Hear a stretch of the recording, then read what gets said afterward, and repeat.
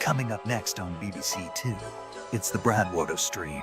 But first, it's time for What's in the Lunchbox?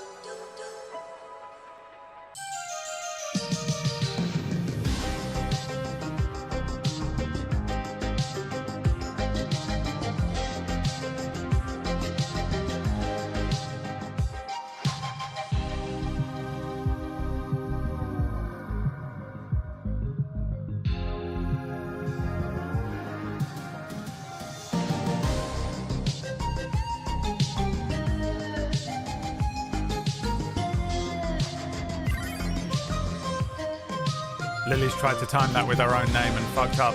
100%. 100%. Tell me I'm wrong.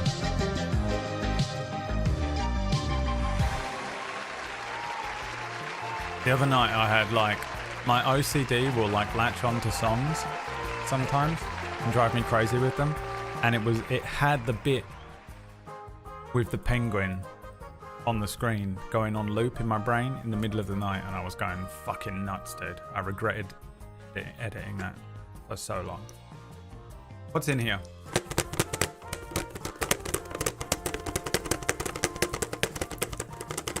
What is it? What is it? What's in there? What's in there? It's the results of Brad's medical testing, plastic explosives, a half-eaten banana, yours truly, some random cards. Lilies, you 100% tried to time it. Next time, time it with your name, please. Next time, I want you to actually time it with your name, please. Thank you. You have a quest for 17 XP. The first 3 books from Harry Potter.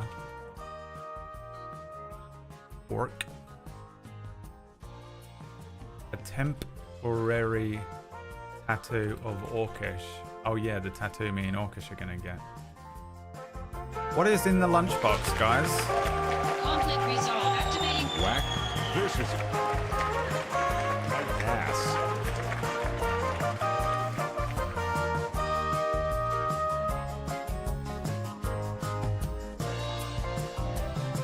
What could possibly be in there? And it was another great day of saving the bees.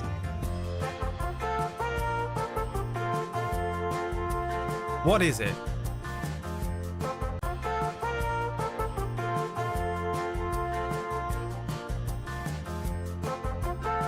What could it be?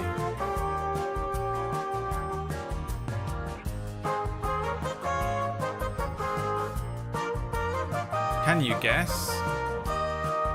Methodical Monk is a first-time chatter. Can Methodical Monk guess what's in the lunchbox? Dude, I love it when people come into the stream for the first time and see this. They're like, what is happening? This isn't Minecraft. This isn't Minecraft. What's in the box? What's in the box? A half-eaten banana. Methodical Monk thinks it's 6, which is the first 3 books from Harry Potter. Llama in Pink Pajamas is also new. They said it was a fork. It's not that I can't read it. It grays out. Look. It goes all grey. It's really hard to read. It's all the way up here next to the camera is there. The screen is there. It's right next to your face. Shut up. The answer was, of course,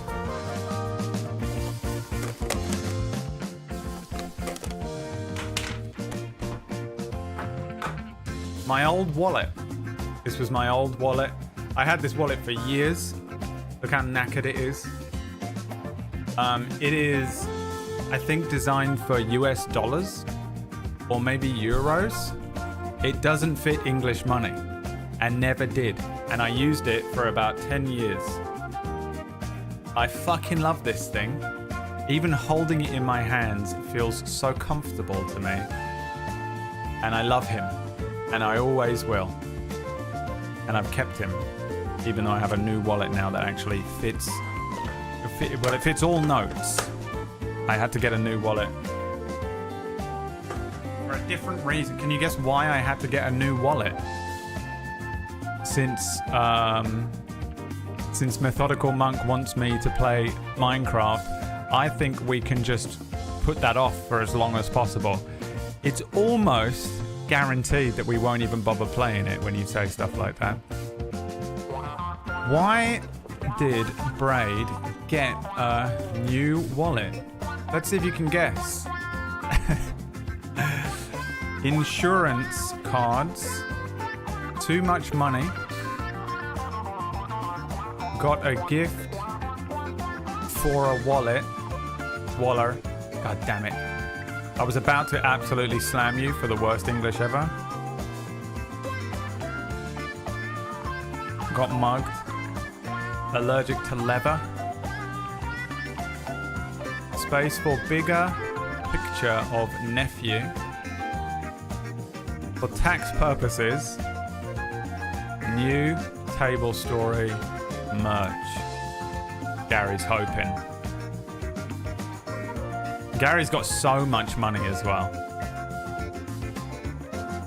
Gary's got so much money as well.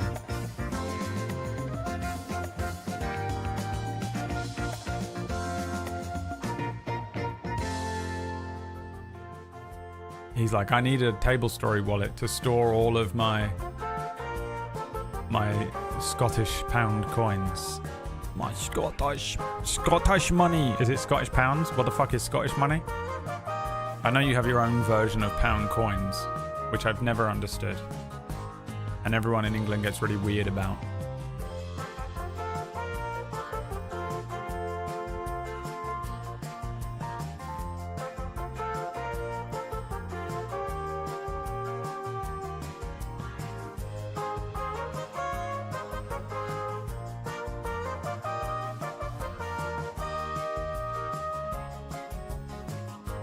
What do you think?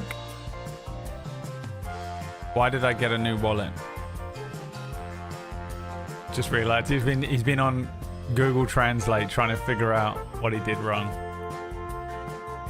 Where are you from? Philippines? No. Estonia? Where is it? It's either space for a picture of a nephew or a gift for a wallet. Gift for a wallet. Is Philippines, I was right. No, I had to get a wallet. So this one doesn't have... this one just has card space, you know? But I actually needed one with a little zip in because I'm on so much medication all the time. Because I need a thing to just put medicine in. Basically, I needed my wallet to become a purse. Also, Lux, don't do anything yet. I've got plans. I know what you're thinking. But I've got so much medication that I have to take with me that I needed something to like put it in. And I was like, what am I going to carry a purse with me everywhere? Carry a bag? No. So I was like, I'll buy a wallet that has like a zip for coins. And just because I don't, by the way, if you give me coins, I just leave them. I'll maybe keep pound coins, but any other currency, I will leave wherever I can. I'll leave it on a train. I'll leave it on the ground. I'll leave it at a restaurant. I don't care. I don't want it. I hate it. I get rid of it straight away. I'm the opposite of those people that keep every penny. PB. PB's probably got one of those fucking jars that you keep pennies in and you carry down to one of those penny bank things. Coin bank. I carry my husband's medications. You couldn't just get a pill organizer. Like a real ill person. What's a pill organizer? Pill organizer. Oh yeah, sure, Toodle. Not listening at all to anything I just fucking said whatsoever. Where the fuck am I going to put this?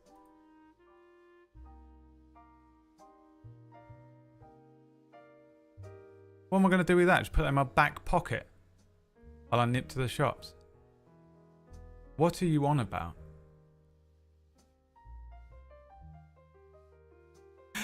What? You know? So I was like, well, what do I do about all my medication? I'm not going to buy a fucking pill organizer.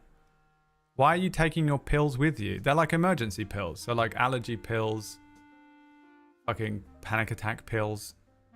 And the other, what is the other thing I need? Another pill. And I was like, oh, I need so many of these fucking things. What am I just carrying around? So I just take 2 of them out, just in case. But like, what? It's gonna be loose in my wallet. You know what I mean? Old man. I'm not gonna carry a bag with me just so I can keep my pill organizer in it. So I was like, I have in my wallet just 2. I cut 2 off of the end and take them with me. And then I also put headache pills in there as well, just because I was like, why not? Got room now. I'll splurge. I'll splash out. Mine is shaped like a slice of lemon with 7 segments, and you push a button to make it spin them out. Oh, a pill organizer? Well, I don't need a pill organizer because I don't take pills every day anymore. I'm off meds. I'm off meds. All right, now we're going to play a game called let's put points. What's it called? Manage a prediction. Start prediction. Okay. Will methodical _ monk last the stream? Yes, he will survive. No, he's already dead. I don't think I can put the word dead. He's already banned. Captain. So there's the prediction. The choice is yours. What do you think? Do you think this person is going to get banned? Now, while the prediction is up, let's just... I know that you're like trying to make a sort of a meme, Methodical Monk, because I brought attention to it when you came in. I know when you came in here, I was like, oh, you sort of expected Minecraft, and instead you've got what's in the lunchbox, and like then you went, haha, play Minecraft, and then you sort of doubled down on that joke, and then tripled down on it, and then quadrupled down on it, and you just haven't stopped making the same joke, like literally about 100 times. You've only been in here for about 10 minutes, and you've said the same joke. Let's have a look. 1, 2, 3, 4, 5, 6, 7, 8, 9, 10 times. And I assume you think it's funny or whatever, but everyone else in here fucking bitterly hates you. So, you know, I'm just giving you the chance to survive. I'm just going to give you the chance to survive here. I'm going to give you a second chance. Now, everyone is predicting whether you will survive this fucking stream with channel points. So let's look at this. Let's look at how many people want you. The thing is, a lot of people want you to be banned. You know, 277k points on you getting banned. They want you out of here. A couple people think you're actually going to survive. I've given you the greatest opportunity. Normally, you would just get annihilated.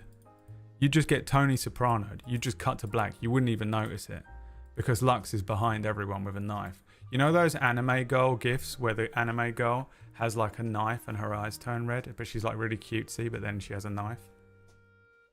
That's Lux the moment everyone walks in the door. Everyone's walking in the door. Hi everyone! Good to see you Tuesday morning! But as the door opens, like, behind the door is Lux. A knife, waiting to ban everyone. So, this is your first time here. I truly believe that, because no one who is a ban... Sometimes people come in and they're like ban avoiding.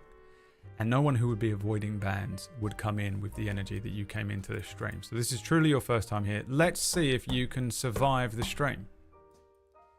You can put points on it yourself if you'd like.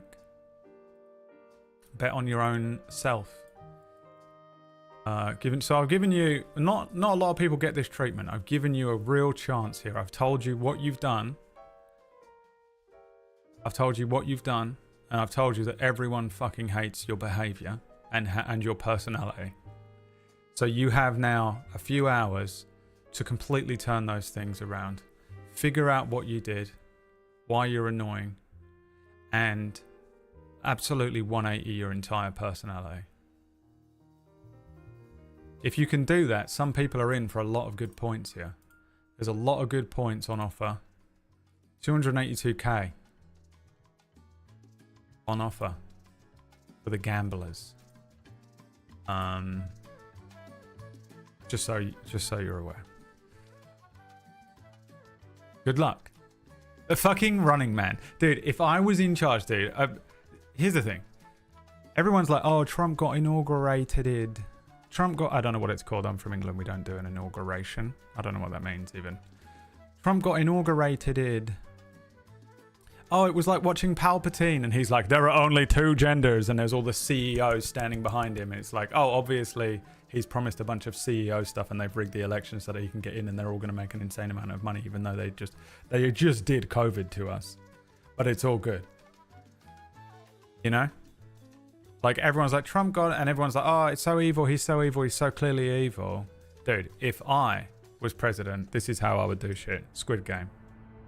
This is how I would do shit. I would literally open up betting on prisoners and whether they survive the day. Just the most psychotic. Did you vote for Trump? Yeah, of course I did. Yeah, I think everyone in England did. Right? I think everyone in all the countries that aren't the USA probably voted for Trump. You're not doing yourself any favors, by the way. Now, what did we say? It took you like 3 seconds to write the same question twice because you're impatient and you think this is a DM to me. You think the Twitch chat room is just a private DM to the person on the screen and there's no one else in here and I haven't got other things that I want to talk about and do. A bad mistake. Anyone that thinks that, bad idea. Now, you came in here and you repeated the same thing like 500 times. And I said, that's annoying, don't do that. And then you went, I promise I'll change. I can change. I'll promise I won't be a dirty little butthole. And then you immediately did it again. After I said, change everything about your personality. You see, you're building up a lot of strikes right now. You gotta learn. Even a dog can learn.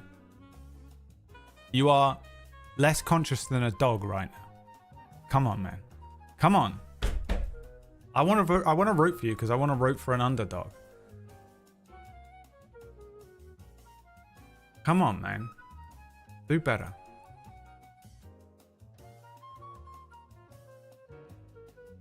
Way smart. You think you're smarter than a dog? Because I honestly would love to put that to the test. I just did. Okay, right. Insane. Schizophrenia. We got another one. Get the light. You know, like the blue lights that you get to catch moths? That's my stream to schizophrenics. This is that light.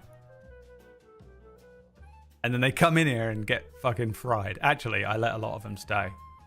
There's quite a few in here who are some of my favorite people in the channel. Unlike Orkish, who for a long time it was Methodical Monk, but now my least favorite person in the world has entered the chat room. Dogs have an int of 3. What do you think yours is, Orkish? Your int? Genuinely. What do you think it is? I think mine's probably a 9. My int score. I think my whiz score's probably quite high. Charisma's probably a little high. My constitution is fucking 0 now. My body has just destroyed itself and is just literally... I've got 6 weeks left to live. They basically told me that yesterday. We'll get into that in a minute. I've got 6 weeks left to live, so I hope you enjoy these last few streams. That's not true, by the way. I'm just trying to fucking... Everyone with any panic disorder in the chat room. It might be true. They haven't ruled it out. Trigger that 90% chat. No one in here cares if I live or die. No one in here gives a fucking shit. If I die tomorrow, you just go and watch another stream. You go and watch Orkish. You're like, oh, there's another one. This guy just does exactly the same shit. I'll just go and watch his fucking stream. Orkish would just start streaming at 2 p.m. That's all he'd have to do. He could just slide straight into this slot and claim all of you immediately. He wants me dead.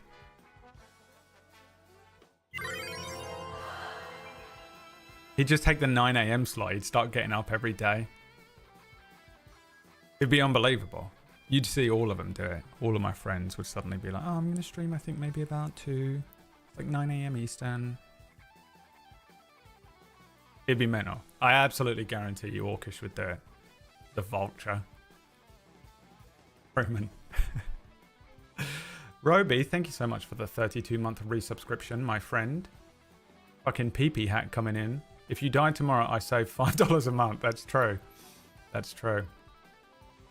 I wonder how many people who are dead still have people just subscribe to them. Also, if you die, do you just keep sending money to the people you're subscribed to? Isn't that weird? If it's true, let's grab a pint before you do. Yeah, dude, Dave, if it's true, we're going to do cocaine. I'm just going to do cocaine for 6 weeks. I'm free again. I mean, it will probably reduce the time down to about 2 weeks, but the bender I would go on would be insane. It's the babe with the...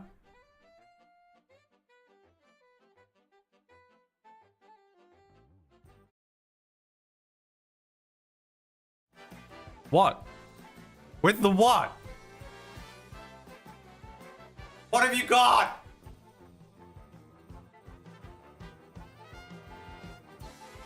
God damn!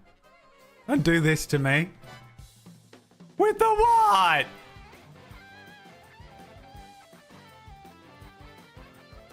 Power from the labyrinth. You're Jennifer Connelly, bro. Jennifer Connelly, though. Maybe not in Labyrinth, but...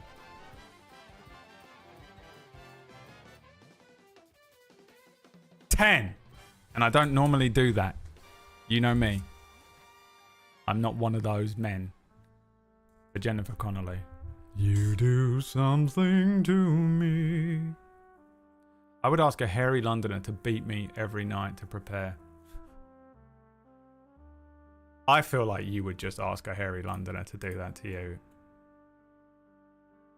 if you were in London with no other purpose. You just appear in London. The guilt in his heart. I'm guilty. Everyone's like, well, what have you done? Why are you guilty, Orkish? I don't know. Beat me. I deserve it.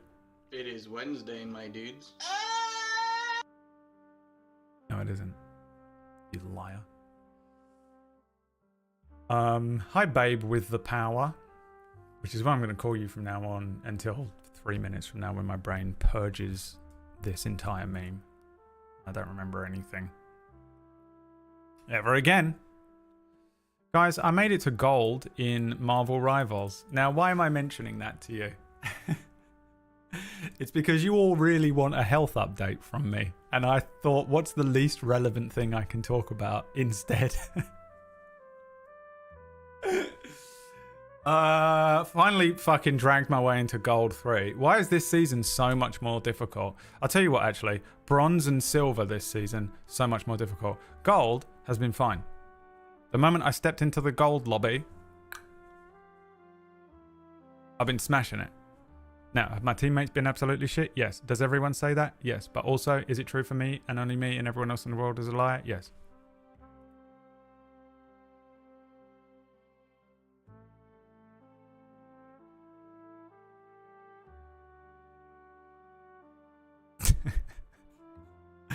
Alright, I'll tell you my health update. Is that what you want? Where's that medical music? Do you remember when I had some medical music? I think we used it during... I think it might be like really upbeat, dangerous, like someone is dying in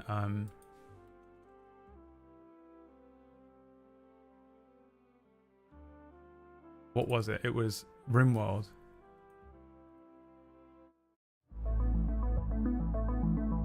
I should do it. We should do that. I should make an intro that is like medical update, where I just tell everyone about all my medical shit. It's called Brad's Ailments. I have that, don't I? We have Brad's Ailments. Do I still have Brad's Ailments? Ailment. Oh, I have the Ashens one? No, I don't. I have this one. Hold on. Here it is. We can do... I actually have this. I have this available from absolutely years ago.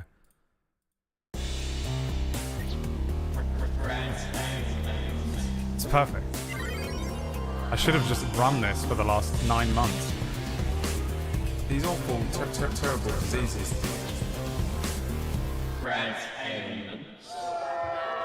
The irony that it's that video.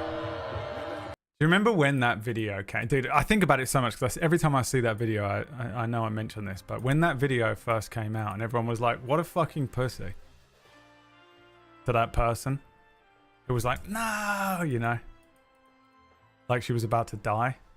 And everyone was like, fucking relax, okay? It's weird, yeah, that Donald Trump is going to be president, but like calm down. Fuck. I want to apologize on behalf of everyone that took the piss out of that person. They were right. Actually, wait, no, I'm a Republican now. What am I talking about? What a fucking pussy. What a pussy, am I right, guys? Skyline City 45 come in and said, where Minecraft? What's the bettings? It's that guy who vanished from the chat room just long enough to make an account and then come back.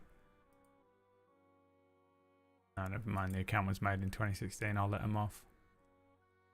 Drop the mask. Fuck. Newt, thanks for the 89 month. Jaeger's gifting subs around. Chen's in here as well. Thanks, Chen. Where's that medical music gone? By the way, I'm doing two things now. I'm trying to wind up everyone who's waiting for Minecraft. By making this part of the stream last as long as possible. Every time someone asks me to do something, they add 10 minutes onto the timer in my brain for me not doing it.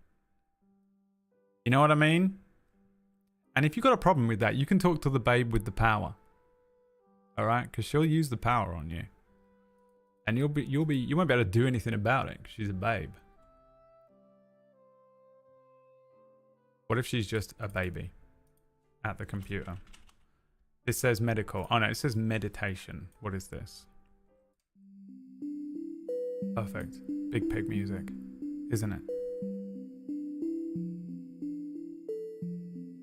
I think. No, this is gonna fucking spaz me out. Alright. I will literally fall asleep. Alright, I'll give you my medical update then. So last week I had to go and have another heart scan. I don't know what exactly has been going wrong with my body for the last 9 months. How long ago since May?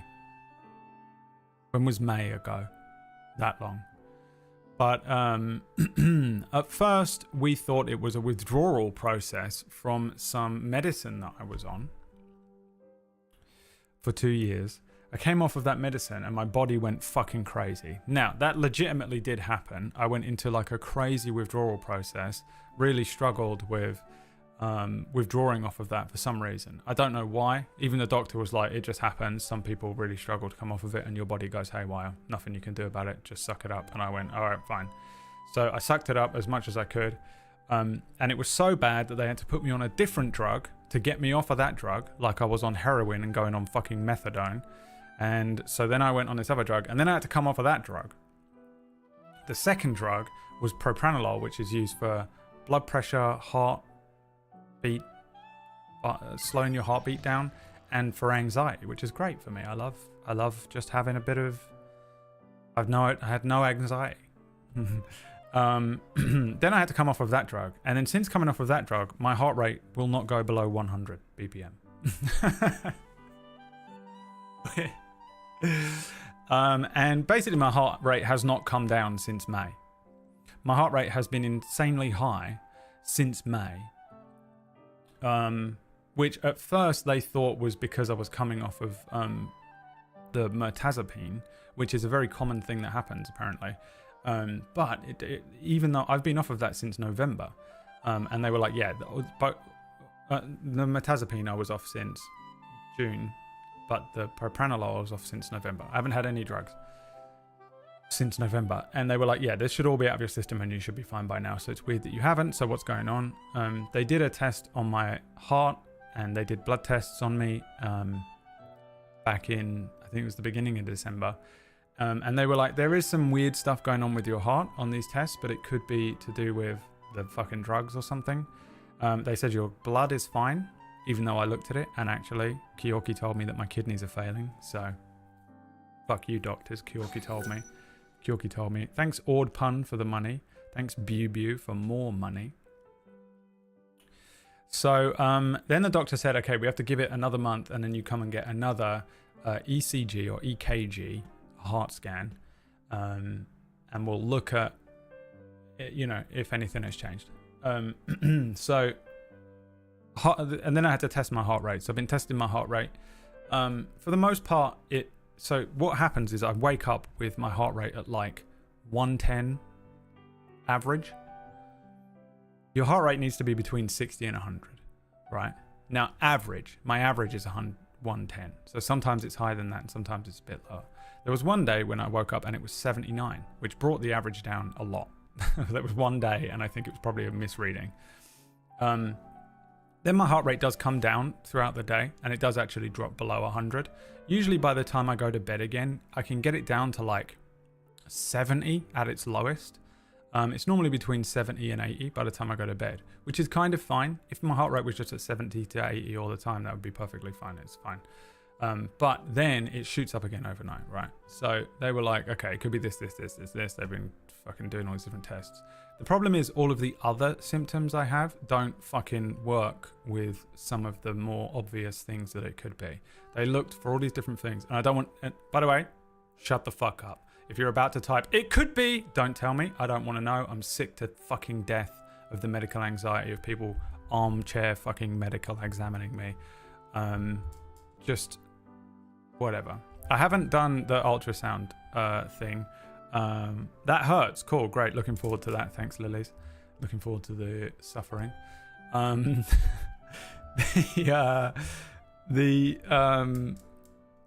So I've got some other symptoms as well that I'm just not going to go into because it's just annoying to sit here and list all the symptoms.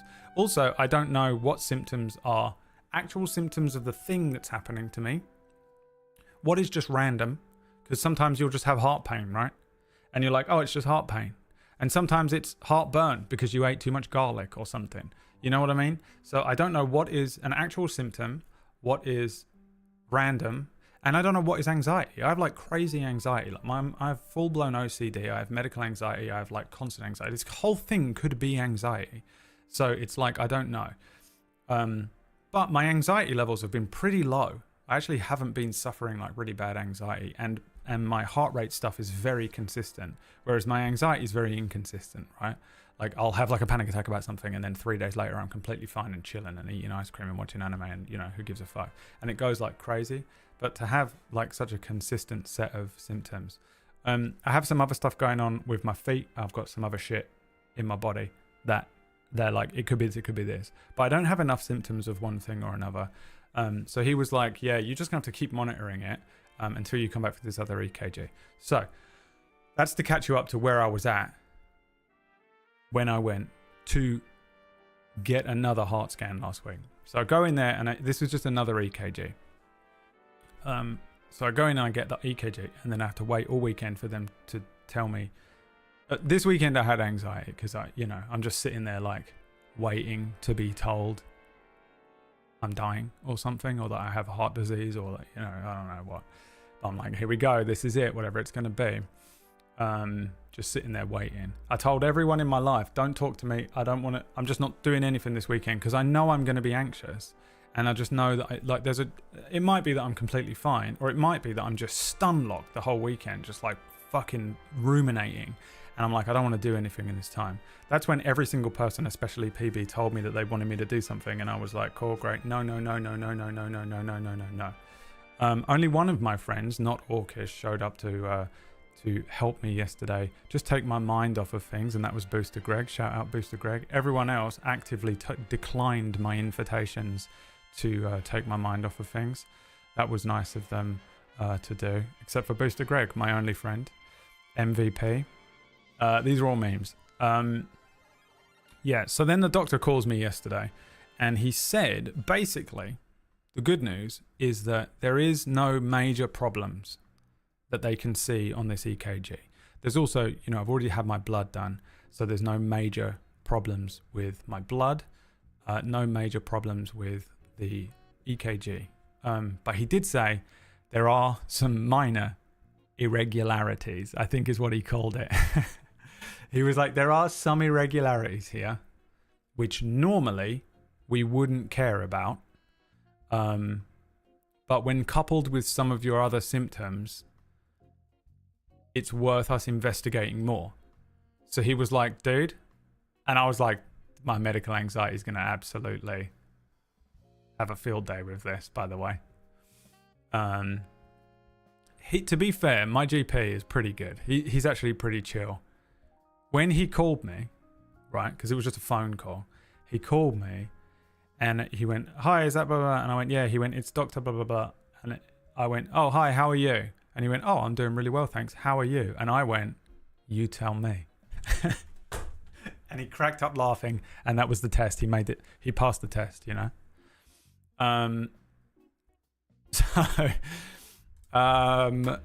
So yeah, so he was like, there are some small like things that probably are not an issue. He was like, if this was just, like your average 38-year-old dude coming in here and having an EKG, I would just be like, yeah, this is fine, see ya. But purely because you have some of these other symptoms, and also like we just can't figure out what's going on with you. It could be an allergy as well as the other thing it could be. My allergies are fucked because I was on antihistamines for 6 months. So coming off of antihistamines for 6 months means my body is like, I'm allergic to everything. So, he was like, it could just be that your heart rate is just higher at the moment because your body's adjusting and stabilizing still. There's loads of possibilities of just these normal irrelevant things that it could be. But he was like, we have to check for the other stuff. He was like, it's really weird. Some of this doesn't make sense. They're trying to work it out, to be fair. He's trying to work it out. I got passed around for loads of doctors as well. I wish that if I'd gone to him first, I think it would have been a much better process, hindsight. Since finally because I moved here to this town for the first time, like 2 months before I first went to that doctor ever. So I had a new GP, different from my old GP. I've only had 2 in my whole life. And so this new guy, he's a bit younger and he's chill, and he seems to be aware of like anxieties and shit as well. So I said to him like, everything that I've learned And he was like, yeah, I don't know. He was like, honestly, I don't know. The only thing that we can really, he was like, we can try giving you different medicines and testing one thing that we suspect it might be at a time, but also that could make everything worse.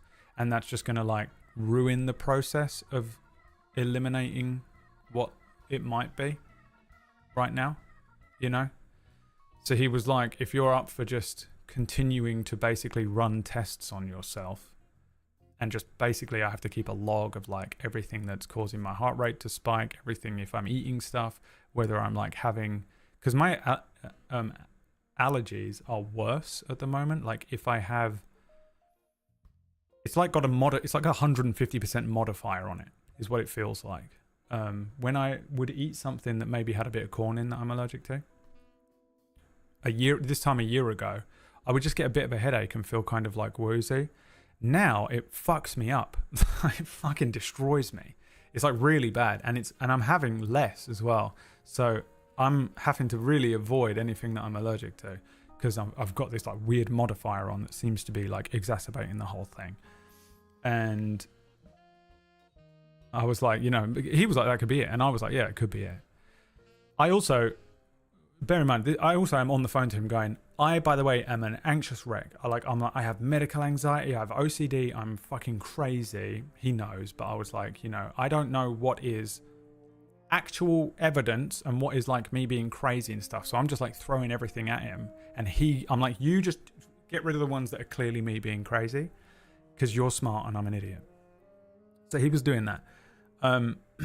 So essentially he was like, you know, the best thing that we can do is you just keep doing what you're doing, avoid anything that's clearly like making it worse, and just try and keep a diary of like what you're able to do. Because here's the thing, with most heart conditions, you can't like exercise and stuff very well. If it was like a serious heart condition, quite often people get like leg pains and I have like foot pulsing, which they were looking for a thing called PAD, which is peripheral artery disease, which was pretty scary to hear. It sounds like it's not that, which is I'm so happy for, but a lot of people get like pains and like tightnesses in their chest and they can't do exercise and they can't walk and stuff, whereas I can do these things. I'm not really getting breathless. I am a bit tired. I feel like my energy levels are still lower than they normally are and should be, but you know, it's not too bad. I'm actually back to much more functioning. I haven't felt this good since May of last year, but I still don't feel at 100%, if that makes sense. Like I was functioning at about 40% for like 3 months, and then maybe at like 60%. Now I think I'm functioning at about 75%, maybe 80%. I'm kind of like, I feel better than I've felt in a long time, but I still know that I'm not at 100%, and it's kind of annoying.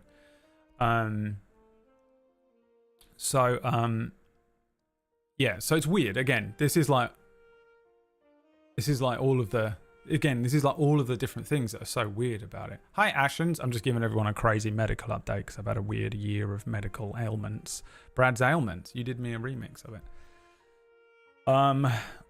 So yeah, so he was like, look, we can try testing you for this, and we can try giving you these like different medications to rule out some other options that it could be. They were like, because there's so many things it could be. Peripheral artery disease, thyroid stuff. It could even be like GERD, like gastrointestinal things. Like that even is a possibility here. It could be my allergy. It could be all this stuff. It could be a histamine intolerance. Like it's really weird, the spectrum of things that it could be, but none of them are like precision. Like none of them really fit the mold. And he's like, I don't know, man. Like it's really weird. And you know, he was like pretty forthcoming with it. So essentially he said, and this is where we're at with it. So essentially he was like, look, you, it doesn't seem like anything life-threatening is happening. That's the first thing. So great. I was like, okay, good. You know, fine. That's a good thing. Even though my medical anxiety won't let that go, I was like, cool, great. So he was like, just keep going. Obviously, if something gets worse, if it gets noticeably worse, like you have serious heart pains or something, then immediately contact us or go to a fucking hospital or whatever. But he was like, generally speaking, in terms of the results of the tests that we've done so far, I would not say you're in any sort of life-threatening danger. You should just be able to carry on with your life. It's just going to suck because you clearly have some other symptoms, whatever they might be, is very unlikely to be something life-threatening, and is either going to be some sort of low-grade bullshit thing, some very shitty little, you know, thing that is just so obscure that it's hard to diagnose at first, or it's just going to be anxiety or some fucking bullshit where I'm like, it's very possible because my brain has been absolutely shredded to shit. My nervous system has been just destroyed over the last 5 years, and I'm really struggling to recover back to stable. And it's like, it could just be I need to therapy the fuck out of myself for a year, which is expensive. So in that was the sort of the top part of it. But he did say, like, here's the thing, because you have everything looks fine except for that you do have a couple of little irregularities with your heart that normally would not stress me out or freak me out that you're in danger, but coupled with some of your other symptoms are a thing that I think it's worth going to a specialist about. So he was like, this is basically at the level I can't do anymore because I'm not a heart specialist. I know some of this stuff. He said if he was to hazard a guess, it's possible I have an issue with some of the electric signals in my heart. That's just, I can't remember what he said it was. He said some fucking medical term at me, and I'm kind of glad he didn't tell me what it was because I'd probably just Google the fuck out of it and just become obsessed with it. But he said some medical term, and then said it might be an issue with the electrical signals in your heart, whatever that is. He said, but I don't know. He was like, you got to go see an actual cardiologist about this. So he was like, it's up to you. He was like, you don't have to. If you're like happy to just ignore it and carry on with your life, you don't have to. And I was like, no, I don't think I can live like that.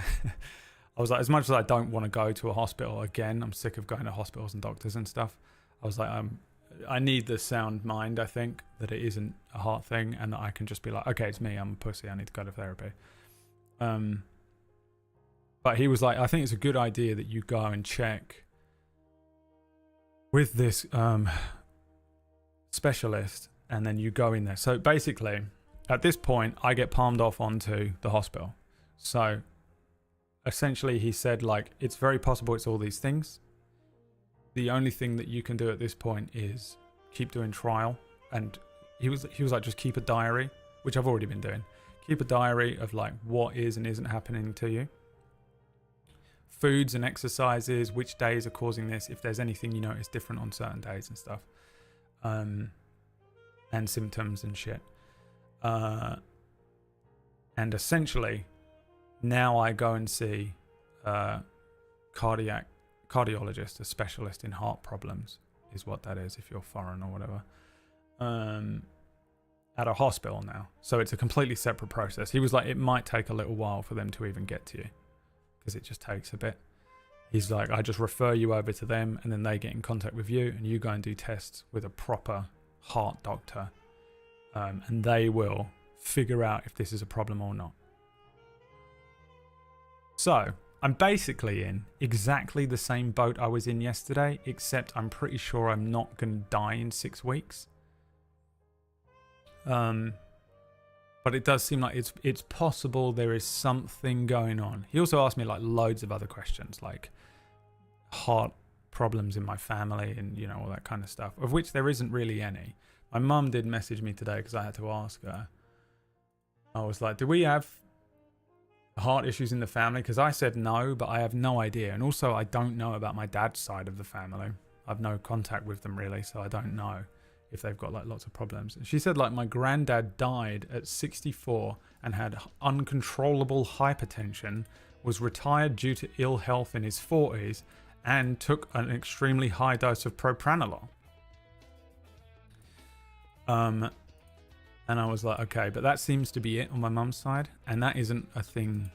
I'm actually not worried about that one, which was nice, because I have low blood pressure and high heart rate, not high blood pressure, which is what hypertension is.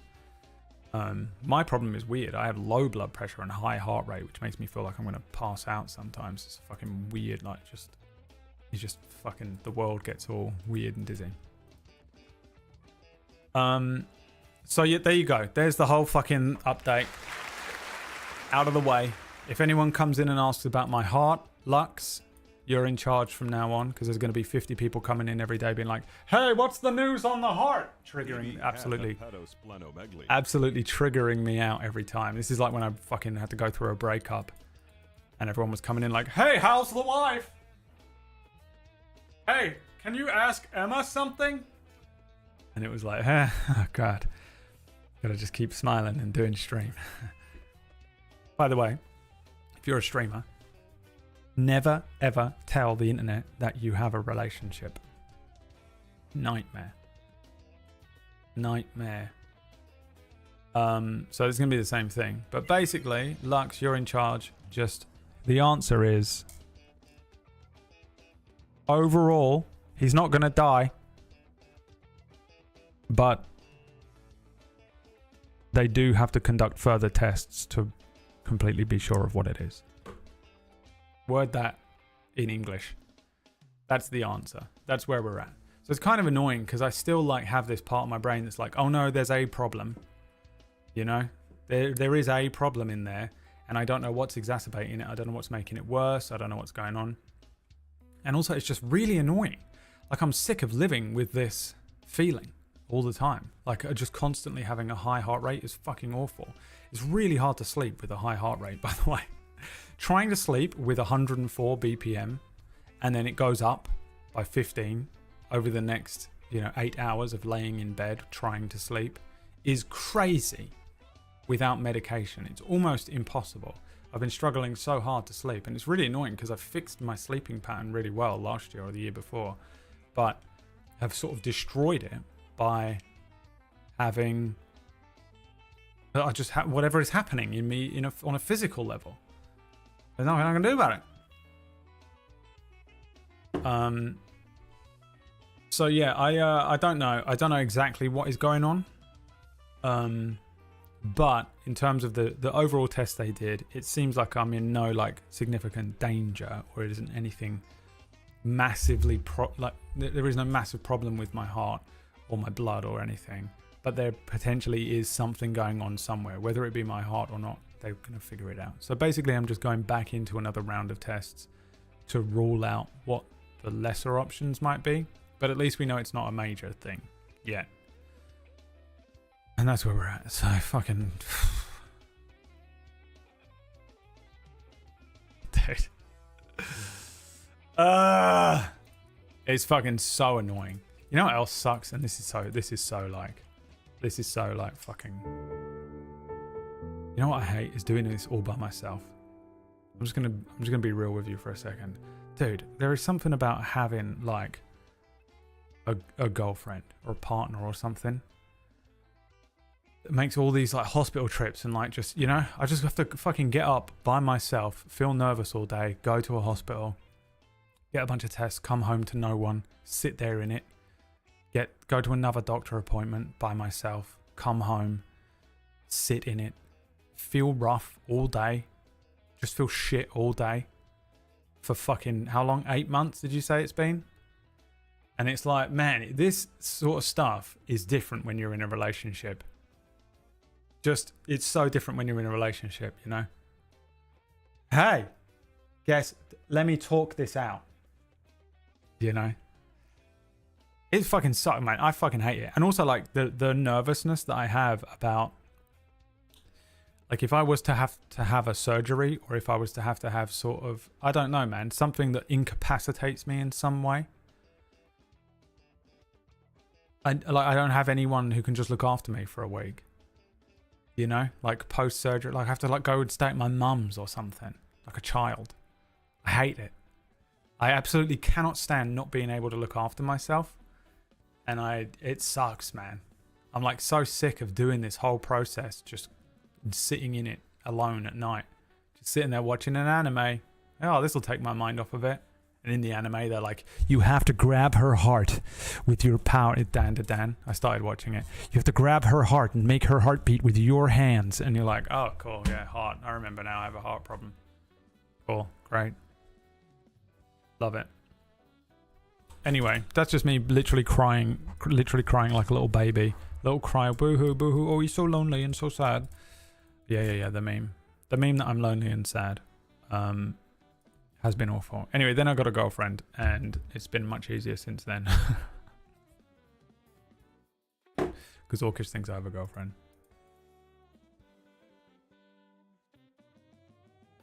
What? I'll tell you, we kept this going for as long as possible. I will tell you. The thing is, Orcish doesn't hang out with me anymore. He doesn't hang out, so I can't like tell him what that was, why that happened, because I know how he got there. But I can't explain to him why, because I'm not going to talk about it on stream. Why he, you know. But I can't just tell him, because he doesn't hang out with us anymore. He used to hang out with us all the time, and now I just never see him. I can't explain what that was all about to him. And no, I'm not going to explain it to you either, so you can figure it out yourselves, which you'll never do. Losers. The main reason I didn't do the couple of surgeries I needed to do, yeah, same. I've got like a bum knee that needs surgery on, and I'm just never ever going to get it done. You know? You were in control of when Cura ends. That's not hanging out. We're all in character. Marvel Rivals came out. The perfect hangout game. He's played one game with me. I don't like this guy. Also, he voted for Trump, so don't forget that. Don't forget that.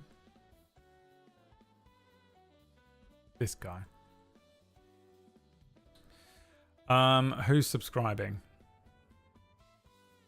Let me look. Ord Pun? No. Bew? No. Horace. I assumed you were just out yesterday because of the inauguration. Yeah. Republican Brad strikes again. Thanks for the sub. Quantum What's It? Thanks for the 44 months. Ord Pun, thank you for a yet another. What is the diagnosis, Ord Pun?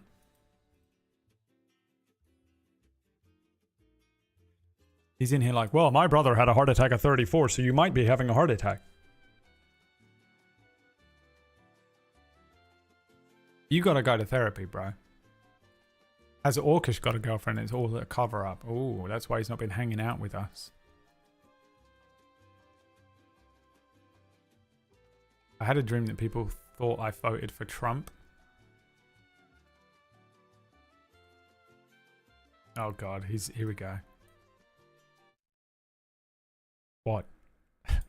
I just have to say one thing. I have to point this out because it's so funny to me. One The said panic. about his family, and Gary was like, "Whoa, bro, not the time." What, Ord Pun? Yeah, Gary corrected Ord Pun. He was Gary like, got him? Oh, wow. like, not the time, Oh, dude. God. Imagine. Gary has more social awareness than Ord Pun. Gary, who I'm genuinely blown away, didn't come into a conversation where I was like, yeah, so I was having lots of heart things, and then Gary came in and went, did you see the new Tarask start block? Like, you know, we'll normally just fucking barrel into any conversation. It doesn't matter whether it's just like light banter or the most serious conversation you've ever fucking had on your stream. Did he do it to you when your mum died and you were like, guys, let's talk about I don't something? remember. I just have to let you guys know, unfortunately, my mum did pass away, and Gary come bundling in. Oh, let me tell you about this Unearthed Arcana I found. There's new material on the DMs Guild. He wow. probably did. That's when the 2024 rule set was coming out. Oh, you know, he was sitting there just vibrating, waiting for you to shut up about your mum, you know? Elmo facing. Just, oh, God, I want to tell him so badly. I know you're talking about something else right now. You're in tears, you know? And she was just, she couldn't breathe. She was trying to get this fucking machine to help her, and Gary's like, I must tell him. I've got to tell him now. Wow. Imagine getting out social etiquetted by Gary, Ord Pun. It's Ord Pun's. Normally I wouldn't bring it up, but it's Ord Pun's second offense. offense. Yeah, I can't remember what he did last week, but it was basically the same thing. You know when you're streaming and you're like, guys, because you've all been here and you're long-term subscribers, you understand that I have crippling medical anxiety. So please, no one mention anything about medical anxiety. And then someone will come in and be like, it could be that you have fucking microbiotic disease disorder. And you're like, well, that's what I have now. Cool. Thank you so much. It was something like that. I can't remember what it was that he did though. But he's on his second offense. I can never remember what you guys did in the chat. Only that how many black marks you have against your name. That's what I can retain very well because I'm psychopathic. All right, well, you gonna be playing some Marvel Rivals with us tonight or what? You're not playing it on stream, are you? I will do if that's what you want me to do. I don't understand why you would want me to do that. I can stream it at the same time as you if you would like to split viewership. Is that what you're asking? No. I was asking. You're saying tonight after your stream, right? You're playing tonight Minecraft today, right? Is actually a different time of day from right now, which would be the morning for you and early afternoon for me. So that would be correct. Bro, what was the end of a dog? All right, listen. Dude, any problem you have with your heart is trumped by whatever is wrong with my brain. Yeah. And you have it too, that man. is a fact. Yeah, you have it. You have whatever I have. Dude, the second you told me about it, I was like, I'm pretty sure. That's what I've got. That's got to be what I have. I'm pretty sure. Dude, if I go in there and they're like, yeah, you have this problem with your heart, it's this, and we just do this to it, and it cures my anxiety. I would lose my mind. You're just gonna have to go and get the same procedure, even if you don't need it. Yeah, you're gonna give. I have a gun to the doctor. Said, give me the procedure. Yeah. Oh fuck. All right. Well, I'm in gold 3 now. I've solo dragged myself into gold 3. So you're the only person I can play with because you're in plat, right? I'm in gold 2. I was in plat last season. Oh, so you're not even in plat? What a loser. Yeah, I can't play with anyone else. Yeah, because they're all in bronze. Everyone sucks. Yeah. Yeah. Did you play the ranked games with Ratch? Yeah. That's madness. That's insane. It was fun. Ratch is fun. He's a fun guy. I love Ratch, Whack. but he has a 7,000 ping and he's playing he's playing on a Bluetooth speaker. You know, like his computer At work. It's like There's he's dogs. playing on Myth's computer. And was you in that call when he was setting up? I don't think so. He's at Myth's house and he was playing on Myth's computer. That's why he's been logging in. You'll see Myth in the thing. It's actually Raj. Does Myth even have a computer? Myth's main monitor is vertical. So when Ratch loaded up Marvel Rivals, No, it was on a vertical screen. And it was all small? Yeah. He's playing like it's on an iPad. Dude, Myth is he's so insane. Yeah, dude, he's so weird. He's so weird. Love Myth. He will always get you at a weird angle. You're like, he what? made that monitor out of metal in his For sure. smithy. Yeah, he found a bunch of bits and he was originally attempting to just recreate Wall-E, but he ended up making a monitor. All right, well, Oh god. see you later then. Okay, bye. Man, I hate that guy. That's Booster Greg, everyone. If you're interested, Booster Greg, you got him then. He got banned. He was away for so long. And he came back and said, Vicky is better than you. A Minecraft YouTuber, she's better than. Yeah, she probably is. She probably is better than me in almost every way. I'm a dogshit human being and I'm trash at Minecraft. He's so pissed off we're not playing Minecraft. By the way, guys, if you're here to watch Minecraft, that person who just got banned is the reason we're not.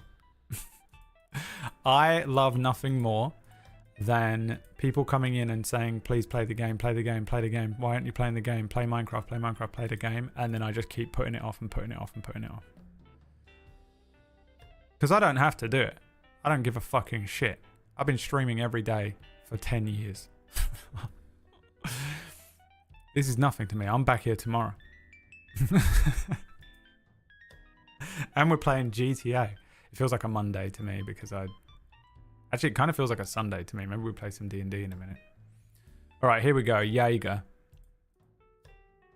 Jaeger, who has some sort of brain injury. For sure. I would almost certainly some form of low-grade schizoaffective disorder. Definitely some sort of brain injury.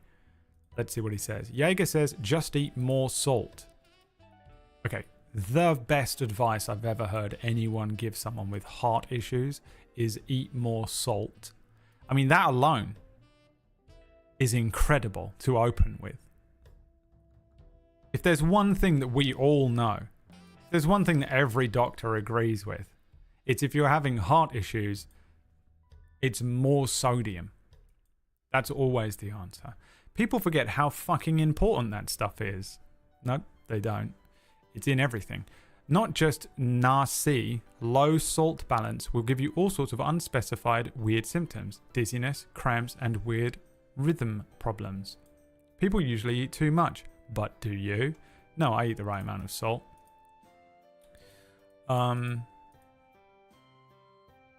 Again, I'm going to probably trust a bunch of doctors who did a bunch of fucking blood tests on me.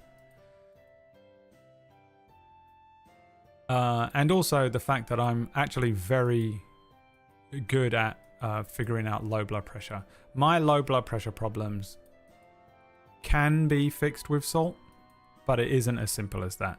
I don't constantly have low blood pressure. I just sometimes have low blood pressure. But when I said I have low blood pressure and high heart rate, I was more disproving the idea that it's hypertension because I never have high blood pressure. I only ever experience low blood pressure, but I don't constantly have low blood pressure. So I assume Jaeger is sort of just saying, you know, oh, you need salt for low blood pressure, which I know. I get low blood pressure a lot because it is one of the things that happens with my allergy. If I eat something I'm allergic to, which happens like once every 3 days, I pretty much have to eat something salty, even if it's just a bag of crisps or something. And that will kind of usually make me feel better. Sometimes I just get a spoonful of salt. I know that's mental, but I'll just fucking get a bunch and put it on my tongue. I can't taste it, so it doesn't matter. You know, just straight salt, dude. Just buy a salt lamp. I've got one. Ah! I stare at that every morning. Elmo face. Brad can't taste salt. I can't taste anything. A salt lick would be hilarious. Yeah, like a hamster salt lick.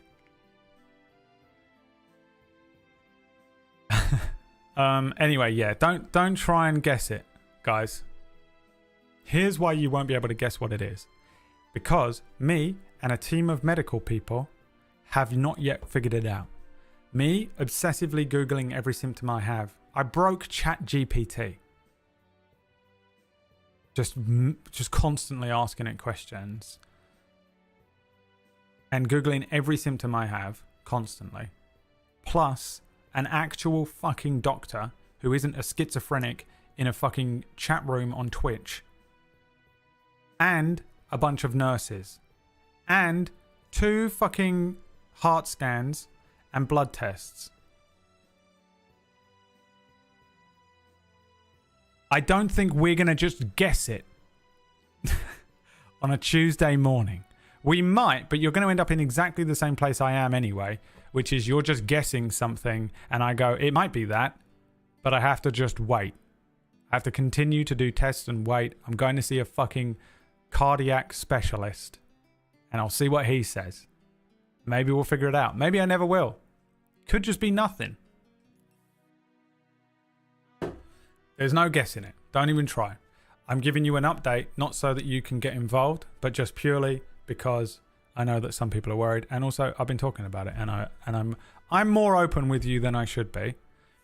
I shouldn't tell you any of this shit because it honestly just makes my life worse every time I do.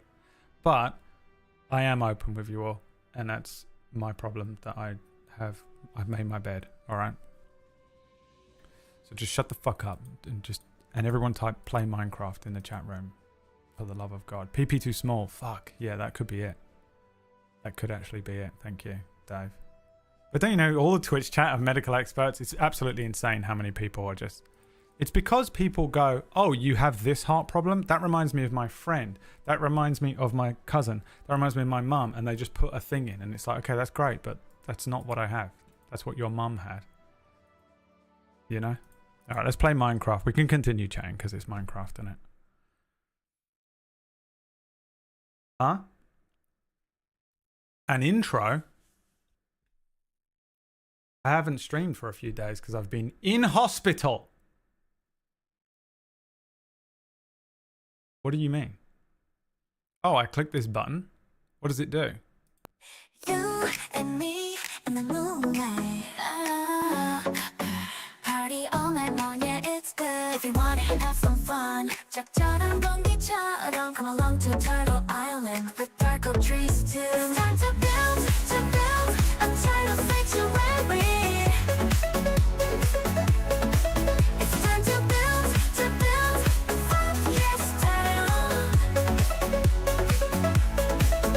There's a boy I know, he's the one I dream of. Oh, I lose control, can't seem to get enough. When I wake from dreaming, tell me, is it really love? How will I know? How will I know? It's time to build a tidal sanctuary. It's time to build, yes, tidal. Turtles have a 30-centimeter penis with a hook on the end. Hooked penis, yes, hooked penis, yeah.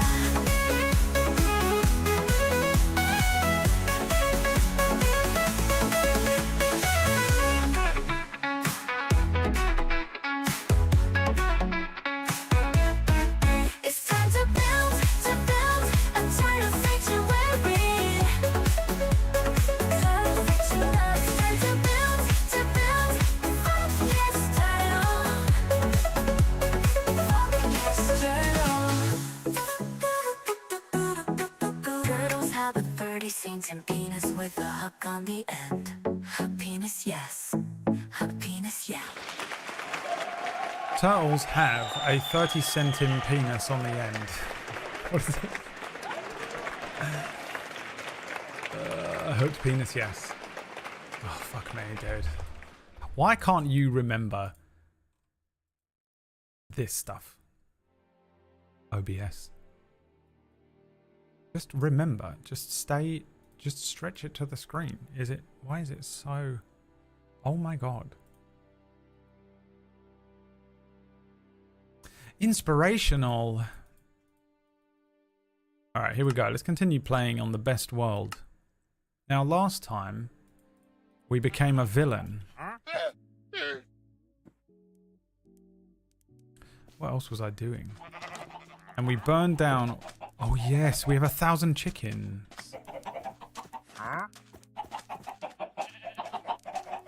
There's fucking idiots out there as well. We have 1 sheep. But I burned down the entire forest, all of this, with fire, you remember? And became the villain of the piece. It was for the good of the farm. It was my favourite type of villain origin story. Now, did I leave myself some notes? Plant trees and flowers to get a 1 in 5 chance of bees. Maybe make some armor? Is that it? That's all I wanted to do? Did I not plant some trees? We did.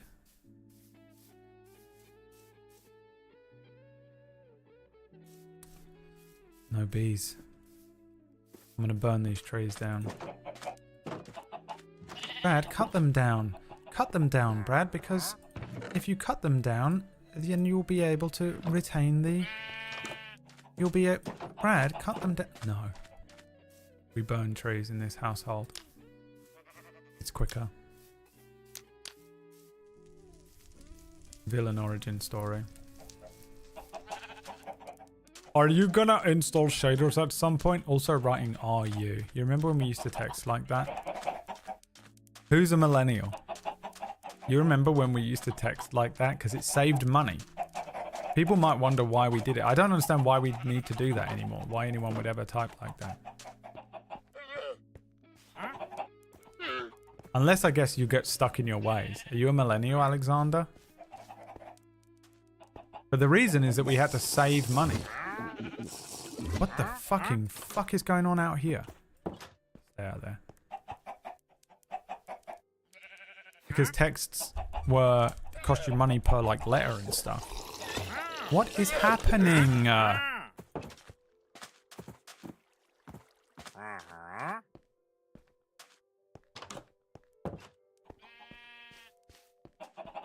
Paying per character, yeah. You remember that shit? The good old days?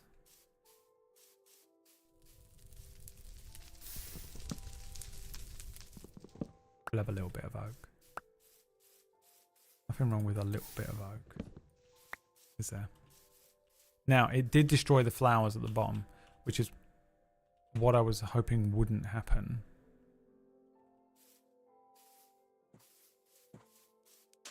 Is he some kind of salesman? This guy? Yeah, he is. You need the lore? Alright, well, his name is Talisman Pact. Oh, he's gone. And Talisman Pact is going to be going and buying me some pigs or whatever. What did I ask him to go and get me? There he is. My name is Talisman Pact. I will collect your pigs and I will return. Alright. Dude, Talisman Pact is such a wicked name. Alright, flowers. What do we got? Dandelions, that'll do. Oak saplings.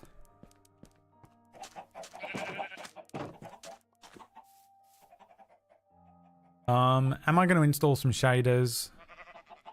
I mean, I personally don't give a fucking shit. Do you want shaders installed, chat? Is this a thing that you need in your lives? What's happening? Is that a thing that you're bothered about? Oh my god, those are saplings.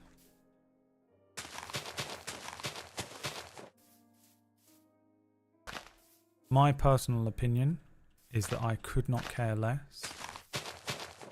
Oh no, this is sand. This ain't gonna work, is it?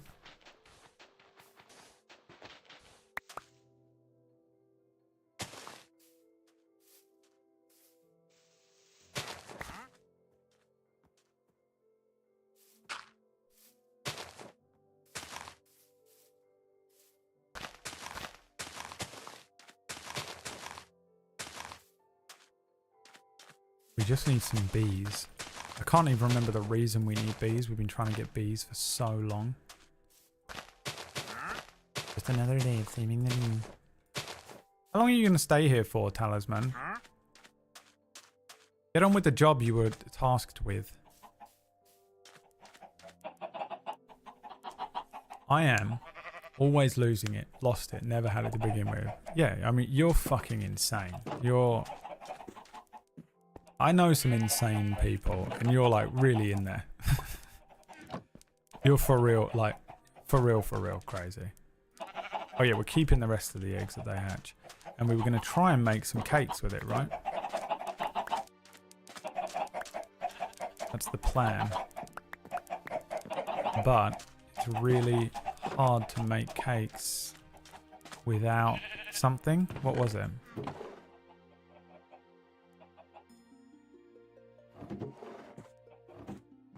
So do I need armor. I've got 9 iron ingots. I'm going to need a lot more, right?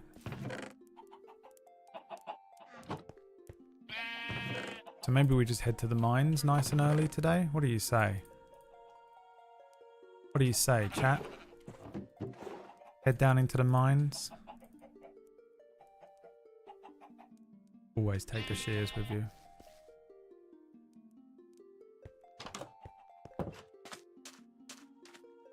Might need another pickaxe. We have an unlimited amount of pickaxes because I was trying to get an enchantment. Because someone told me the longest possible way of getting... Well, they both seem like shit long ways. Grow an endless amount of trees or try and get an endless amount of enchantments.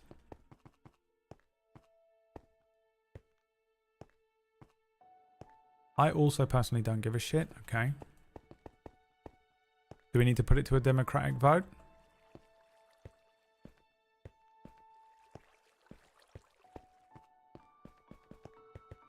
You know what I wish I had? An elevator. Get me down here. There is a quick way of making an elevator, right?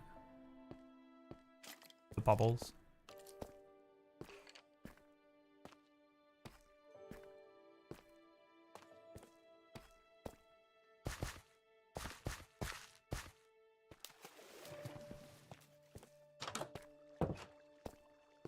Now this one takes me all the way down to the bottom of the world, right? Where's the song making me cry? Yeah, this is redstone. Gold. I mean, just not quitting. Wants me to cry. Because I should be dead. I promised you all I'd be dead within 6 weeks. Hello, BradWOTO. Can I bear your children? Yeah, if you want. As long as you literally never speak to me. We have to have an agreement here. If someone's going to bear my children, I refuse. I don't want to be in a relationship, but I would like someone to bear my children. So I'll accept this agreement.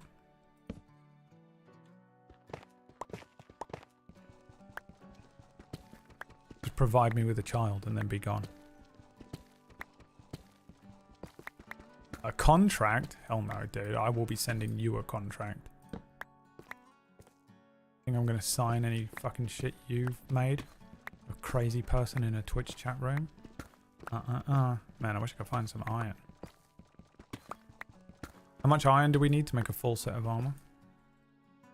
I know some of you know.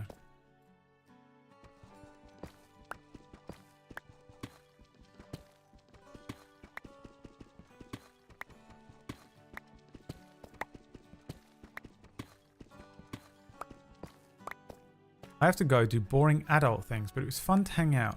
I blame you if I have a hooked penis, stuck in my head. You're welcome. You are more than welcome. Go ahead and play it on your own stream later on, babe. Babe! Like we're in a relationship. That's why you did it, isn't it? You fucking creeps. See you, babe. Like I'm a fucking Californian from the 90s. Yo, babe. See you, babe.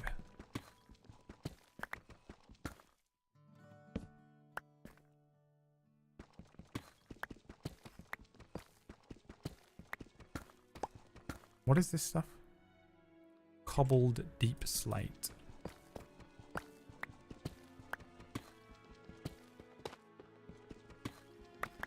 What's that? Gravel. Or some gravel similar thing.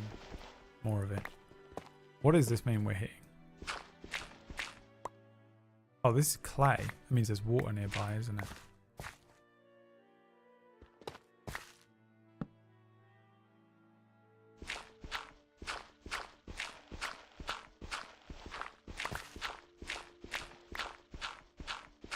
We'll need clay eventually, I'm curious.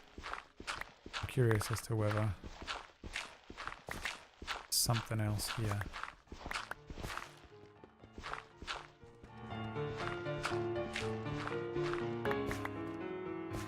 It makes me want to do something evil.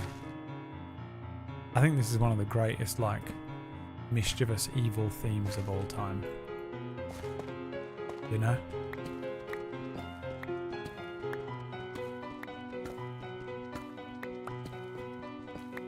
It's so great. This bit of Final Fantasy IX going into Trance Kuja when he fucking goes Super Saiyan is just one of the fucking most amazing moments. Me and PB were admiring the like even the weird angles and stuff that they do in that fight.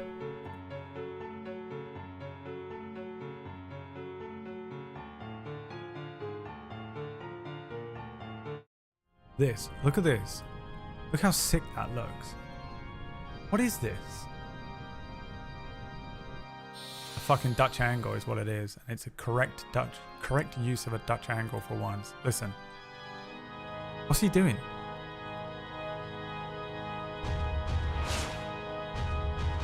This bit of music kicking in, dude.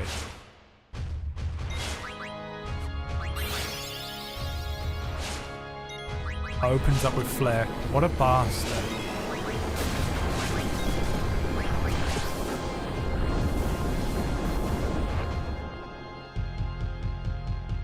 The bass.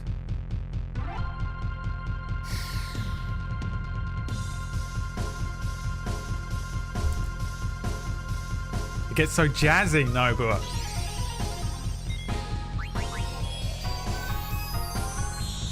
And then he goes back to fucking rock and roll.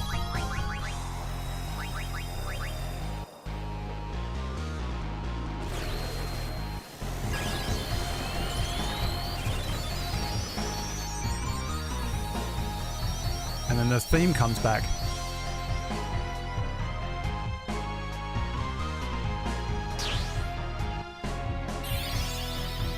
The Kuja theme. It's so good. So jazzy and so rocky. It's fucking, oh god, what a soundtrack. Smashed it. Smashed it. It all came from, tell me you don't want to, dude, when I'm like, when I know I have to do a villainous monologue or a villainous zombies, where are you? I will listen to this sometimes to get myself in the mood. If you were like, oh, Brad, don't forget that the party are going to be talking to the main villain tonight, I'd go, oh, yeah, that's right. Thank you for reminding me. Let me get myself in the mood. And I'll put this on. And sometimes I script my villainous monologues as well, because I think they're better when they're scripted a little bit. Because I'm not that good at improv anymore because my brain doesn't work, so I script some stuff. So if I have a scripted monologue from a villain, I rehearse it. You know? With this, what have I got? What's this? Hello, hello, hello, Hello. hello. Now your time has come. This is the end for you and your adventuring party. Finally, a world united under one god. Under BradWOTO. It's so good for like getting yourself in the mood, in the right frame of mind, I think. I don't know if anyone else does that, DMs. I do it a lot. Like I'll walk around the house practicing it a little bit. I usually do that more if I have to get the accent right or whatever. But I will do it. I can hear you. Where are you? Where are these fucking guys? It means there's like a cave here, right? Could they be under me or above me?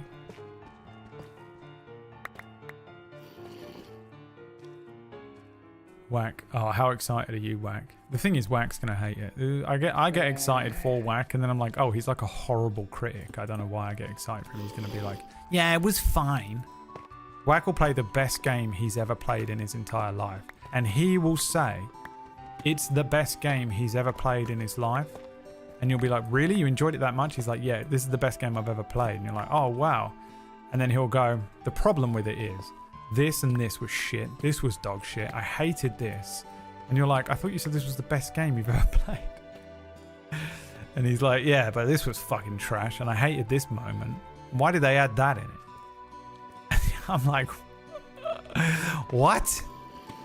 Do you hate it or love the game? What? What is happening? I get excited for him and then I realize why. Diamonds. Fucking diamonds, mate. We've hit the fucking mother load. Pints on me at the Queen Vic later on. This is it. Found the cave. Okay, quick. They're coming for me. They're gonna drop down. If Rebirth isn't perfect in every aspect, I'm blaming you. Oh, I will already tell you it's not perfect in every aspect. I know exactly the things you're gonna hate about it.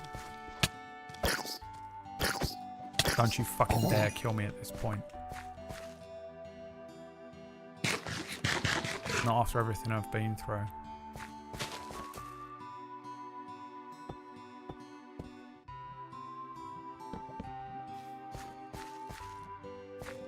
Not after everything I've been through.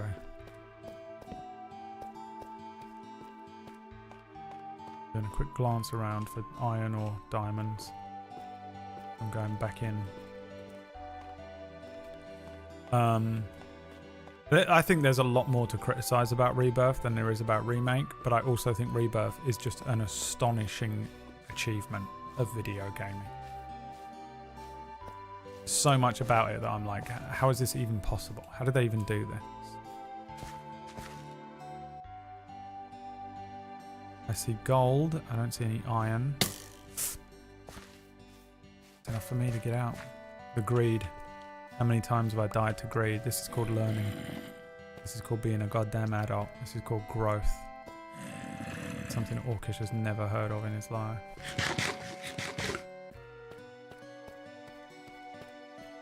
And then they were so mad at the villain. Wait, what are you saying? Are you speaking? You're yapping.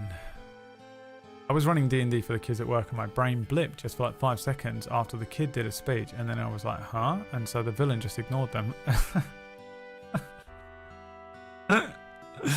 There's nothing better than that. And then they were so mad at the villain, but I really just had a lapse in brain function. Dude, the best thing is when you're DMing and the party are talking amongst themselves and then you zone into what they're saying, you know? You'll be just like doing your own. They're like, so we have to go and travel to the Misty Mountains. Oh, what's in the Misty Mountains? Well, we're going to go there and find out because that's where the quest leads us. And then you start doing something else. For ages. They're just chatting and chatting and chatting. And you're like, yeah, I've got to set this up and then I'll get this battle map ready. And then you tune in back into them. Yeah, what do you say? What do you say, DM? DM, what do you think? What do you think, DM? What do you think? And you go, oh, I can't let them know that I wasn't listening because they can never have any level of, they can't have any leverage over me.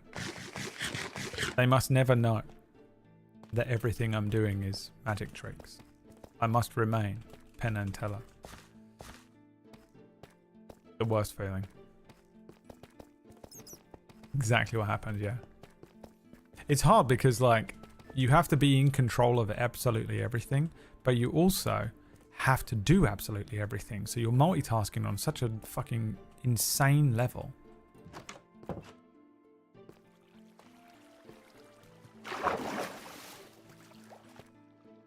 That your brain cannot possibly just fucking do all of it at once. Well, mine used to be able to, but then now I have brain rot.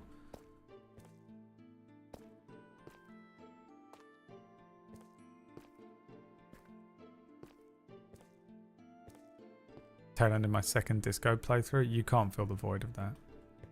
You fucking destroyed this child. What child? The zombie. My PS4 brick during my first playthrough. Repurchased on Steam. Oh. You play games on a PS4, bro? Pathetic. Grow up. Repurchased on Steam last week entirely on Brad's endorsement. Wait, which game? Rebirth?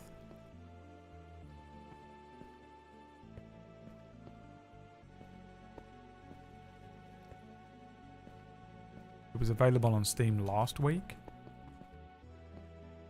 Mac's missing out. These kids are 15 plus, and I'm like, how do I explain I was zoned out? Ah, dude, if they were like 10, you'd get away with it.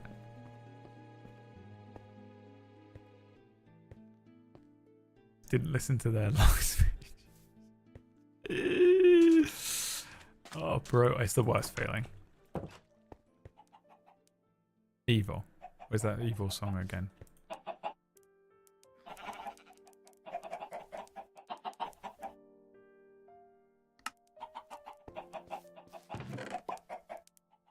Alright, lapis. Raw gold. Only got 4 raw iron. A bunch of clay. Look at that. Lovely. A bunch of clay. Delicious. Don't mind if I do. I'll have a little bit of that. Delicious. Now, up to Toppet Road with you. Well, that's 8, 12 more. 9 in here. Let's see what armor I can make with that. What's all this noise? A creeper out there. You see him? We've got to save this guy. We have to save. What's his name? Marquis. What did I call him?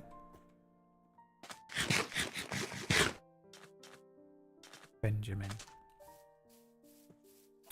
Where's that creeper? Yeah, you think I'm just gonna let you fucking live here? Hey, what's the matter, bitch? What's the matter? Yeah, absolutely. Shit on. I'm just gonna let you fucking burn my entire world down. Mark Ass Brownlee. 100% had no idea who he was, did he? Will Smith. During that. Mark Ass Brownlee.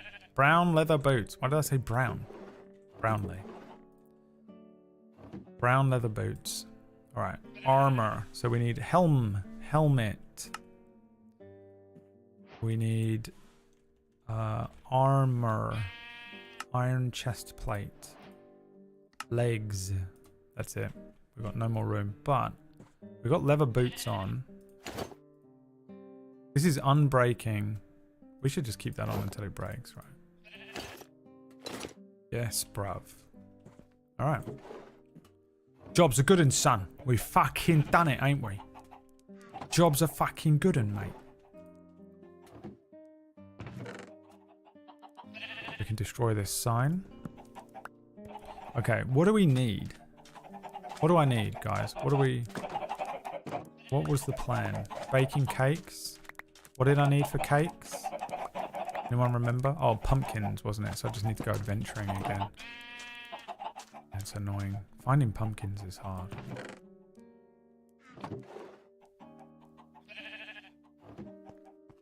We're gonna have a little wander, I guess. We'll go this way. I have to go in the same direction because I haven't made a compass. Maybe I should, huh?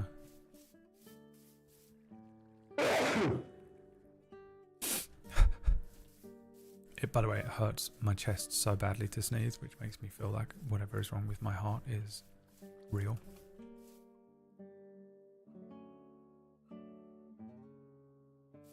It's real, goddammit. Real to me. Swear to me.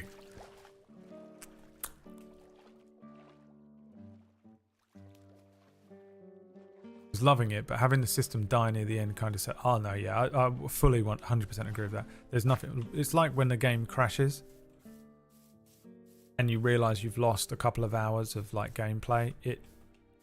For me, I have to immediately play again. Like I have to immediately continue playing in that moment, or I will never ever pick it up again. If I don't make up that 2 hours instantly, I will possibly never ever turn it back on. It's the worst feeling. Talisman, that was his name. Talisman Pact. You have a very nice calming voice. Please don't make any loud noises for 20 minutes. I'll have a quick mental health nap. I will not be making that promise for you, Victor Rue. Not even a subscriber, which means he's going to get an ad. At some point, there's going to be an ad that plays that's like...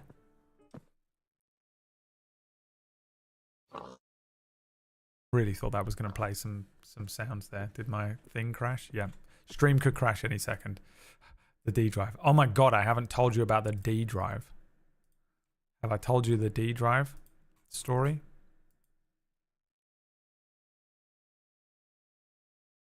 This could crash the stream. And it was another great day of saving the bees. Alright, didn't crash the stream, that's good. Bought a new D drive, didn't I? Right? Didn't have the money for it, put it on the credit card. Haven't done my tax yet.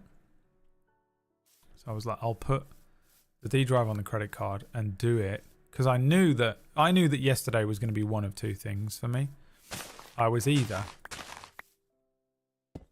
Oh my god, Bradley. I was... Why did I do that? Yesterday, I was either going to get a phone call from the doctor and then have basically the most world-ending panic attack of all time that could take me multiple days to recover from, if ever. Or it was just going to be one of those days where I get a phone call from a doctor and essentially I have a day off. And in the event that it was a day off, I was like, I'm going to at least get something productive out of it, and I will switch over the D drive. So I bought is it like a 4 terabyte SSD? I think the D drive that's in there is 6 terabytes, but it isn't an SSD. So I was like, I'll just buy this. That's fine. It's enough space for all of the stuff I've got on there.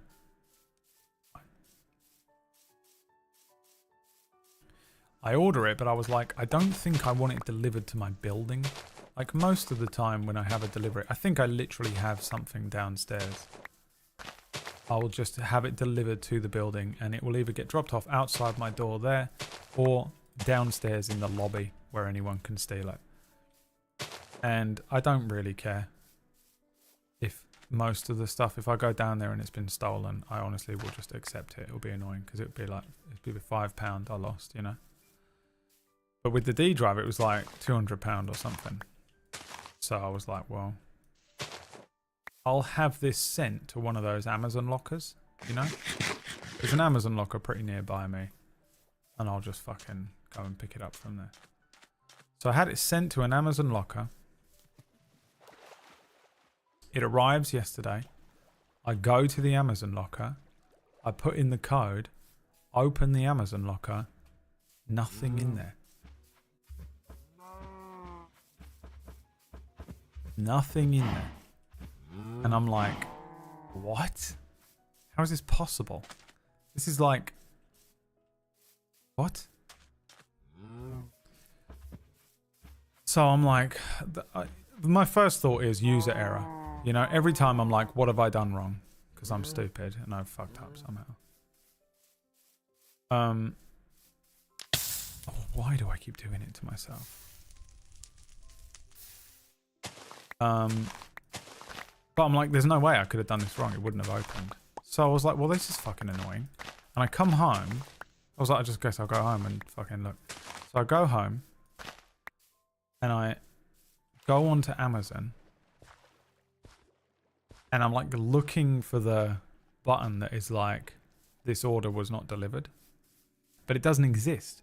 because it was delivered to an Amazon drop-off point. And when I click on the thing, it just says, this has been picked up because it thinks I picked it up. So then I'm like, well, I have to go on the little customer service fucking AI bot customer thing. And I type into it. They're like, what's your problem? I'm like, my thing was not delivered. And it goes, oh, usually people find it within 24 hours. So come back on Wednesday if you've still not found it. And I'm like, no. It was delivered to an Amazon locker. And it wasn't in the Amazon locker.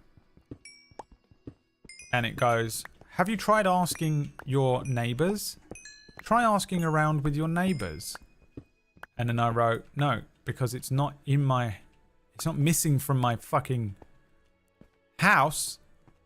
It was delivered to an Amazon locker, and it says, come back on Wednesday if you still haven't found it. Try asking your neighbors. Oof. You can't get past it. I tried brute forcing past it to get to a human. You can only request a phone call, which I will miss. Here's the thing. I will miss that phone call. Do you know how I know I will miss it? Because people only call me when I'm streaming. Because for some reason, companies are only open while you're at work. You know? That's when companies are open. Because that's when people are at work.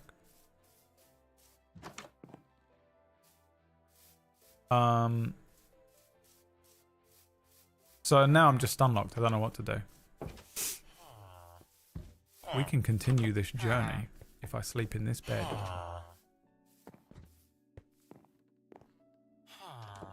Don't you fucking dare come in here. Yeah, I don't know what to do, really. But it's really annoying. If it was just one, if it was like a shit thing that was like £5, I'd just buy another one. Or like try and refund it. Haha, you got trapped in there. You got any pumpkins? Do they sell pumpkin seeds here? Do these people sell stuff? Which ones is it? The ones with the hats?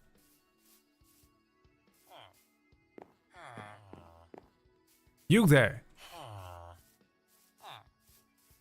You. Huh? He sells bread. Or he buys beetroot. Beetroot. That's what we call it in Europe, right? I think Americans just call them beets. Death. Death to all of them. It's really annoying. It's like, what am I supposed to do about this? You fucked up. My thing is probably in that locker. The guy that delivered it probably put it in the wrong one, right?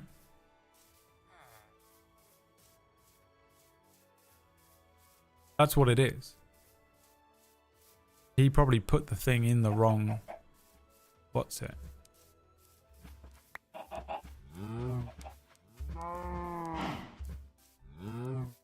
How do I tell them that or prove that? Also, they're like, you have to pick this up by Wednesday or it goes away. But it also just means someone else is going to open that locker and they just get a free fucking SSD. Or he nicked it. It's true. Might have nicked it.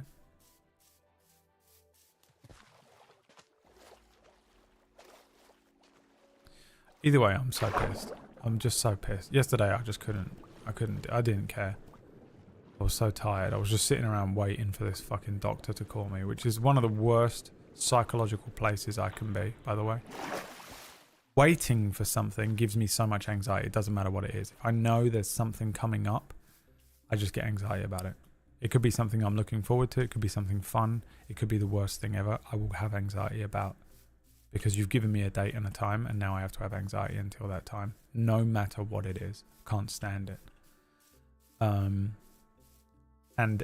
now factor into that medical anxiety because it was waiting for a doctor to call me and tell me whether I had a severe heart problem or not. I was in just the worst place.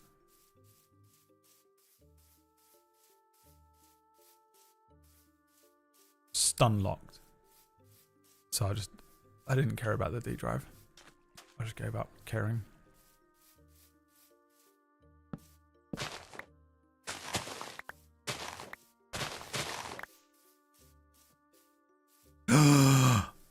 How do I pick them up? Shears? How do I pick them up without breaking them? Let's go, baby. Now, how do I break them to grow them? Are you sure you don't have it? Oh, man. No, I'm not, because my OCD will tell me that I've got it somewhere. Like, oh, I misplaced it.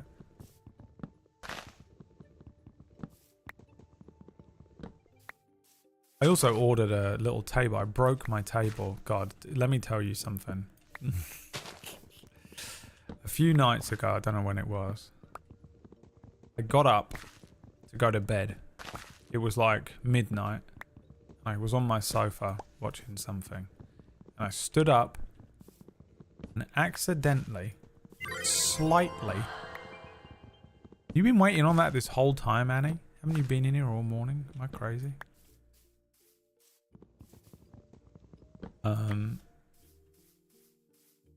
Thanks for the cashish, idiot. Got it, it's mine now, idiot. Oh, it wasn't there earlier. Oh, okay. You can craft seeds from pumpkins. Okay, right, got it. Oh, like if I just drag them in here. Yes, well done. Empire. I get up, standing, I'm watching TV. I turn the TV off, I'm going to bed. I slightly nudge my table and it collapses. It's a table that's got 4 little spindly legs. It's just a circle wood coffee table with 4 little spindly legs, right, in front of my TV or in front of my sofa. And the leg just fucking buckles immediately. I barely touched the thing, right? Everything that was on it fell off, which was a plate and a fork that had been there for about 6 hours because I was being lazy. I'm normally having just a plate sitting near me stresses me out, but I don't know, I must have not been in a good place. It was some vitamin D tablets bottle, a bottle of multivits, my headphones, a little bottle of eye drops, but most devastatingly, a full pint of water. Undrunked, which was my like, it was like a moment of like, this is why you drink that's why you get the water, is to drink it, Bradley. Drink the water. Honestly, if you guys don't tell me to drink water on this stream, I'm so underhydrated. Like that redeem water thing is so effective for me because I genuinely forget to drink water a lot.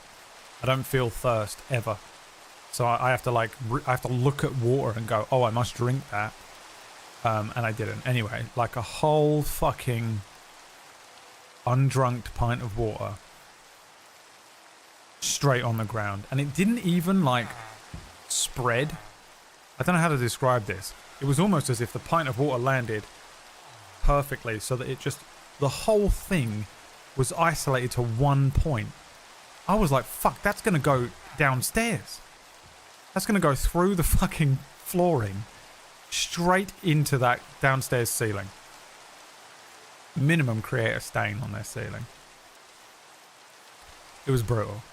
So there I'm all tired and sleepy, by the way, which is a state of mind that takes me 2 hours to get into. I get into the sleepy state of mind, and now I have to fucking like dry the floor. So I've got a towel and I'm like scrubbing the floor to try and dry it. So it doesn't. If you leave water to just naturally dry on a carpet, it will fuck the carpet up. It just makes the carpet all like crispy and hard. You notice that? So I was like, oh, I've got to dry this shit. So I'm drying the thing. And then the next day I get up and I'm like, fuck, I have to fix this fucking broken table.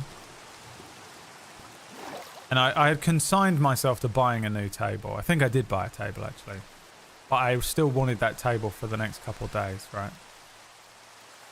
So I super glued it. I was like, there ain't much I can do about this. It's just a little spindly little leg. So I just got some super glue out.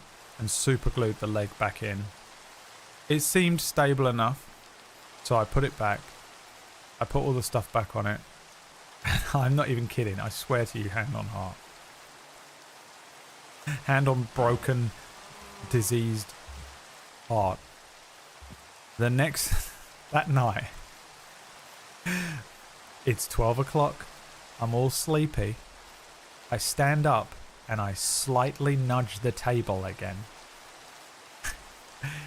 Everything falls off of it, including another full pint of water directly onto the exact same spot. I was losing my shit. I was going crazy because like everything activated in my brain. I was like, how have I done this exactly the same again? How has this happened again?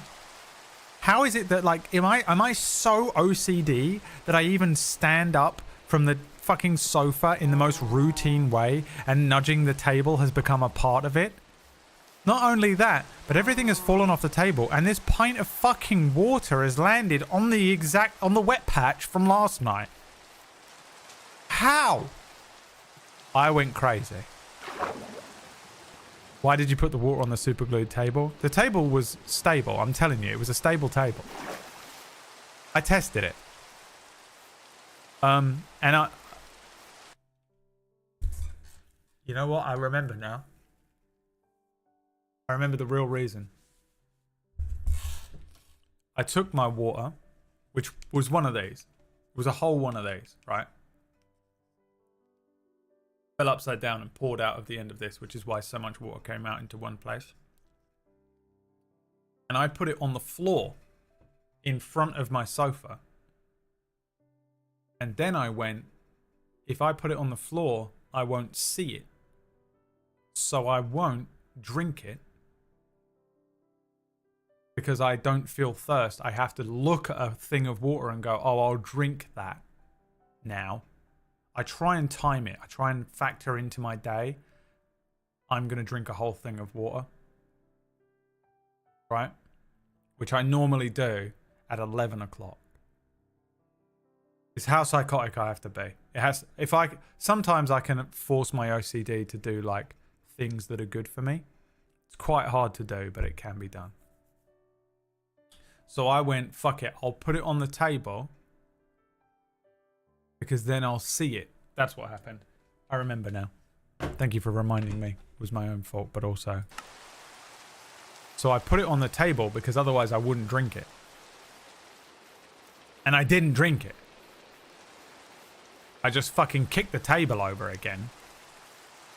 But we're here. I've been here before. That's what happened. Kicked it over. It goes upside down. Floods the floor again.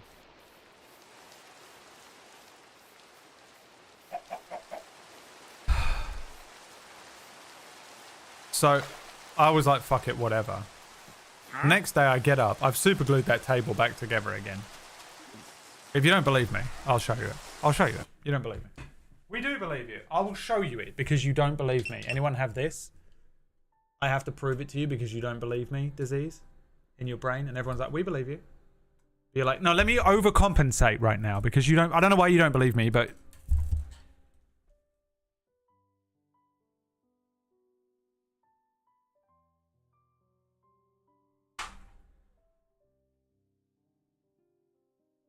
This is the table. It's just the cheapest one I could find on Amazon.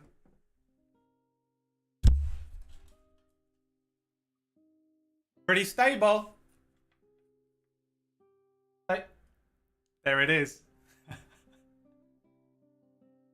The way that can... These screw in. That's how loose this motherfucker is, dude. This shit is looser than Annie on a Friday night, baby. She's gonna kill me. Anyway, that's destroyed, isn't it?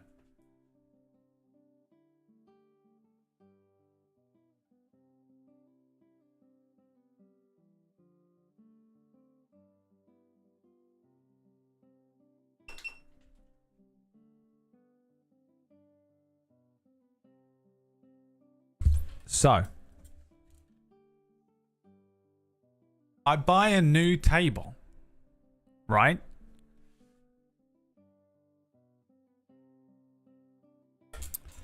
From Amazon, so that it just fucking arrives the next day.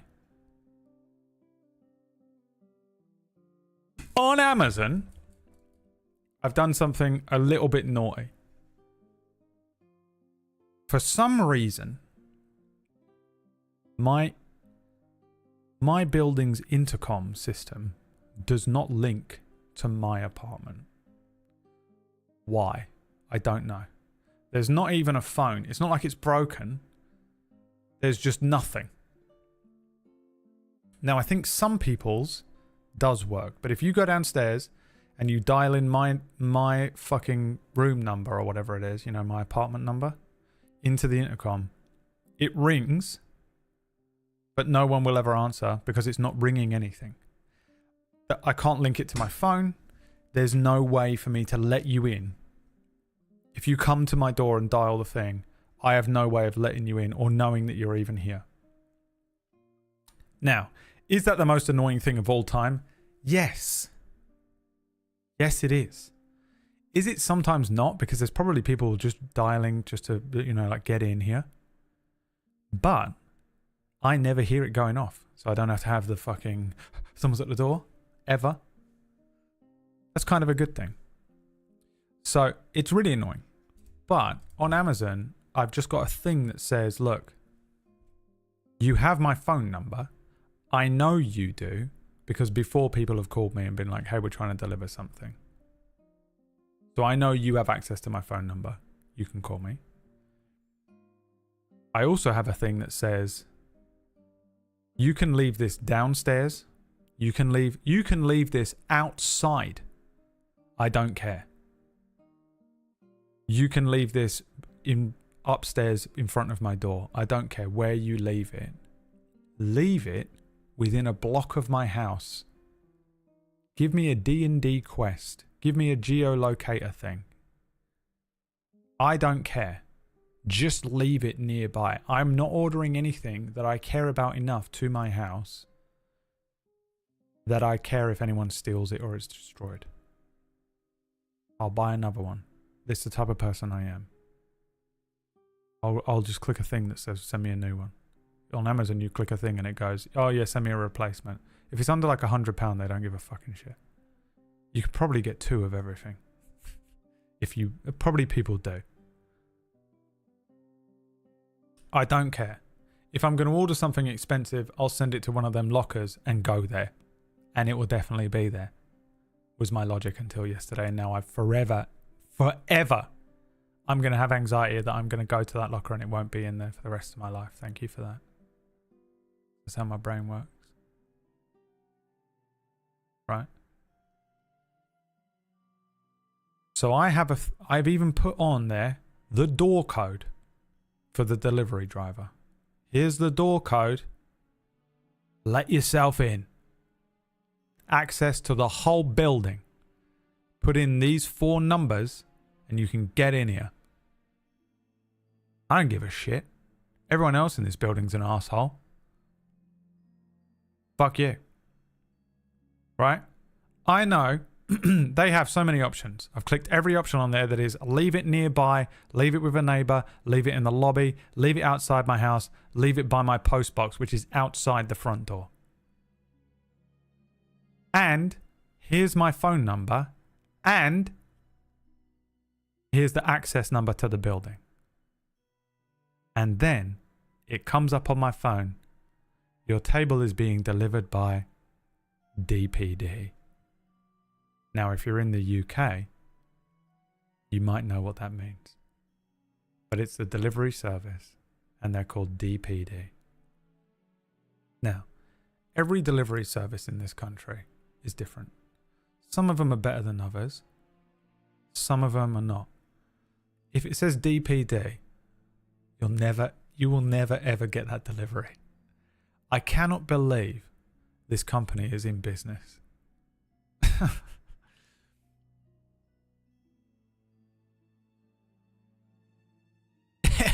Every is a scam. DPD at least is a twat in a van that goes, couldn't get in, mate. Sorry. I've given you every fucking it is unbelievable how easy it is to get into this building with the information I've given you. I get a text message. DPD is delivering your item between 9 and whenever the fuck. I went, alright. I'm never seeing that. But I went, okay. I get a text message. Sorry, we couldn't deliver it. You liars.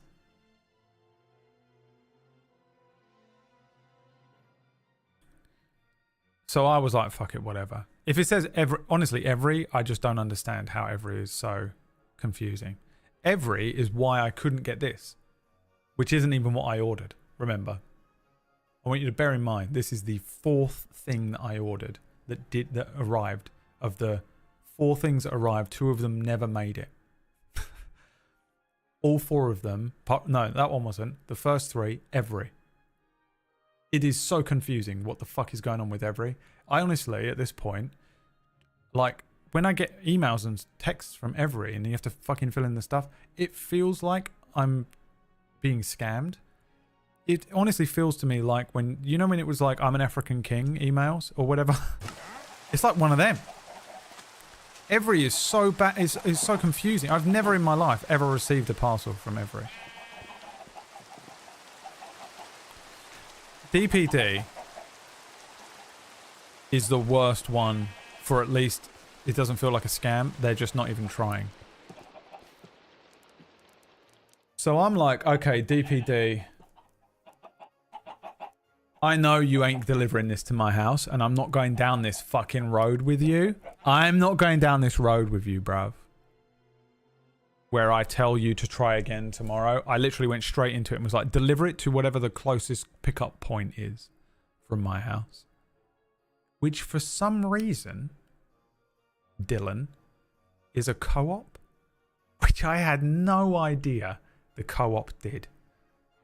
And I was a co-op child. My childhood home, my mother's house, is opposite a co-op. It was the best.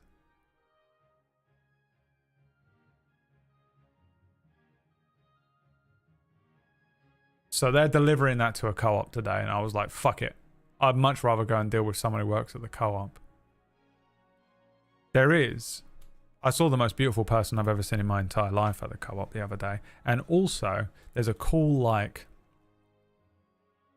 an alt girl who works at my co-op. I'm hoping that Dylan will hook me up with. I've never spoken to her until today, and I made a fool of myself and ruined it.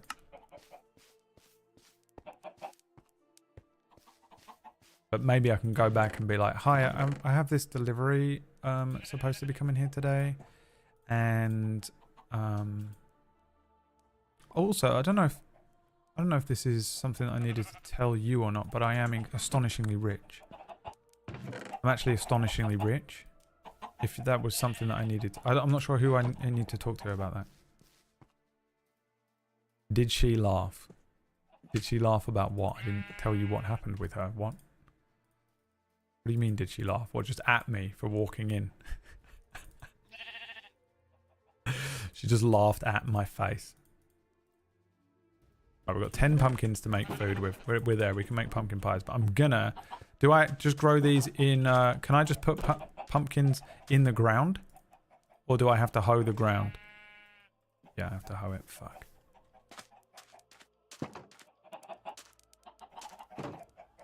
Yeah, I just wanted to let you know I have a very, very average penis.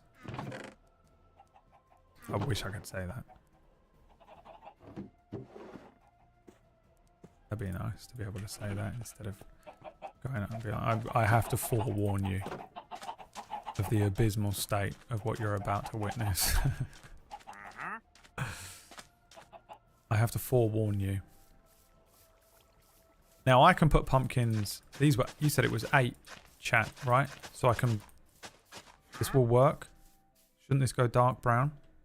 You said it had to, it could be 2 things away from water. You lied. It is, it's working, never mind. Panic. The panic.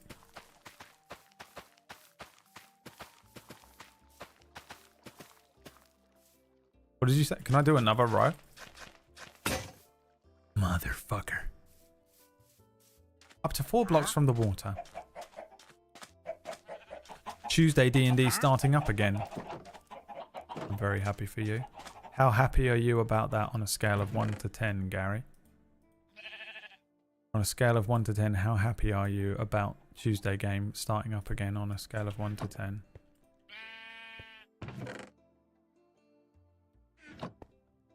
Please. Wait, that's not a hoe? What's a hoe? 2 on the top? Fuck. 2 on the top?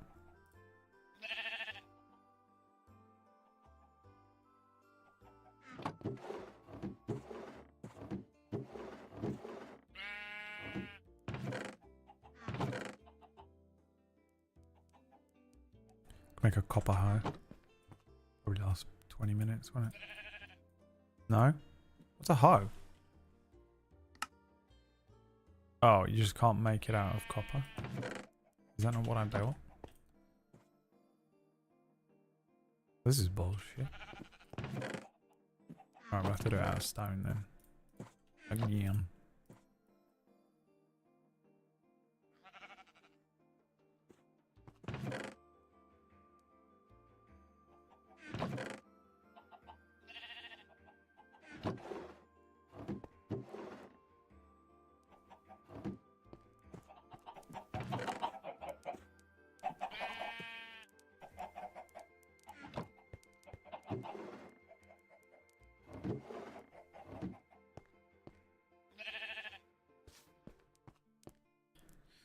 I will be apologizing before and after coitus. I hope you weren't lying when you said you liked men who cry. Not for this reason. I just meant a man who's in touch with his emotions. You need an empty space for a pumpkin to grow. Oh, fuck me. That information would have been useful yesterday. So I need to do this.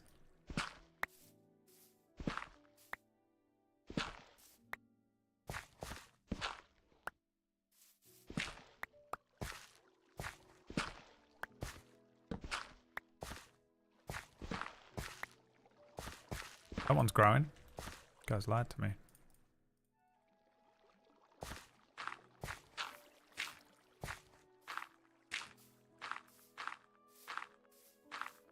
And then what about the second row?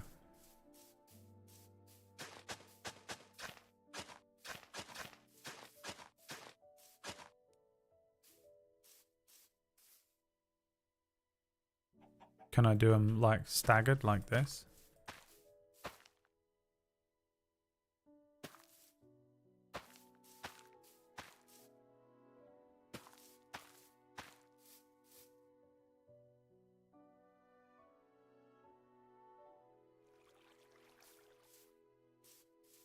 We may never know.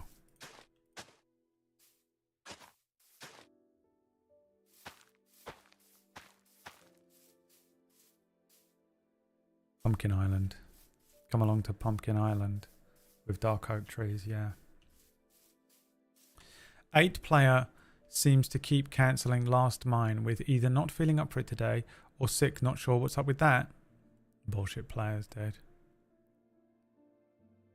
Bullshit players. Oh, 8.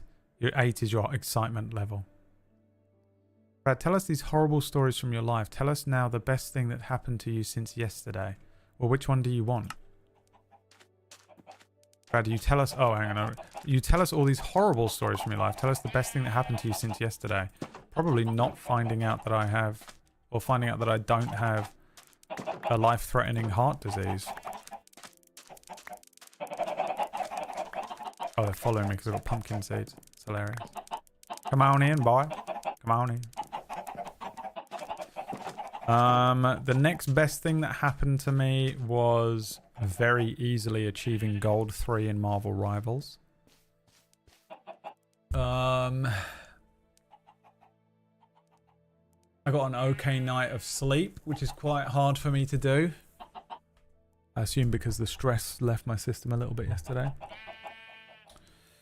Oh, I absolutely fucking nailed my Cajun chicken dinner last night. I made Cajun chicken with rice. But for the first time, I absolutely like fucking perfectly cooked. I think I actually perfectly cooked and seasoned the chicken. Genuinely. I think if anyone had eaten it, you'd have been like, that was nice. He's learning. I haven't really done anything. Yesterday was very boring for me because I was just sat around playing Marvel Rivals trying to keep my mind off of the fact that a doctor was going to call me for most of it. And then when the doctor did call me, I still played Marvel Rivals for the rest of the day because I had nothing better to do because I was tired. I didn't sleep. I was knackered. I was like, there was about half an hour after I had this doctor's phone call where I felt kind of normal because I was still on the high of finding out that I wasn't sick and dying. I jumped into a call with almost all of my friends and I was like, so the doctor said this and I'm actually going to be alive and it's really cool. And literally none of them said a fucking word to me. They just let me sit there in absolute fucking silence and it was horrible. And then I just realized that I'm completely alone on the planet and that no one actually gives a fucking shit about anything that's happening to anyone else other than themselves. And then about half an hour after that, my brain turned the fuck off. Like, anyone that has anxiety, if you have a particular type of anxiety like I do, where it's like you're waiting for the thing to happen, you're like so high strung until it happens, and as soon as it happens, the anxiety and cortisol and stress floods out of your body and you feel really tired. I know, like, Dave talks to me about it as well, and he says that he falls asleep. Like, it floods out of him so intensely that he passes out, basically. And I get that, but I think because I don't fall asleep very easily, I don't get the joy of a little nap. But I just completely... that was it for me. For the rest of the day, I was like pretty zoned out. But yeah, I didn't really do anything yesterday. But though I guess though they are really lame little things, though you know,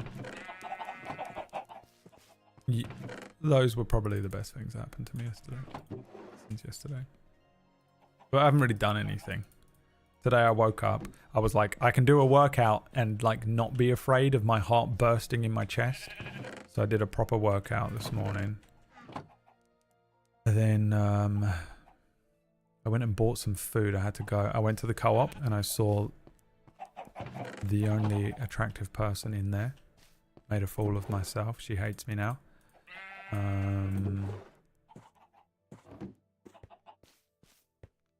Came home.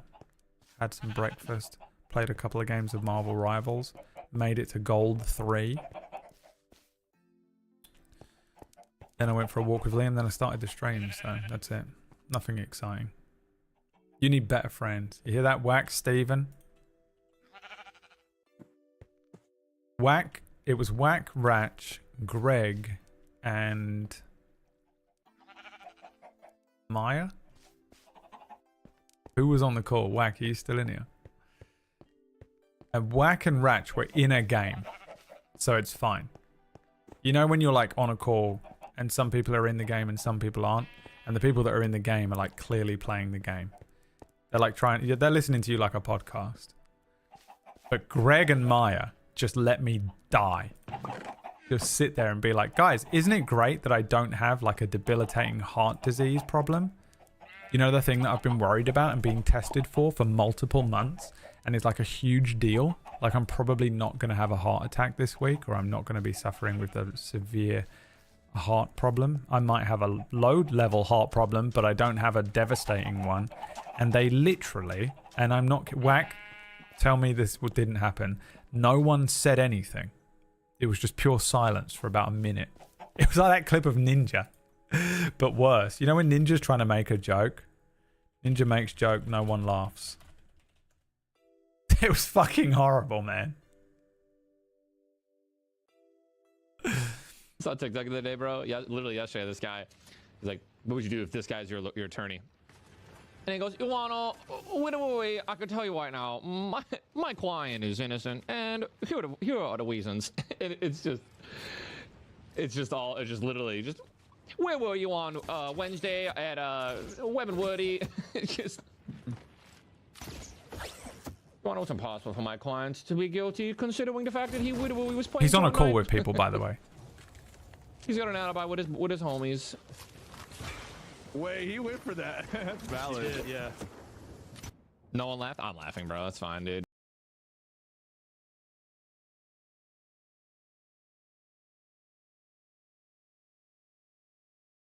Now, in their defense, the people he's playing with are playing the game, right? So they're doing something. In two of my friends' defense, they were playing a game. However,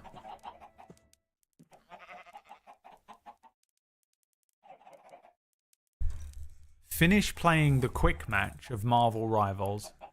Brad has amazing news that is life-changing for him. What requires more focus? What requires a smidgen of attention? So honestly, I'll remember it. I will remember it.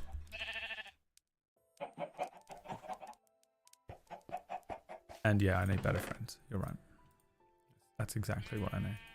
I've learned my lesson. There's nothing, to be fair, there's nothing like living alone for a few years before you realise, like, you're fucking, no one gives a fucking shit about your life. What was that? Did something just fly past? You know? You really learn that no one gives a fuck about you. And it's the same for you. You don't give a fuck about them as much as they give a fuck about what's happening in their lives. You know? It would have been exactly the same thing. I've probably done exactly the same thing to all four of them before. They're like, dude, Greg probably joined a call and was like, I'm having another baby. And we were like, yeah, can you alt on the point now? Alt on the point? You know?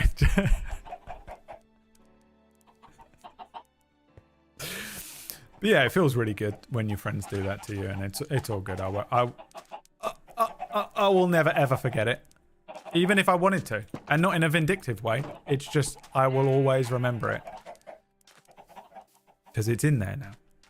That day when all of my friends didn't give a shit about something that was really, really important to me, you know.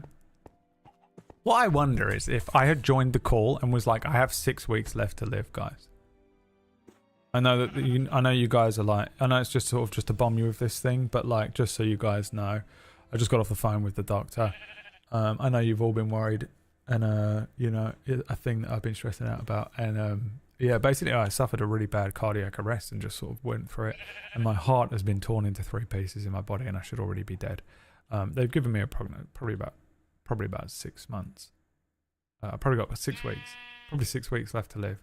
And I just wanted to let you guys know that you guys are good friends and have been really great friends to me, and I really appreciate everything you've done for me, even if it's just been, you know, just hanging out and playing games and stuff. And I'm really glad to have known you in my life.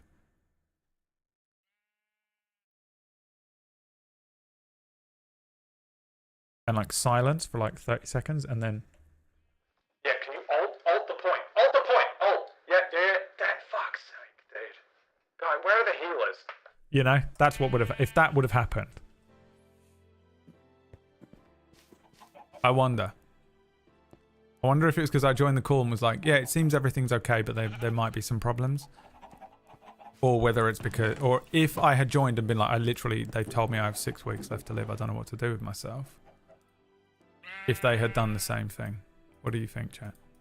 Personally, I think they would have done the same thing. Whack for sure. How do I make eggs? What is it called? Pumpkin pie? Pumpkin pies Minecraft.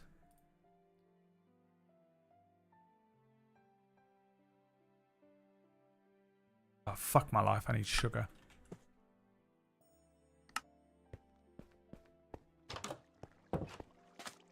The guilt trip king. Yeah, but also, here's the thing. Here's the thing, right? Don't do the thing that I can guilt you about in the first place. You ever considered that? What if you didn't do the thing that makes you feel guilty, that allows me to guilt trip you? Because if you didn't do the thing that allows me to guilt trip you,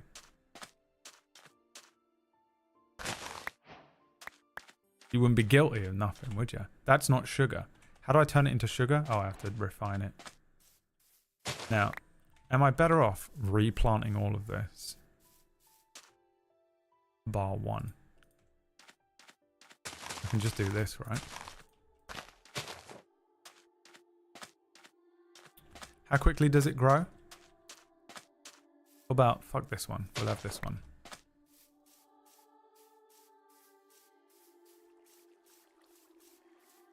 Thanks.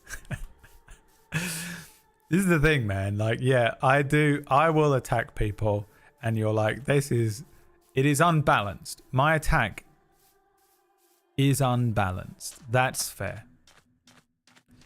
The sentence doesn't necessarily match the crime. But here's the thing. Just don't do crime in the first place. What if you didn't do crime in the first place?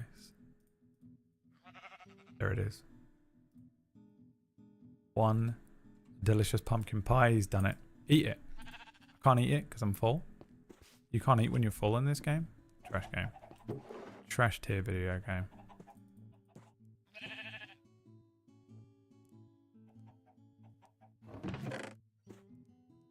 Alright. Now, what do I need now?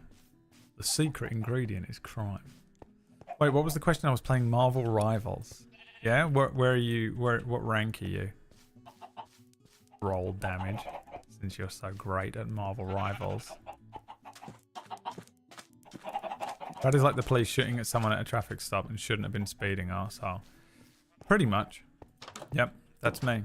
And I mean, I've told all of you 1,000 times, never give me an inch of power.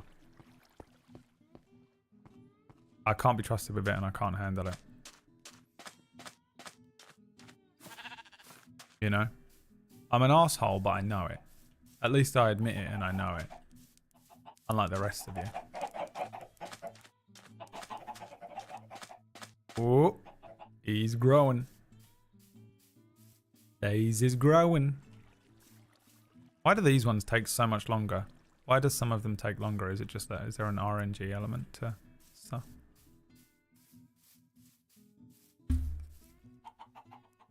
Quick question. Any reason why you don't stream Marvel Rivals? Yeah, I mean, here's the thing. I wouldn't get views on that game because I'm not good enough at it. And it's not a game where I can really chat and play. I guess if I was doing quick matches, I could, but no one wants to watch quick matches. So I'd be playing competitive on main. And 2 things. 1, everyone would just be like, well, you should have done this and you should have done that and I'm the best at this. You know, like how everyone online is fucking pro in their heads because they watch pro streamers all day. So they think they can just regurgitate that and it makes me fucking crazy. People just backseating, like just telling me how I'm either telling me I'm shit at the game when I did well, or just like, you should try this and do this. And it's like, oh, I don't fucking care about anything that you're saying. You think I'm playing this? I'm really trying. Do you think I'm really trying at this? I don't even know how to play this character. I've not looked. I watched 1 TikTok on each of the characters that I play. I've never been in the practice fucking lobby. I'm not trying that hard. I don't go in. I'm not on comms with other people. I just rely on the text chat. I will never, I'll never be. I could try and probably get better at these games, but that's not how I want to play them. But that's how you in your head think I'm playing. So you're like typing stuff in the chat room. And I know some people are trying to be helpful and some people are just annoying with it. But either way, it makes me crazy. I just know that's going to be the case with this game. And I'm just not interested in it. I feel like I can get away with playing it on second channel and it'd be less annoying. But here on main channel, people are so annoying, the small percentage of people that would come in and be annoying about it would drive me nuts. Hi, Inchechio. We haven't got bees. No, I just looked at the trees, but we do have pumpkins. I've made a pumpkin pie successfully. Also, I just like those games just don't really do that well on this channel. If I'm doing well at it, like for like a one-off thing, they'll do okay. Like, I was quite surprised that people were watching PUBG when we were playing it over summer. But remember, I wasn't playing PUBG necessarily because I wanted to play it and stream it. I was playing it because I was going crazy. And sometimes when I'm really deep in the fucking deep end of like anxiety and stuff, I just don't have enough brain power to like solo a stream. And so playing something like a PUBG or, you know, a Rivals or whatever allows me to stream. I just like recruit Maya and Liam and Leah or, you know, whoever. And then I don't have to like carry the stream by myself. I learned it years ago. Like literally, I think maybe it was when me and Emma broke up and I played Marauders and I didn't have to breathe. I didn't have to do anything. I was able to stream, and it required like 20% of my power, and I didn't have any brain power. So those games are good for that sometimes, but predominantly I prefer to just be streaming because I'm not a good streamer as it is. I barely read the chat. I try to, but trying to do all this, I don't know. This is a solo stream. If I play games with other people, sometimes people will watch it, and a lot of the time people leave. People get annoyed if I'm talking to other people and not talking to them in the chat room. It's just part of streaming. Everyone truly believes this is a DM to me. And it is. It is. I meme about it, but it kind of is. And it's just like, I don't know, I prefer to play solo games on the stream. I generally find...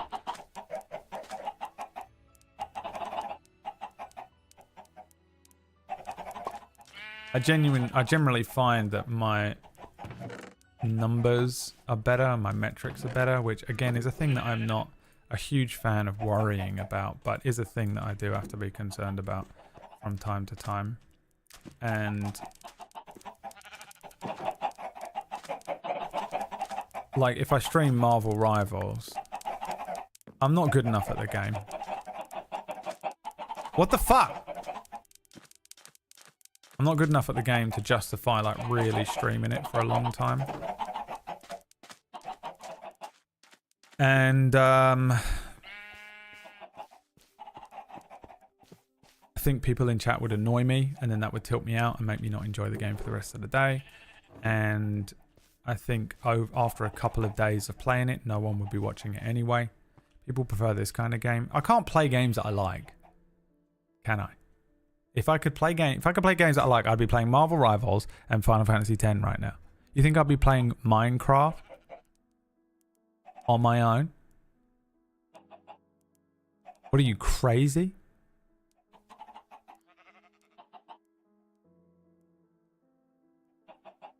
But I am addicted to it. I'm well in. I'm really enjoying Marvel Rivals. I'm also getting the Overwatch experience for the first time in my life, because I did not vibe with Overwatch for whatever reason. I don't know why. It isn't anything really to do with the game. I think, when did it come out? I just don't think I was around, and I think I missed the boat on it, and I don't think I had any friends that were playing it at the time. So no one really got me into it. So I've never really played one of these kind of games that has the squad thing, where you have a healer and a tank and DPSs and combinations and, you know, metas and stuff. I've really only ever played just like standard shooters. Predominantly I'm a COD and PUBG player, right? Like COD was my game growing up. I was a COD player, just a fucking the most basic bitch of shooters. Just spawn in, 10-minute TDM, get out. I had all my friends played COD. That's the one they played. No one played Battlefield. No one played Overwatch, you know, or whatever was the equivalent. No one was playing StarCraft. None of that. It was just COD for most my late teens and early 20s. That was the game. I was a PlayStation COD player, and my squad were my friends who also were PlayStation COD players. And so it's the only game you can play because everyone's playing it. So that's the game. I had an astonishing amount of hours in it. I was pretty good at COD too. Like, I know that I will never ever be the best player at those kinds of games ever. But I do think I have some small level of okayness in them. I'm not bad. I'm not full trash. And I certainly wasn't when I was younger and I had the reaction times of a young man.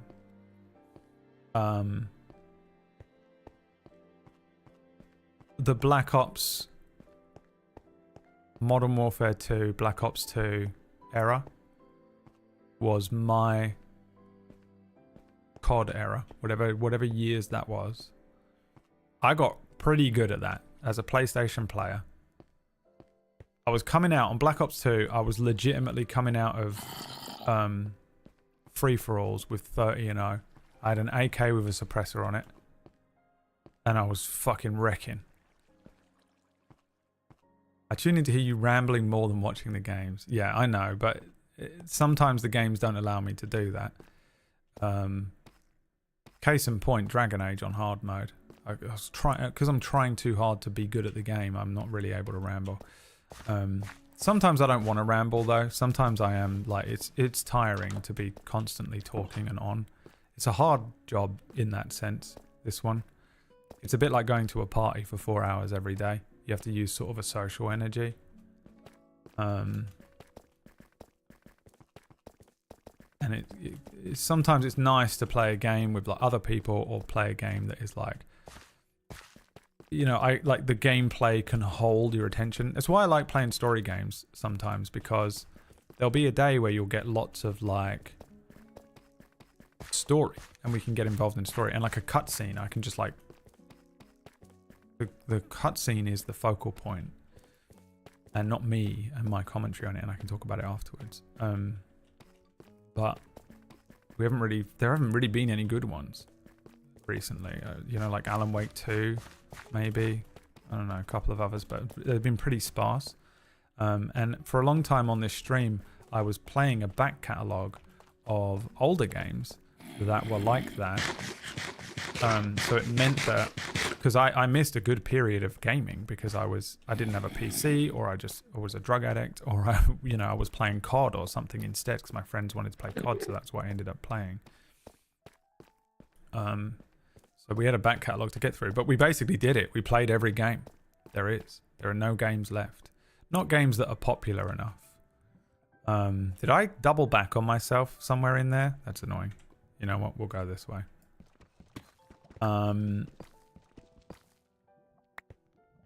So I like to have a blend. Honestly, my ideal thing is like, you know, 1 week. Like I don't know. The best period was when people actually watched a game for longer than a week on this channel. For some reason, people will not do it anymore. I blame TikTok, if I'm honest. I don't think people can handle long form as much as they used to be able to, and myself included. I can't really sit through a whole movie sometimes. I have to like pause it halfway through and like have a little TikTok scroll just to shut the demon up.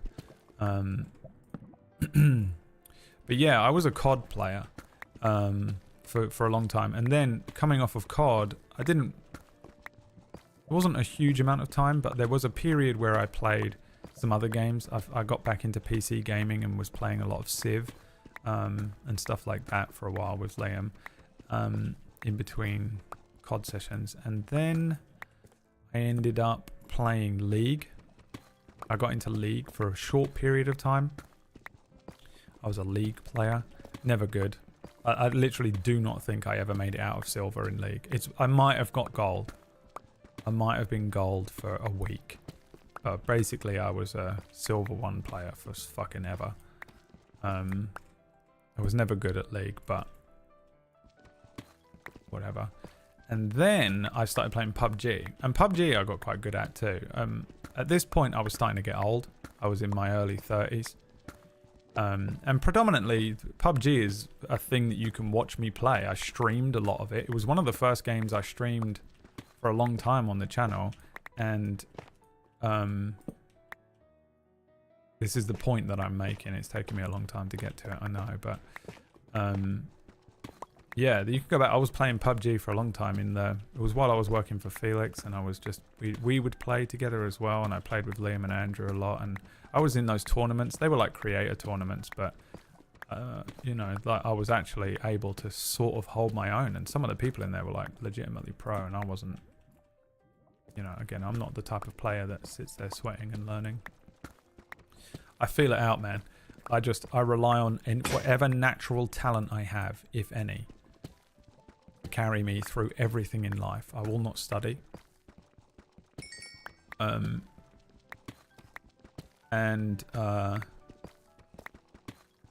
I played PUBG for a long time, and then when I switched from PUBG on stream to be in a variety, because I was sick of PUBG, and I was also not very good at it anymore. Like PUBG,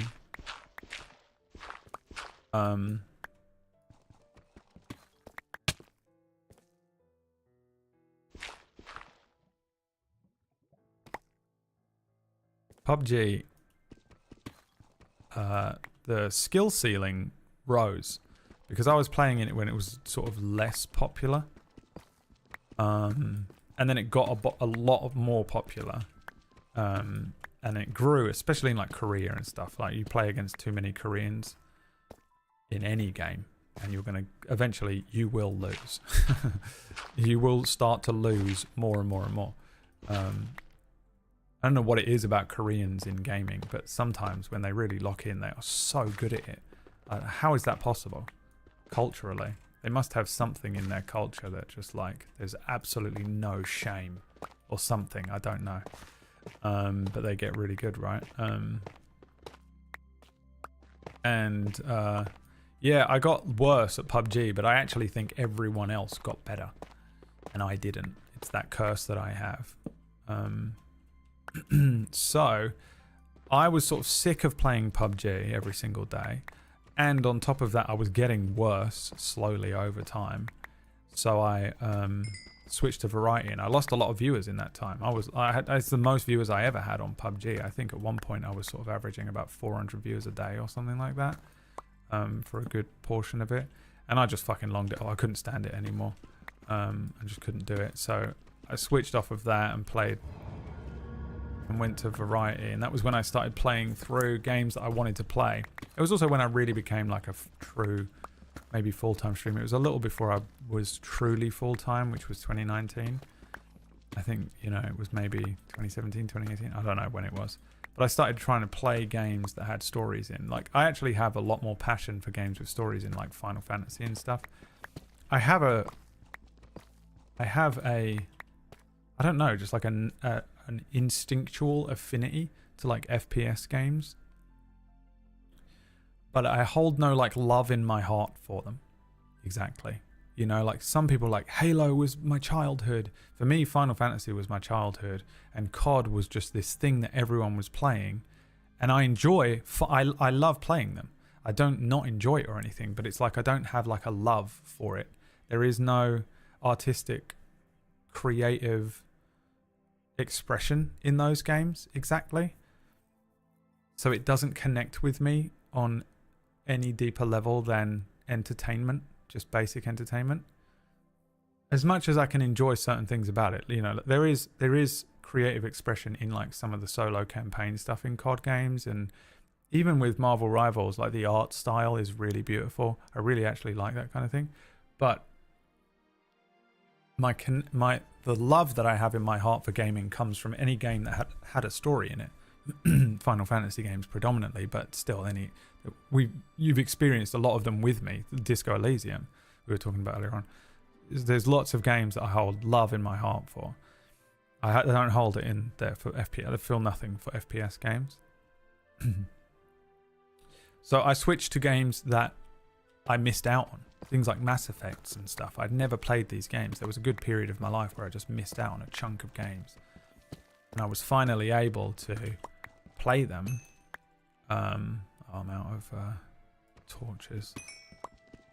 I make redstone one. Don't have any wood. So that's what I wanted to do. I was like, you know what, at this point in my life, I could afford, because I was still working full time and then streaming at night, I could afford to to play whatever game I wanted and not worry about things like viewership and all that kind of shit. And also Twitch was good back then. Now Twitch is just, I don't know what it is, whether it's oversaturation or just fucking corporations or whatever's going on. But either way, the fucking payouts are significantly less. You know, I've also just generally got less viewership. Everyone's viewers are going down. It's just a dying thing or an oversaturated thing, or, you know, I don't know. There's metas that people are following that just lie. Everyone's a liar and a sociopath, and this is the perfect breeding ground for success for someone who has no soul and is just an absolute corporate lizard. This is the industry for you, and I'm not like that, so it means that I don't really make a lot of money in this industry, but it is the only industry that allows me to express myself creatively and freely in a particular way, while also remaining my own boss and not having to work for someone else. So it's sort of a catch-22 where I get a lot out of it, but also in terms of bottom line, to min-max this job, you really want to be a fucking maniac. You just want to be a psychopath who doesn't feel emotions for other people and only puts himself first. Anyway. Don't forget narcissist. Oh, dude, I'm probably am a narcissist. I don't think I'm a narcissist. I have a slight ego that I think the longer time goes on, the less it comes down. I don't know if it's an ego though. I think I just have like, maybe it I don't know what it is. I don't know. It's got to just be ego. There's no other word for it. But compared to a lot of people out there, I've got zero ego compared to some of the top streamers and shit. But anyway, we're off point.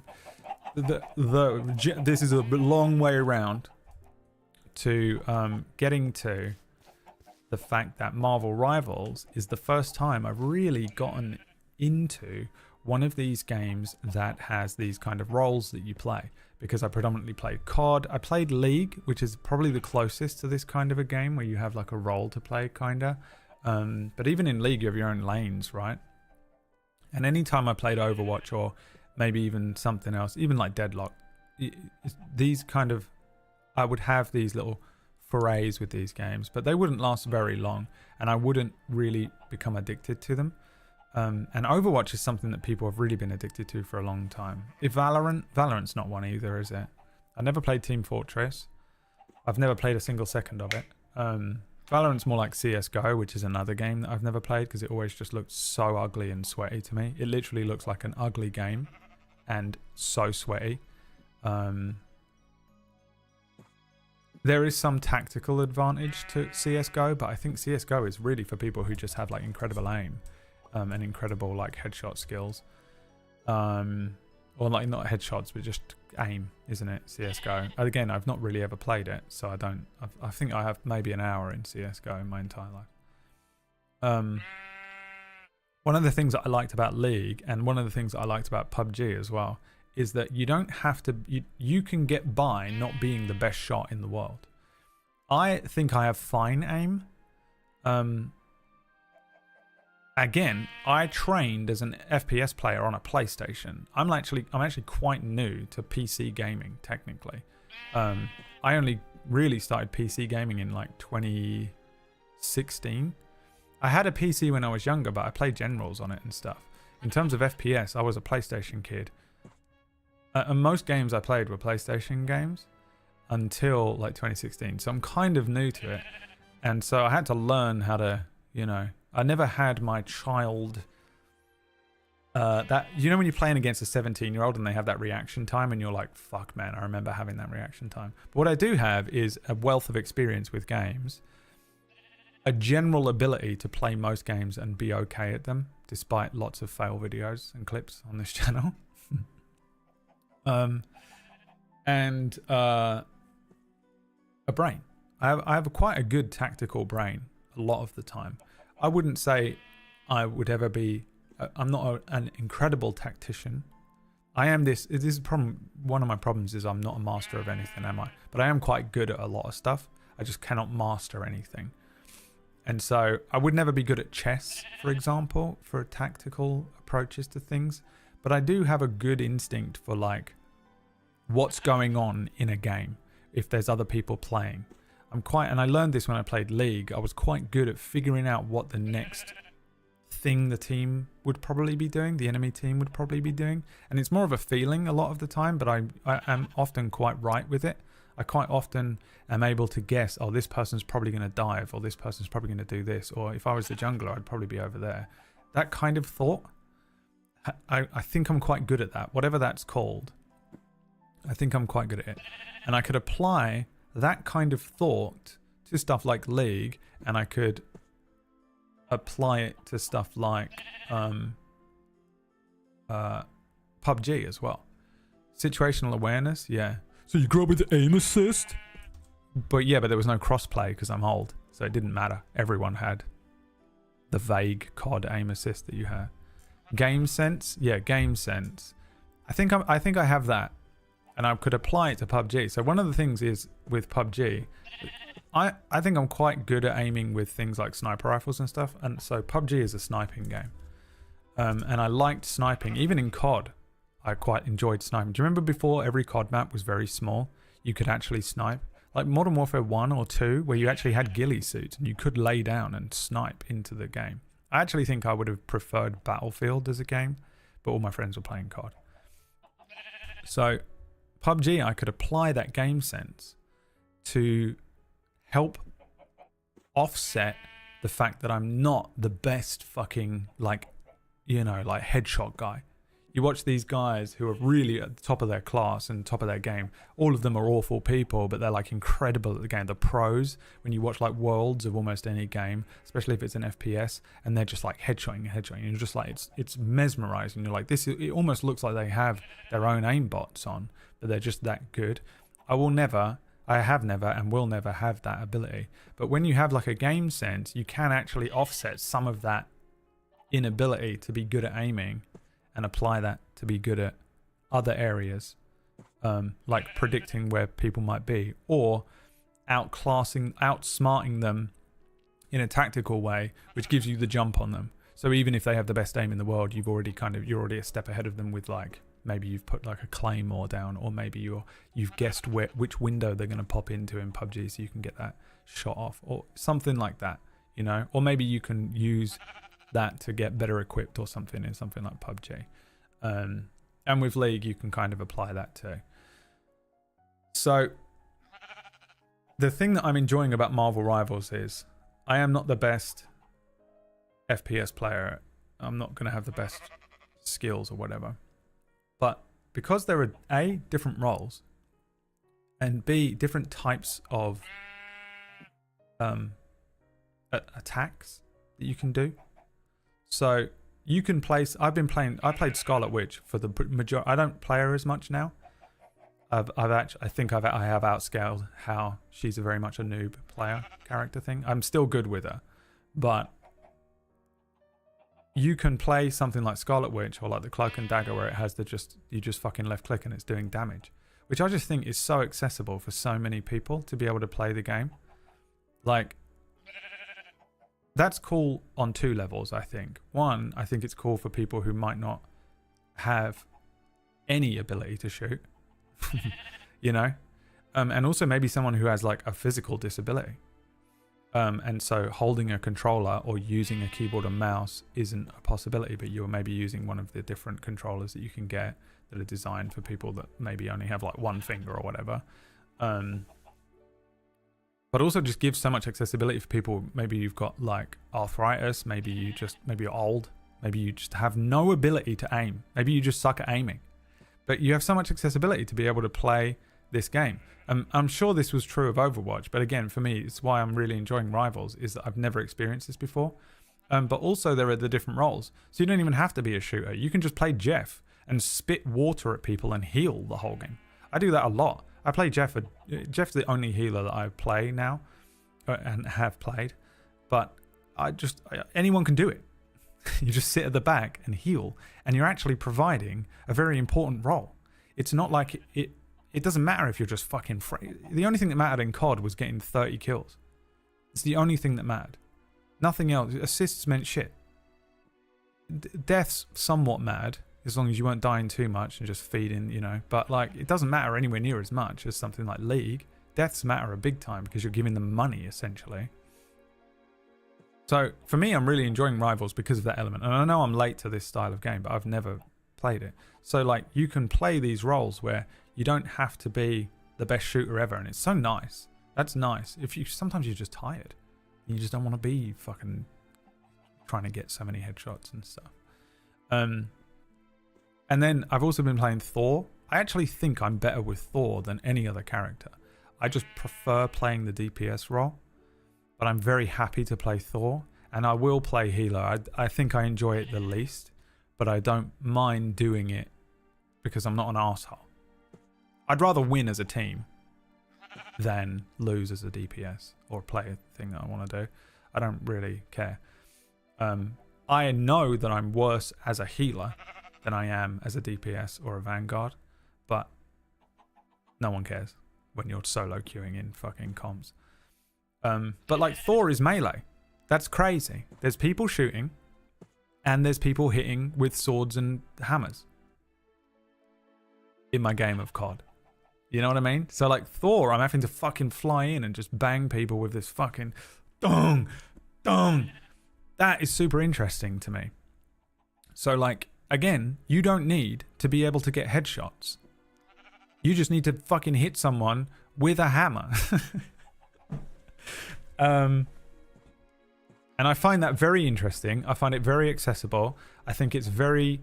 It opens a door for me not being the best at aiming and shit. Again, I don't think I'm bad at aiming. I think I'm okay. But I can offset it by playing someone like Thor or, for a long time, Scarlet Witch. Now, I have been playing another person who doesn't need to aim as much. Moon Knight. It's probably my next best DPS. But again, this is the thing. I know like a lot of people will be like, well, Scarlet Witch is no skill and Moon Knight's no skill. My next one is Star-Lord, which is also kind of no skill. I feel like with Star-Lord, if you can get headshots there, you absolutely just destroy, which I've been trying to do. But like, the thing is, if you take a no-skill champ like Scarlet Witch and then you apply my tactical mind, that's why I do so well with her. I think that's the thing. A lot of people will give me shit for playing Scarlet Witch. All of my friends will give me shit for it. And people online and everything like that.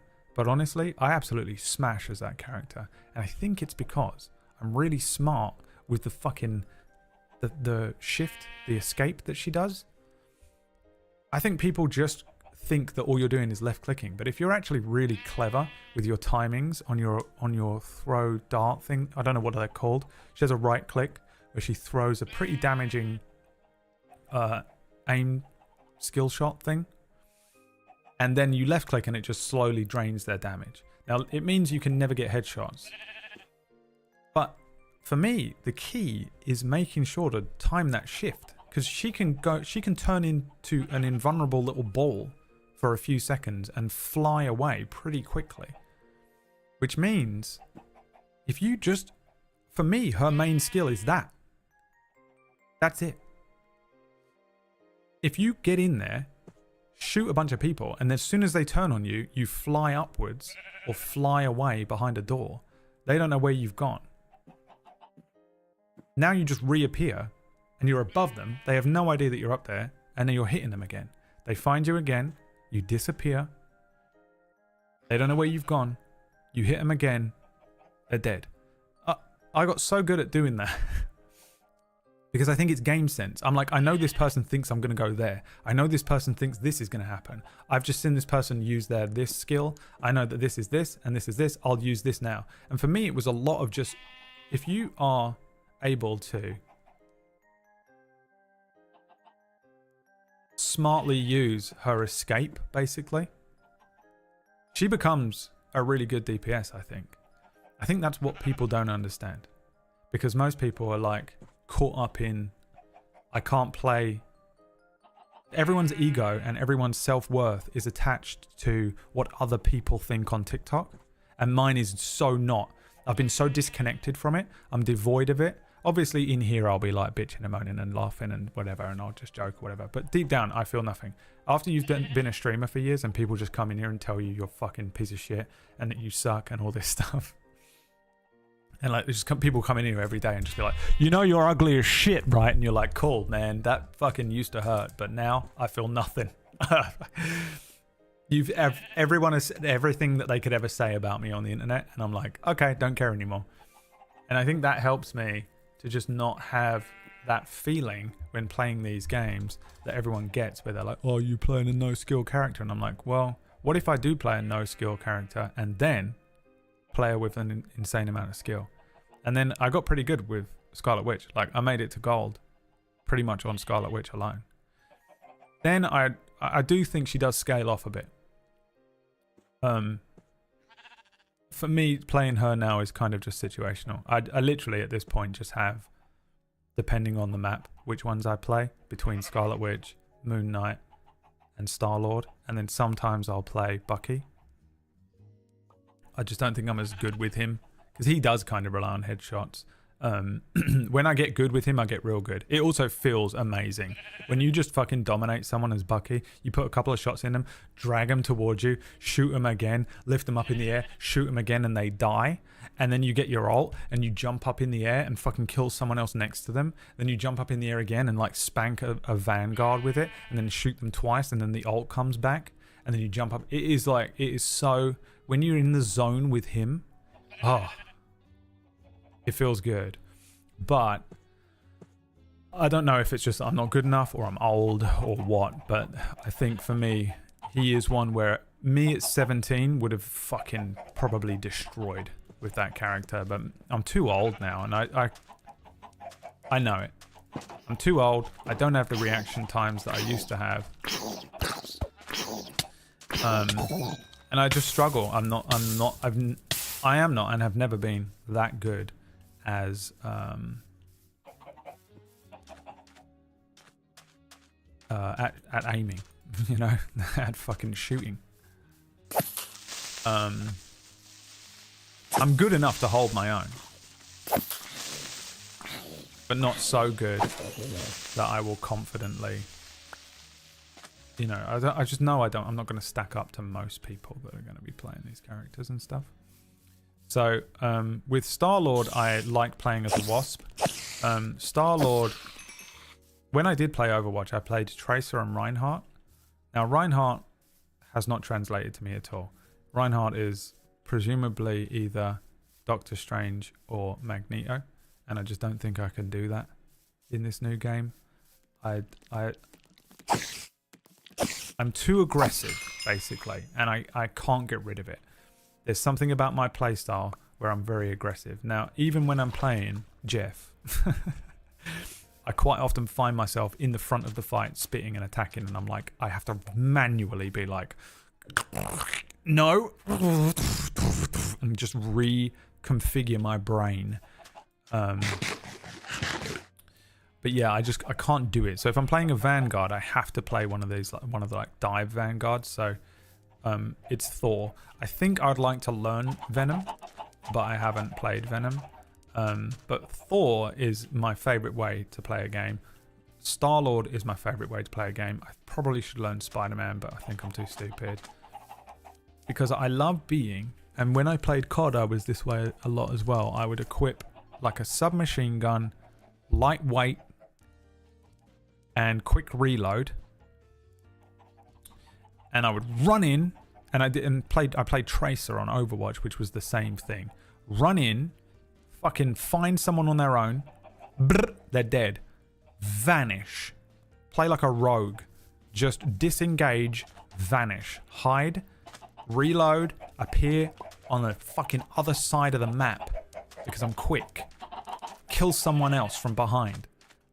Reload, disappear, vanish. Go to the fucking behind somewhere else. Reload, vanish. Psylocke is one that I would like to learn as well. Again, some of the stuff on Psylocke seems too high skill level for me. I freely admit I'm not good at these games or anything, but this is the thing people need to do. This is what I do, okay? A lot of you are like me. That's why you're in here. Play to your fucking strengths. Stop trying to look at these fucking streamers who are so good at everything and be like, oh, this is the meta. This is the thing. You will never do it. They are good at everything. That's why they're the top streamer. They're amazing at headshots or something. You got to figure out what you're fucking good at and play to that strength. Admit to yourself you're never going to get headshots, but you have game sense. Play Scarlet Witch, but just fucking learn the weird ways that you can outclass and outsmart these idiots. Because they're dumb as shit. Yeah, they can get headshots, but are they smart? Probably not.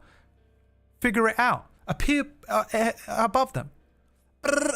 And then when they're like, oh, there's someone above me, and they're about to headshot you, vanish and appear behind them. Play to these kinds of strengths. That's what I do, man. I know that I'm not going to be good at these kinds of characters, but I know that I'm not bad at these games.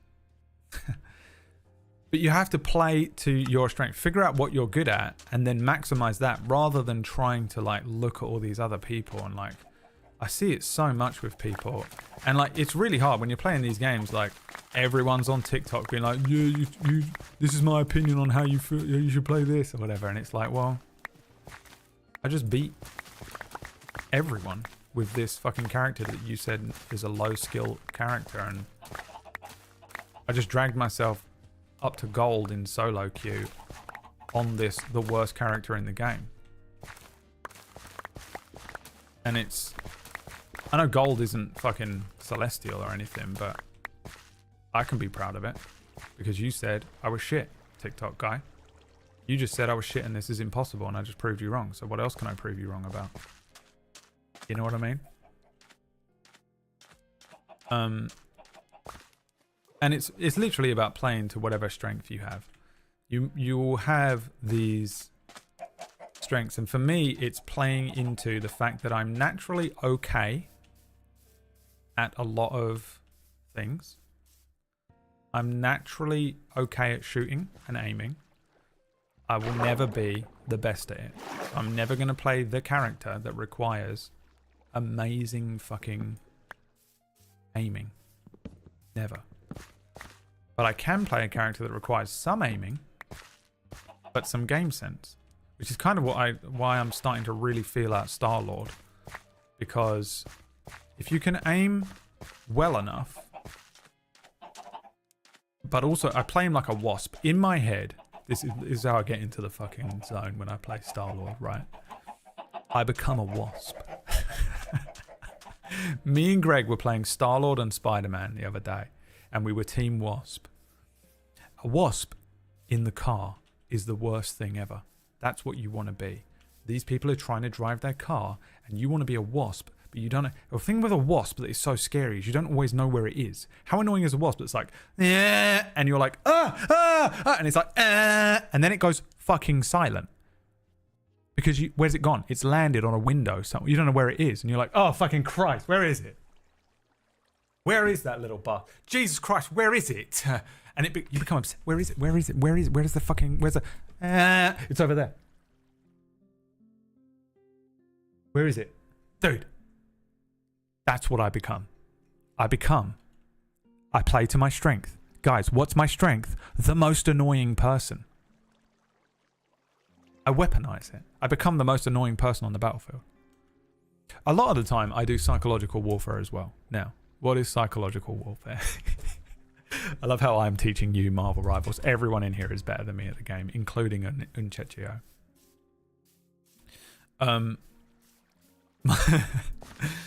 Psychological warfare is something that I learned. Now, this you might not be good at. This is truly one of my strengths. But psychological warfare is what got me chat banned on 4 of my 5 league accounts. But boy, oh boy, did it win me so many games. Psychological warfare is winning me games on Marvel Rivals as well. And psychological warfare is basically just being a prick in the chat.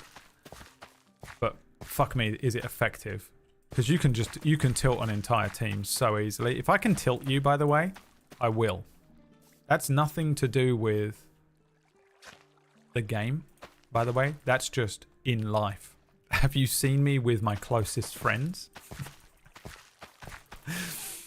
There's nothing like the sense of achievement I get from making someone rage out.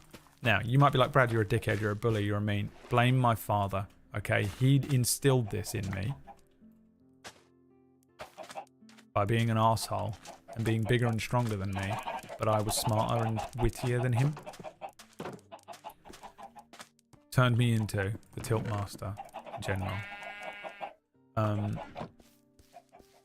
But it works really well because people in these games, League, and I've noticed it translates perfectly to Marvel Rivals as well.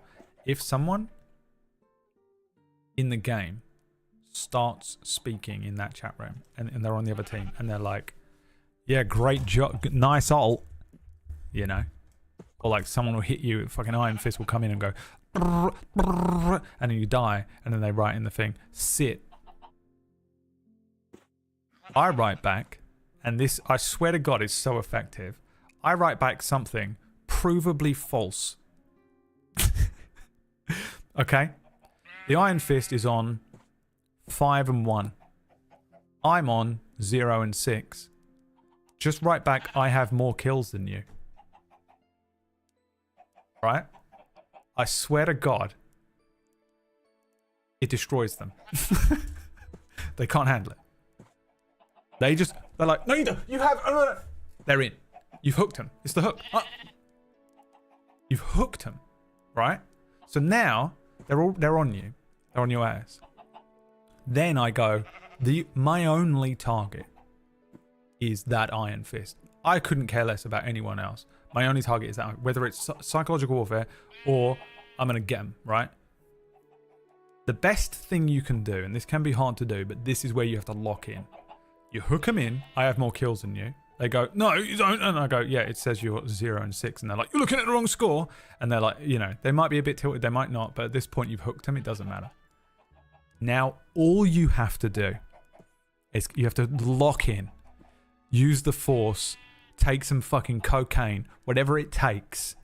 You have to kill them. Once. That's it. And quick. All you got to do. If you can do it, it's impossible for a healer. If you're on DPS, even if you're playing a Vanguard like I play Thor, like a dive, you can do it. You find them, you hunt them, and you kill them once. And then you type in the chat room, haha, got you, or anything. Lol. I just write lol a lot of the time. They are now psychologically destroyed. They're psychologically destroyed. No matter what. You've won.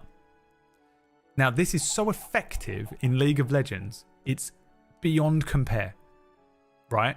Because what would happen in League, and it does happen in this, it's not as effective in this game, but it translates. In League, now you have a Darius, for example, who should be in the team fight looking for you. So all you have to do is Vel'Koz your way over, or whatever you're playing, to the top lane, appear on their map, so appear in some way, like near their tower or near some of their minions, right? And then go back to the team fight. Watch the map.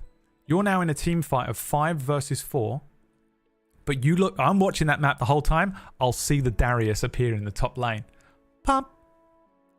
He was going to get me because he was so desperate to get, because I wrote lol, because I wrote some fucking bullshit. He's so desperate to win his little personal battle with me that he's out of this team fight and we've just taken the entire bottom lane, right? I don't care. The fucking little shitty fucking comments and like back and forths that I have in those chat rooms do nothing to me because I do it all fucking day here. I'm immune to it. It means nothing to me. I'm literally in there pretending to be tilted and stressed out and stuff a lot, but I actually feel nothing at all. I'm just like, okay, that'll work. He'll probably go over there now, so now I can move with the team over here. Dude, it won me so many games. Once I figured it out, psychological warfare. I've started doing it in Marvel Rivals. It works. And I swear to you, try it. Just try it. One of the best fucking things you can do is just write something provably false in the chat room, because they become obsessed with, like, people look at this fucking chat room, look at every chat room. People become obsessed with proving to you that it's whatever you've said is wrong. They love it. Greg has witnessed me do this so much now. But then again, Greg is Team Wasp. But like, people, they become obsessed with like, wait, that's not true. That's not true. So, you know, if you just write something in the chat that's provably false, we're winning. You know, you lost the last round, but they didn't. They go crazy. They go crazy. They can't handle it. And then all you have to do is kill them. And you've broken their back. You'll destroy them. Dude, it works so well. I had a game like today, I think, where there was a Star-Lord. We did lose the match overall, but there was a Star-Lord that literally went like 15-0 or something like that. And he was flaming like a little bit. He was like, oh, he went after our Spider-Man and was like, oops, Spider-Man or whatever. So I was playing Thor, I think. I saw him, and it's quite hard to kill him as Thor sometimes because he can just fly away. I got him and killed him and was like, lol, you know. And he started writing in the chat immediately. Blah, blah, blah, blah, blah. I don't know what he was saying, but he was like writing some shit. And I was just like dinging him back, you know. You know me. I'm just like bam, bam, bam, bam. And then I saw him again and fucking killed him. I couldn't believe that I'd done it. I got lucky, but I managed to kill him somehow. And I just wrote in another thing in the chat. It was like, oh, wow, that was fucking embarrassing. You know, something like that. He couldn't kill anyone for the entire second round. He just couldn't do it. He went like 15-0. And then the second round, at the end of it, was like 16-0. And I'm like, I got him. Shattered his mental. Right? And then we lost the last round, and he managed to like get himself back into it. But I destroyed him for the second round, and I was like, it is so effective because people online are so petty and small and pathetic, and no one can handle any of. I would love to put any of you in this chair for a day, and just see if you can handle even one comment, because I remember what it was like. I remember the first fucking YouTube video me and Liam uploaded, and someone was like, yeah, you've got a bit of a weird nose. And I was like,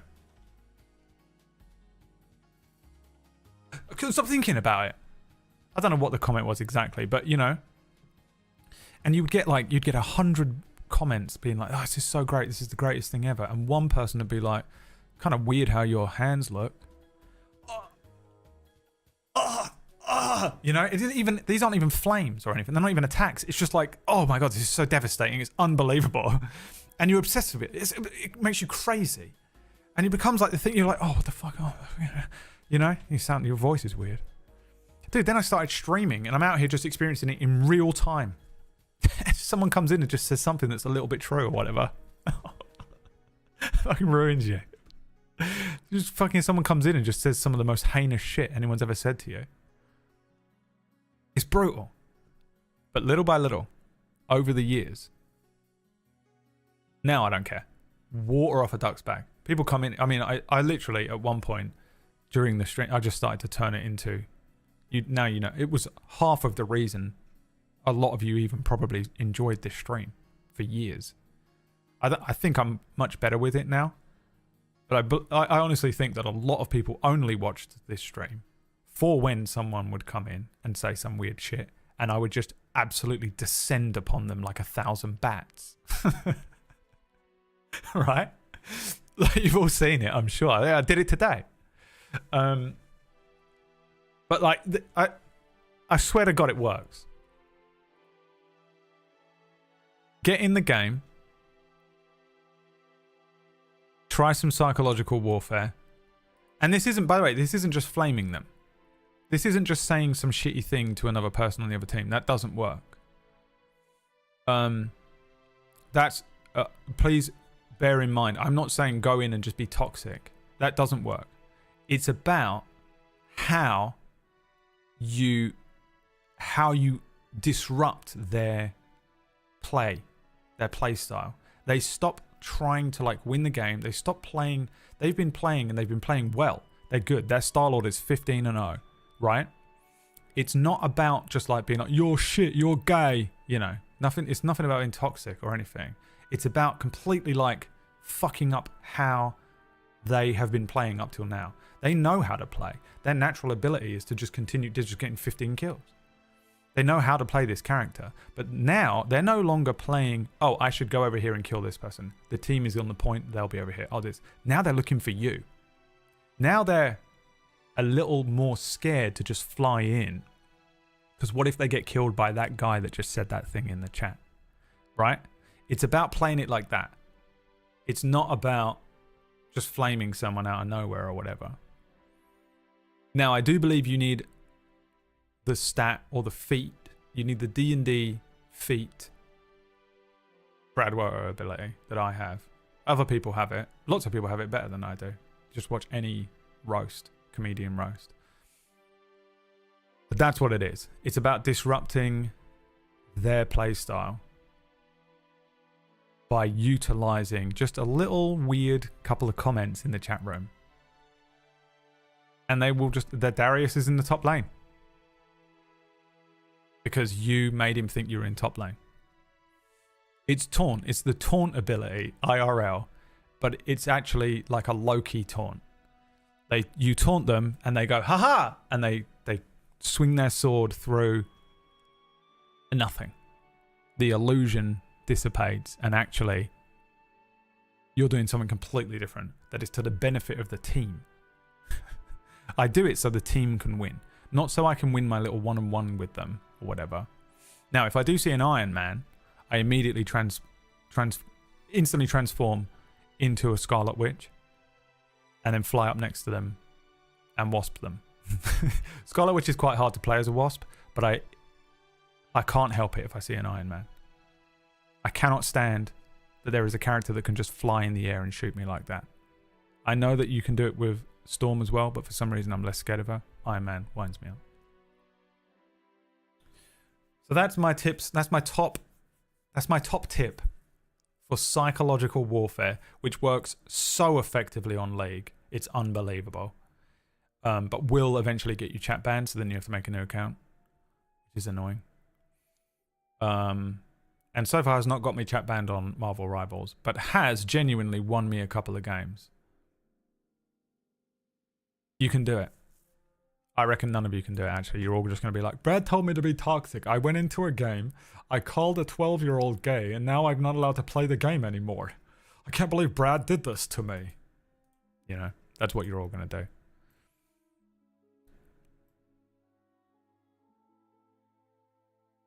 That's what you're all going to do. Sushi Lucy, yeah, and Chocho. Remember when she never came back? I did this once when playing Battlefield 2. There was a helicopter camping our spawn and noticed they were hovering in place whenever they chat shit in chat. So I engaged, baited him, and got him to respond, sniped him out of the cockpit. Yeah, it's beautiful. Getting them just typing in the chat too much also is very effective. Because they're just spending their whole time chatting. You got to be quick with it. That's why a lol is good, just lol. Because also, if you just type lol after you kill someone, they have to go in and be like, wait, which one is BradWOTO? Is that the guy playing the Moon Knight? That's wasting their time too. You know? Ah, love it. Throwing people off. Yeah. Pepper people. Yeah. For me, it's the complete opposite. I tend to turn off the stream when someone comes in and tells you how to play the game. Yeah, but you're not a subscriber, so I don't care.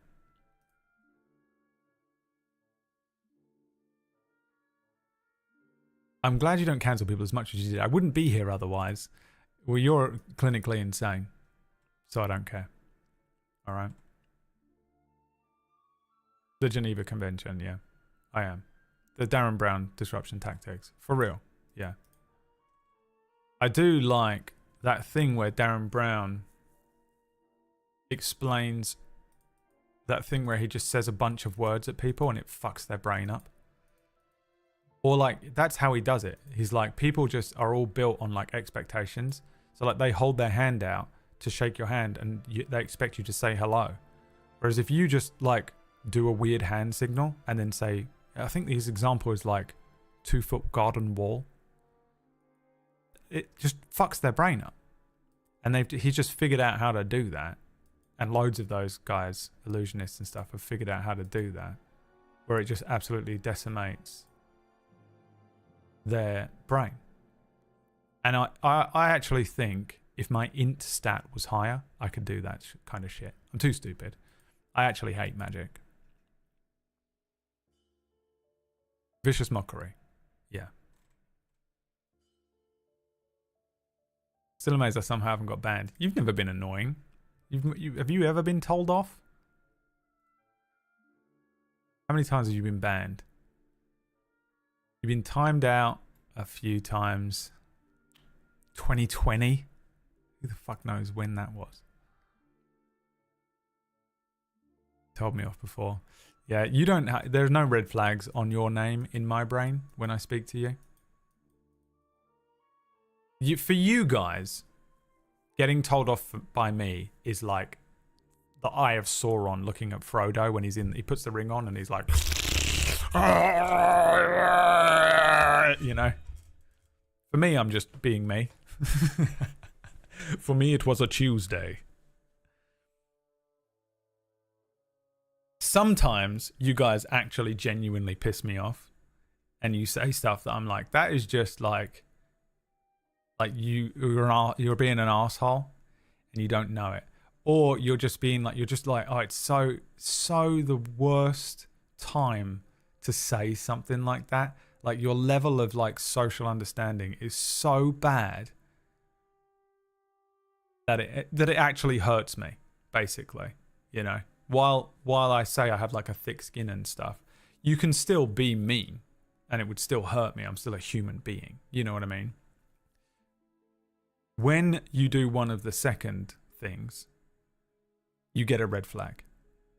And I don't know what you did, but it stays on your name in my brain forever. And there's only a handful of you that have ever done that. Most people, you guys will do something that annoys me for a minute. And I'm like, oh, fuck's sake. And usually it's not even that you've done something. It's that I'm just so sick of having to be the person who has to fucking deal with whatever thing you've just done to another human being in the world. And I'm like, oh, why am I the one that has... Why didn't you... What happened? You don't have parents? Why am I teaching you social understanding? What the fuck? How old are you? You know, like, that's the thing that gets me. It's more like, oh, why do I have to be the one that deals with this thing that's wrong with you? You know?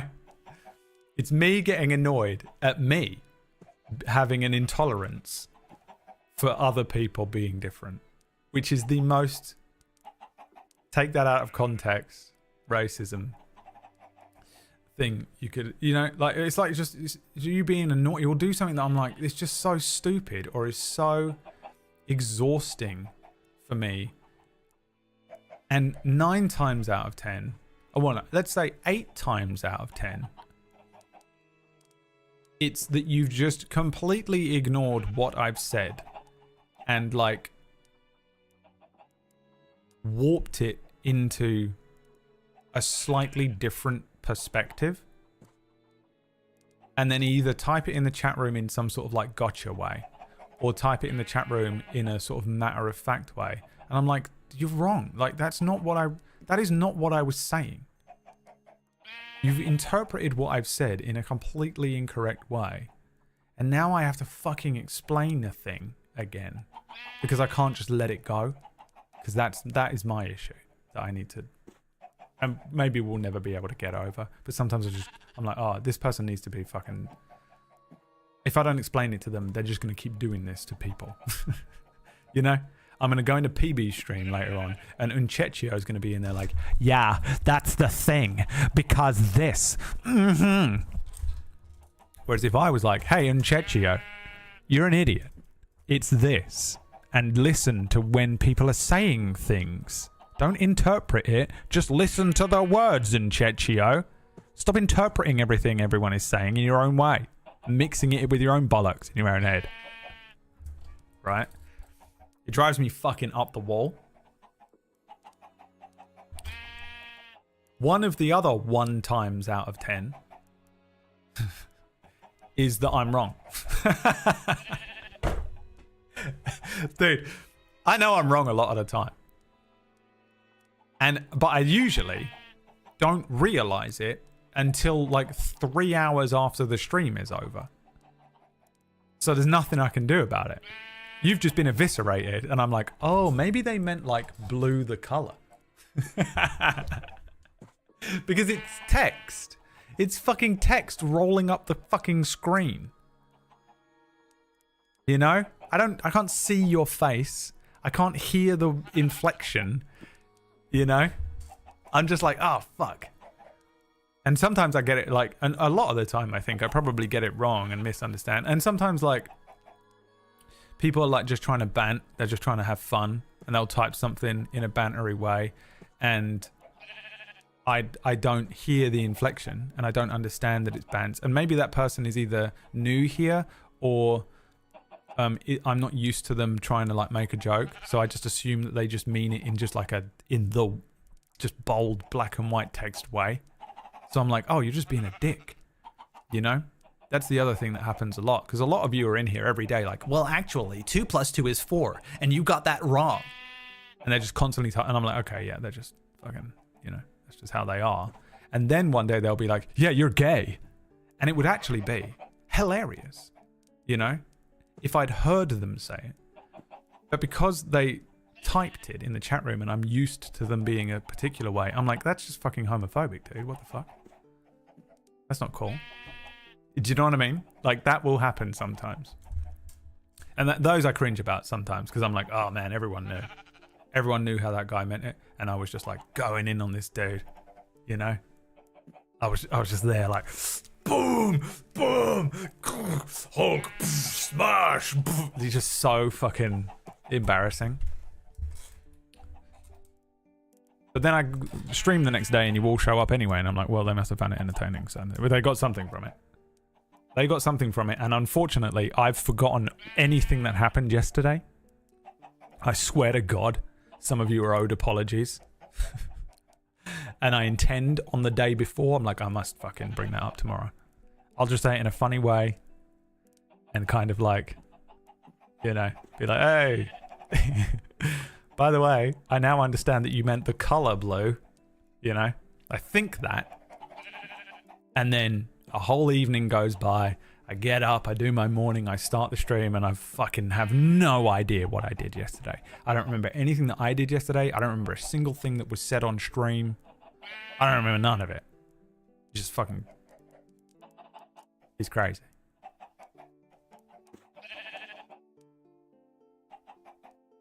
Arrogance is strong with this one. Look, if you think I'm arrogant, that's fine. Okay? If you don't enjoy what I'm doing here, though, you can just leave. That's the other thing that gets me. Is that, like, I get it. I'm not everyone's vibe. I do think I'm more misunderstood than people realize. I do think that, like, I'm almost always joking. And that if you can survive a bit of it, if you come in and say some, like, dickheadish shit, I will, like, haze you first. I don't normally just go... If you're obviously just being racist or something, you can get fucked. But, like, you know, someone's just coming in and they're kind of just being a bit silly. I'm really only hazing first. I'm never really trying to completely destroy you or whatever, or make you feel very uncomfortable. I'm just seeing if you can handle it, because if you can handle it, you'll be fine here. The thing is, if you can't, the best time for me to haze you a little bit is right at the beginning, just so you don't waste any of your time and you can leave. It is weirdly, and this is so villain's origin story. This is so villain, I know. But really, it is for your own good. It's for the betterment of your own experience. Because if a lot of people come in here and they fucking say some weird shit and I haze them a bit, and then they're just fine. And loads of you have survived hazings, you know? And look at me with my closest friends. I annihilate them. Constantly. Unabashed. Dude, Orkish's mum died. I went straight in. I just went, boom. He looked down. He had a fucking knife in his belly. Like, what the fuck, dude?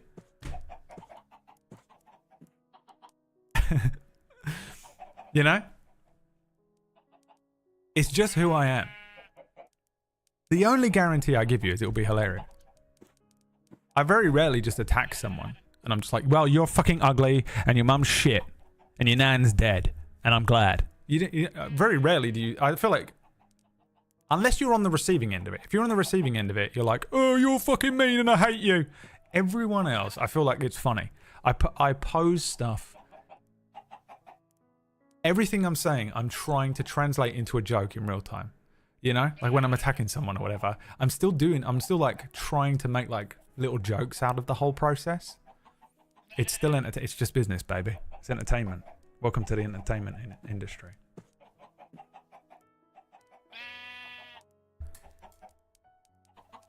But I don't think I'm as arrogant as everyone thinks, and I don't think I'm as arrogant as I put forward.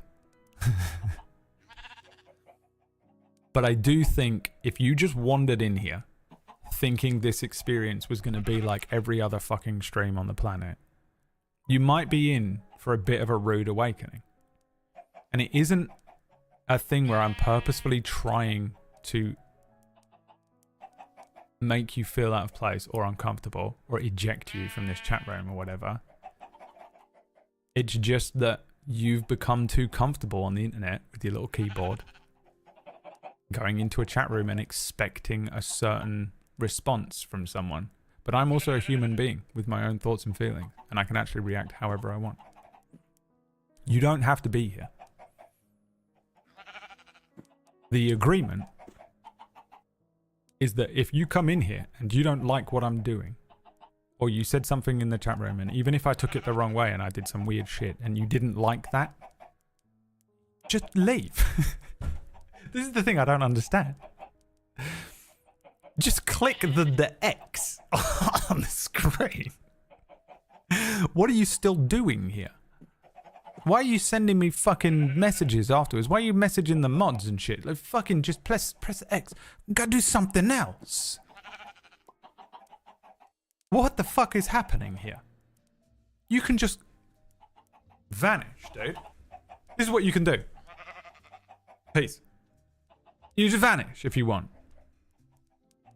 I'll never understand that. If I go into a Twitch stream and they're doing some shit that I don't like, I just leave.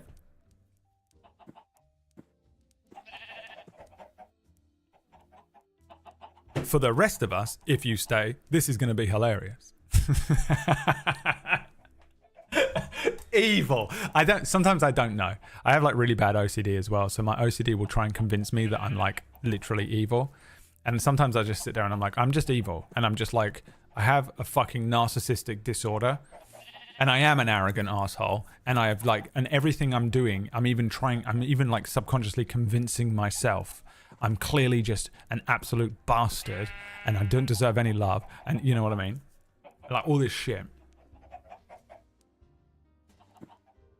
So don't worry, you do win. In the dead of night at 3:35 a.m. I will sit there and be like, man, I'm a piece of shit. I also think I used to be so much worse. Come on.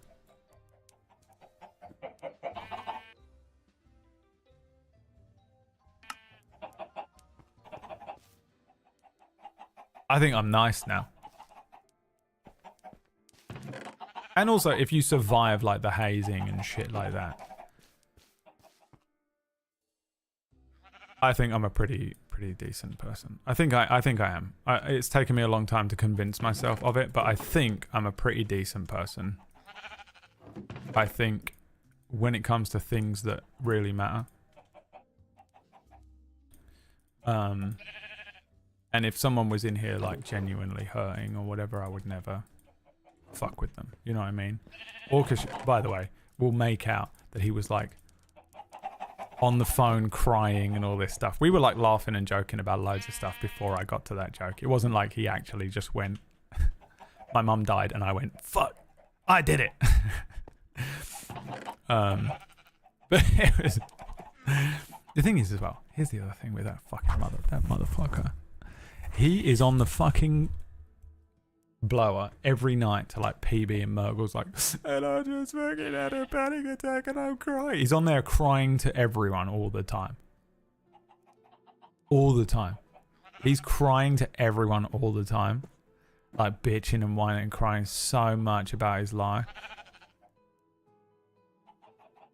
He doesn't come to me for that kind of emotional support. Right? He could. I'd happily be there for him if he needed me in that way. But that's not why he comes to me. You know?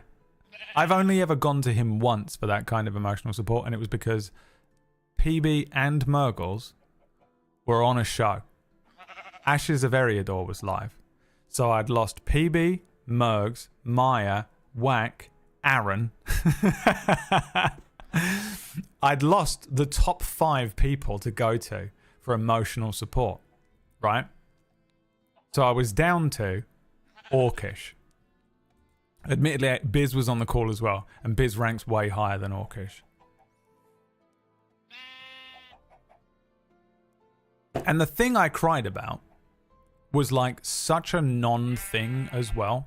It pisses me off because I was just in like a fucking psychotic place that day.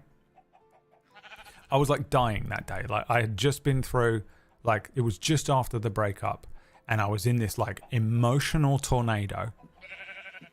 And I just like, do you ever just, you almost cry and then you like, oh, I just needed it out of me. It was like a poison. I just needed to like say something. I probably could have written it down and cried, and then would have been, and I was completely fine. Like I was just on the call and I was like, I just have all this in me, and I sort of just needed to say, I just said it to them while I was on this call, because we weren't on the call because I was having a mental breakdown. We were on a call about to play a game, and they asked me something, and it made me like open up about something, and then I was like, oh fuck, I'm crying, and I was like, fuck, I'll just cry it out, man. So I said like, oh, this is how I feel, but it's not how I feel. And I just had this like moment where I said this thing that I didn't even believe or feel, but was in me. And I said it out loud, cried a bit, and then felt completely fine, and have never felt like what I said out loud was true ever again. And it hurts me because I think they both think the thing that I said was true. Yes, dude. Now, if it was one of the other people, they wouldn't have cared. But because it was them and they've never fucking heard me sit and cry on a call before, I think they thought, I think to this day, they think this thing is true. Now, I will happily actually talk about that openly. Once I get permission from other people involved. And then I'm going to sit Orcish and Biz down on a call and be like, by the way, this fucking thing you believe about me is not true. Okay? Sometimes you just need another human to listen to.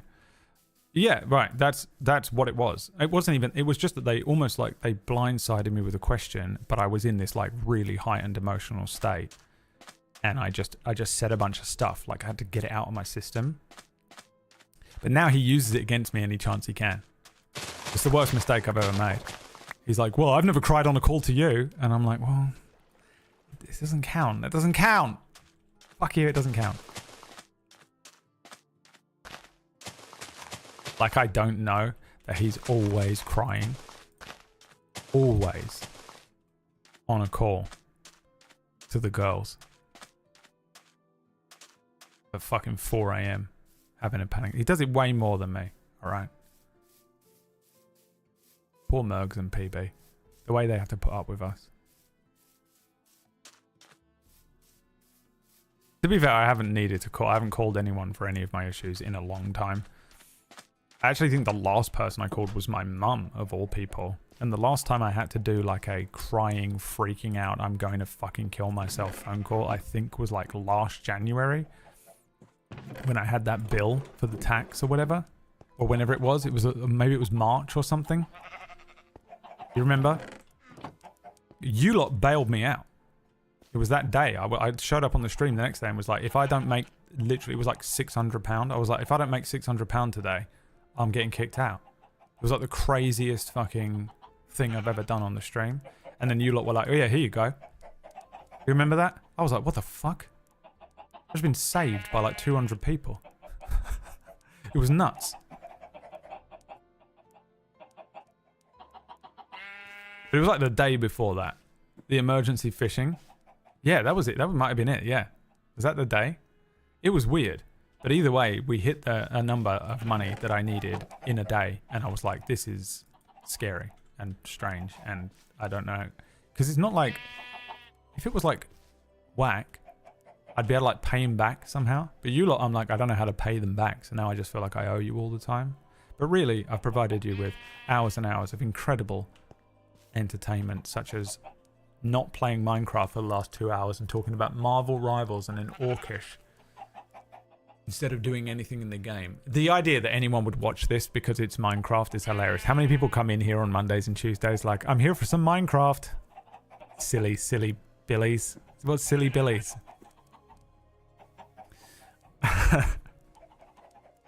Can we do sat fishing again after you've just been sitting in here all afternoon saying that I'm a terrible person and that you hate me? Yeah, I'll definitely do that for you, Monty. Sure. I said quick question. Yeah, I know. This is how it always happens though. Someone will be like, did you see that show Yellowstone? And I'm like, right.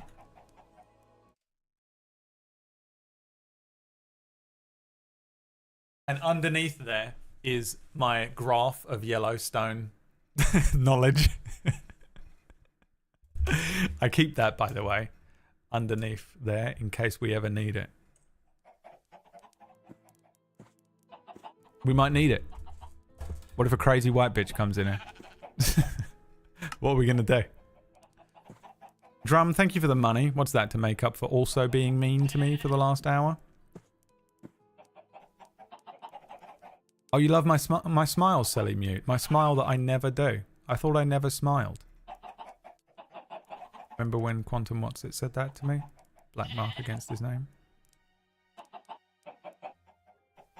This is Cozy Streamer. This is the problem with these Cozy Streamer games. Is that if my brain is on, which it is today, I woke up and was like, oh, thank God my brain is present. I think probably because I was so anxious for the last few days building up to the doctor thing. That today, I could have woken up today and in the night, someone could have shot a bullet through my kidney and I would have felt better than I did yesterday. Like, playing this kind of game, what am I going to do? Not talk? I have to ramble. I have to. This is the problem. The people are like, you should play Minecraft. And I'm like, but it's just going to be me rambling about shit that you don't want to hear. It's going to be my opinion on something that you love. And I just destroy it. And you're going to hate me for it by the end of it. Or I can play a game that has a fucking story in it and none of you got the fucking attention span to sit through the opening cutscene. They fucking fuck. You smile a lot when you're being evil. It's true. Sometimes it is. I have something in me that I don't think I'm evil. And I don't think I'm purposefully trying to make people feel bad or anything like that. But I do think I have a particular sense of justice that has to be met. I'm Batman. I'm evil. I am evil. I think. I don't know what I am. It's half-light. But whatever it is, it's not me being evil that gives me the joy. Right? It's that I'm breaking I'm committing a taboo, basically. It's a social it's a thing that I'm not supposed to do. As a streamer, I'm not supposed to be mean to people or ban people in the chat room because they give me money.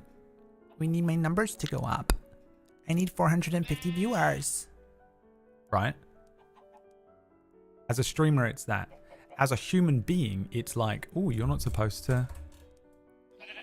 You're just supposed to, like, mask up, basically, and be like, oh, that's really nice, and then go and bitch about that person to your friend over a cup of coffee behind their back. That's how you're supposed to socially engage with other people. I just can't do it. I don't know what's wrong with me. I don't know. But I do know that committing minor social taboos, just breaking a rule here and there, is one of the only things that makes me feel alive. Where's that Kuja theme? I just press back on this. Will it take me to it?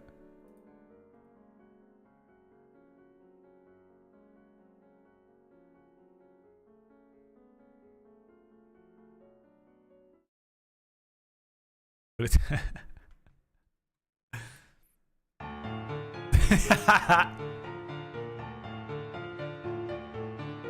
It's chaotic good, I think. I'm not very neutral. I don't really care about myself. I'll die for my friends. I'll bring chaos for the sake of destroying someone for the sake of my friends. If someone is like mean, I'll absolutely annihilate them. Myself, I will defend myself on stream for fun, for entertainment, for the entertainment value of everyone else here.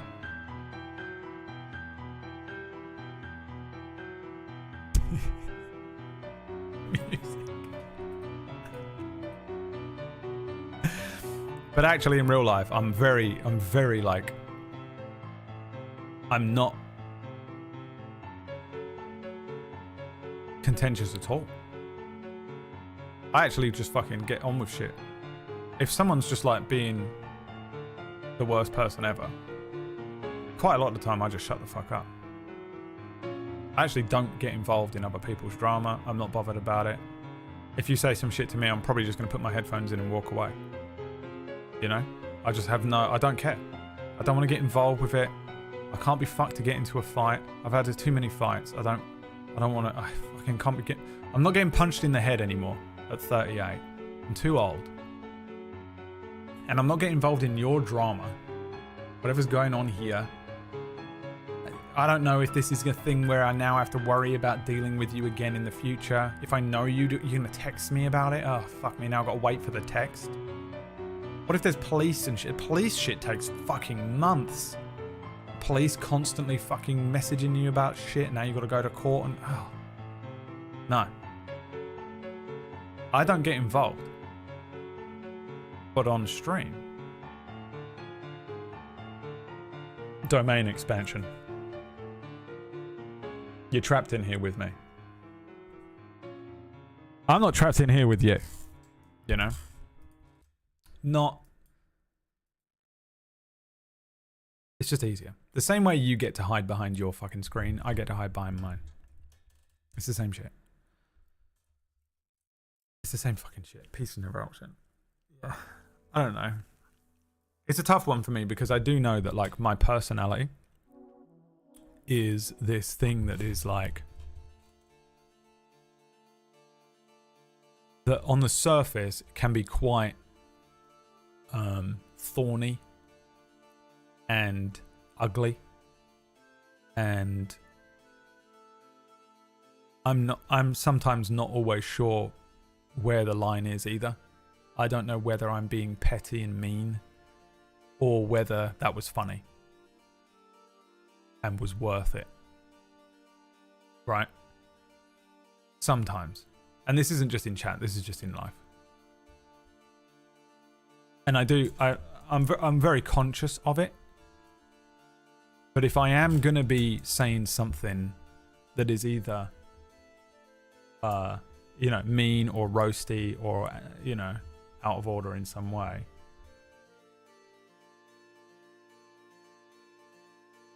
that is not in some sort of defensive way. That is just, I'm gonna say it because it's there, it's available, and I'm the only one who can. They said that, they did this, that's happening, they look like that, they're wearing that hat. When I saw Melania Trump at the inauguration,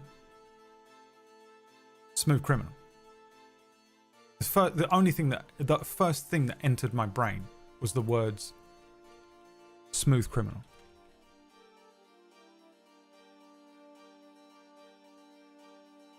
Right? It's the only thing that happened to me. Okay? That's what my brain does. It's that. Yeah, so you all get it. You all did the same thing, right? My brain does that with every interaction I have. I can be at a fucking job interview. Nice to meet you. I could be sitting with my friends. I could be by myself. I could be looking in a fucking mirror. That's what my brain does. It's my only ability. It's my only skill.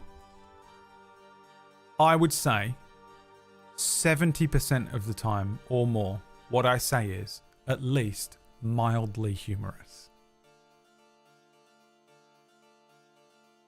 I don't think I miss that. It's humorous at least in the sense that the person standing next to me and isn't my target will laugh, right? I'm willing to make that sacrifice that the other person might feel a little hurt by it because I expect them to counterattack me. And my problem, not my problem, but the problem with that is that not everyone is capable of counterattacking. So they just get stabbed. And I'm like, okay, now do me. Stab me back. And they go, I don't want to do that. And I'm not fucking capable of it. And I go, oh shit. At least Greg's laughing. Right? And I hate that. I hate that element of it. But it's very difficult for me sometimes to not ride the wave. That fucking analogy that guy made where he said like being funny or like whatever is like being a surfer and you are seeing the perfect wave come in and you're just expected not to surf on that perfect wave. That you might never see a wave like that again. You know? And it's so hard not to jump on that surfboard and surf that wave because you don't know when the next wave's coming in. You don't know, you know, if you'll ever get this up. You'll never, that one wave will never come back. It makes me want to get a neck tattoo, Plum.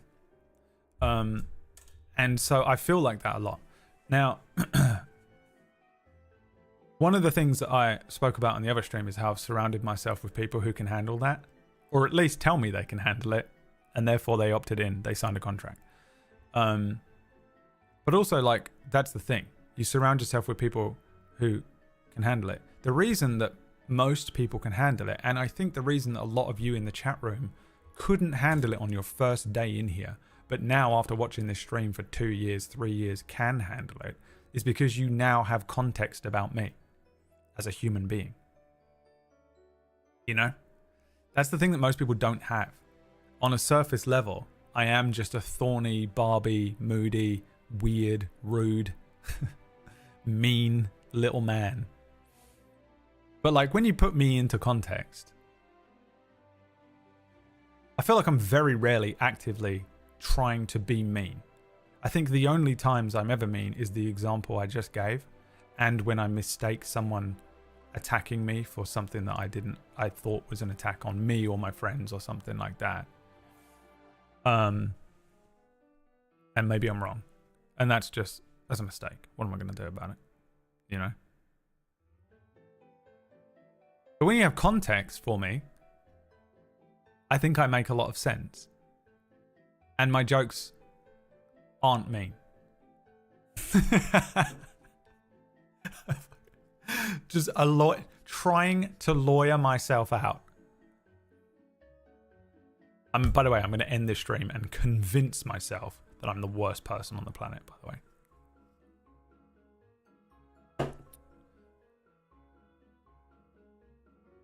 Conflict resolved. Perfect button press. Thank you, Tahima. Hi, Alasdair. Coming in at just the exact perfect time to join the stream.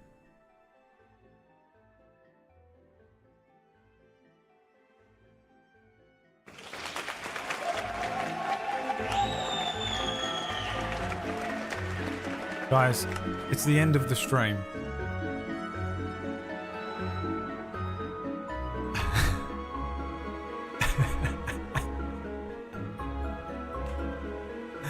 Ignore yourself.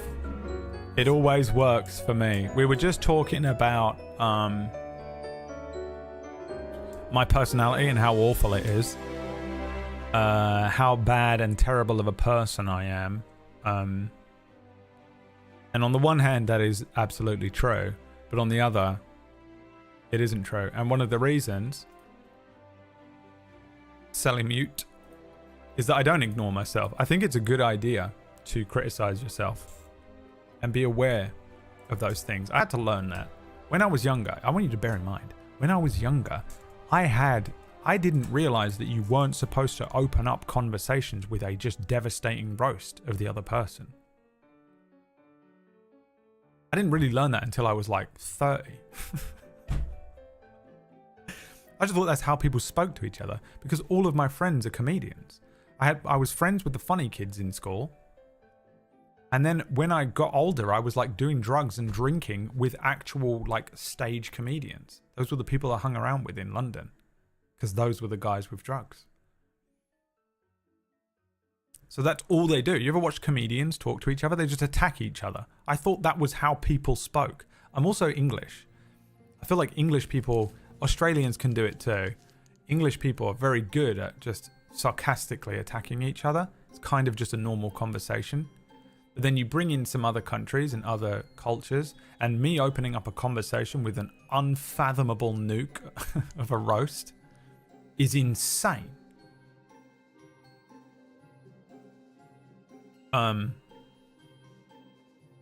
But I truly believe that most of the time,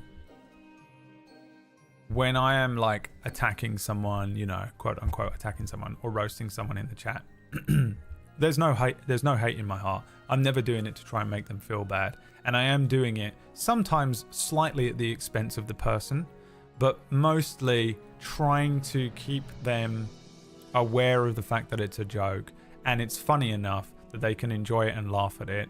And we can all have a laugh about it. And a lot of the time it's fun. I think people can learn a lot about themselves if you're just open and honest with them, even in a roasting way. A lot of people have a version of themselves in their head. Have you ever learned something about yourself from other people? You ever have that moment where you're like, wait, everyone thinks I'm mean? You know? Or like, I remember once when someone said, Brad, you're very intimidating. And I was like, what the fuck? I'm not intimidating. I play D&D. You know? And they're like, yeah, but you have influence and you have this and you have that. And I was like, fuck. Dude, I'm like the least intimidating. I'm so skinny and pathetic. I talk about anxiety and cry. What? You know? You ever learn something about yourself? Learning stuff about yourself in a way that is comfortable with friends or with a familiar community can be very nice for someone to learn because you will grow. It's quite hard to learn stuff about yourself. So quite a lot of the time, and I do this more with my friends, I think, because I feel more comfortable to do it with them. But if you just make a meme about someone, just an observational comedy meme, they learn about what they are to their friends for the first time. But they can, a lot of the time, I feel like, and this has happened to me a lot as well, if someone says something about you that is an observation about your personality or your character that isn't a negative one, it can be one, and sometimes it's good to point out negative things about other people and they can learn about it. And you know, I'm not very good at like direct confrontation either. So if someone just sat me down and was like, I dislike this about your personality, I would probably fucking reject it like mad. If Orcish was like, here's a roast about something about you, this is a funny joke, but also this is kind of secretly how we all feel about you, I'd go, that's how they all feel about me? Cool, learned about that. Maybe I can improve on myself, you know, or at least I'm aware of it now, which usually means you'll stop doing it or whatever. That shit is one of the best things that you can do for someone. Mushroom Elmo, a meme about me. Well, the mushroom is not a meme that tells you anything about yourself. The Elmo meme maybe diagnosed you with Asperger's syndrome or something. I don't know. I don't remember what that meme was, but I think I've watched you play D&D. And that's the face you're making the entire time. And I know it's because you are calculating all of the different ways that the next combat will go with your katana, and not the fact that the other 17 players are having a 2.5 hour conversation with a pig. And I think that's where it came from? It was something like that. There you go. There's the meme. I don't know what it means. I don't know if Ratch was aware about this, about himself or not, but I've made the meme now, and it's out there, and everyone is calling him Elmo now. But now he knows. But here's the other thing. The other thing with that is, and this is why I like it, is that if it does become a meme, and it's not, it's a harmless meme, you can be more comfortable in being you now, because maybe that was something you weren't aware of but were maybe insecure about, or maybe it was something you were aware of and were insecure about, or whatever. But now within your group of friends, you can just be that, you know? And you almost have an excuse. If someone's like, Ratch, engage with people. Ratch can be like, I'm Elmo. And everyone's like, right, he is. That's just what he does. He just does Elmo face until it's his turn in combat. He's not going to talk to any of the other characters. That's his character. His character is Elmo face until his turn in combat. Or the enemy is attacking him. Or he gets a reaction on your turn. Otherwise, nothing. So, sometimes that's why I do it, you know? I don't know if that makes sense either, by the way. I assume that a lot of people just think I'm mean for the sake of being mean, or I'm bullying or something like that. But I really, honestly, am never trying to do that. I also truly believe in my soul. I don't know if any of you believe me on this one either, but I truly believe that like 99% of the time when I'm like doing it in chat, when I'm attacking someone in the chat room, it's a counterattack. It's a counterattack. Whether it be that they did something outright rude, or whether it be that they're just being annoying, like that guy that was in here earlier on that got banned. That's just like clearly just, they're being annoying. If they're aware of it or not, they're being annoying. If they're not aware of it, they're probably somebody who is, maybe they're like 13, or they're someone that's just not going to vibe with our community. We've made a community here over years that I'm very proud of and I like. Including the people in like Table Story and stuff as well, and the communities where there's blend with some of the other streamers that I'm friends with and stuff. And you like, they come in and they're just like, they're doing something memey or whatever. Some people come in and they're not going to vibe. They're just in here like, does anyone like civil engineering? You know, I'm not going to roast them for it. I might a little bit, but it's not the same as someone coming in like, play Minecraft, play Minecraft, play Minecraft, play Minecraft. You're like, ah, fucking hell. That I count as a counterattack, because they aren't going to last.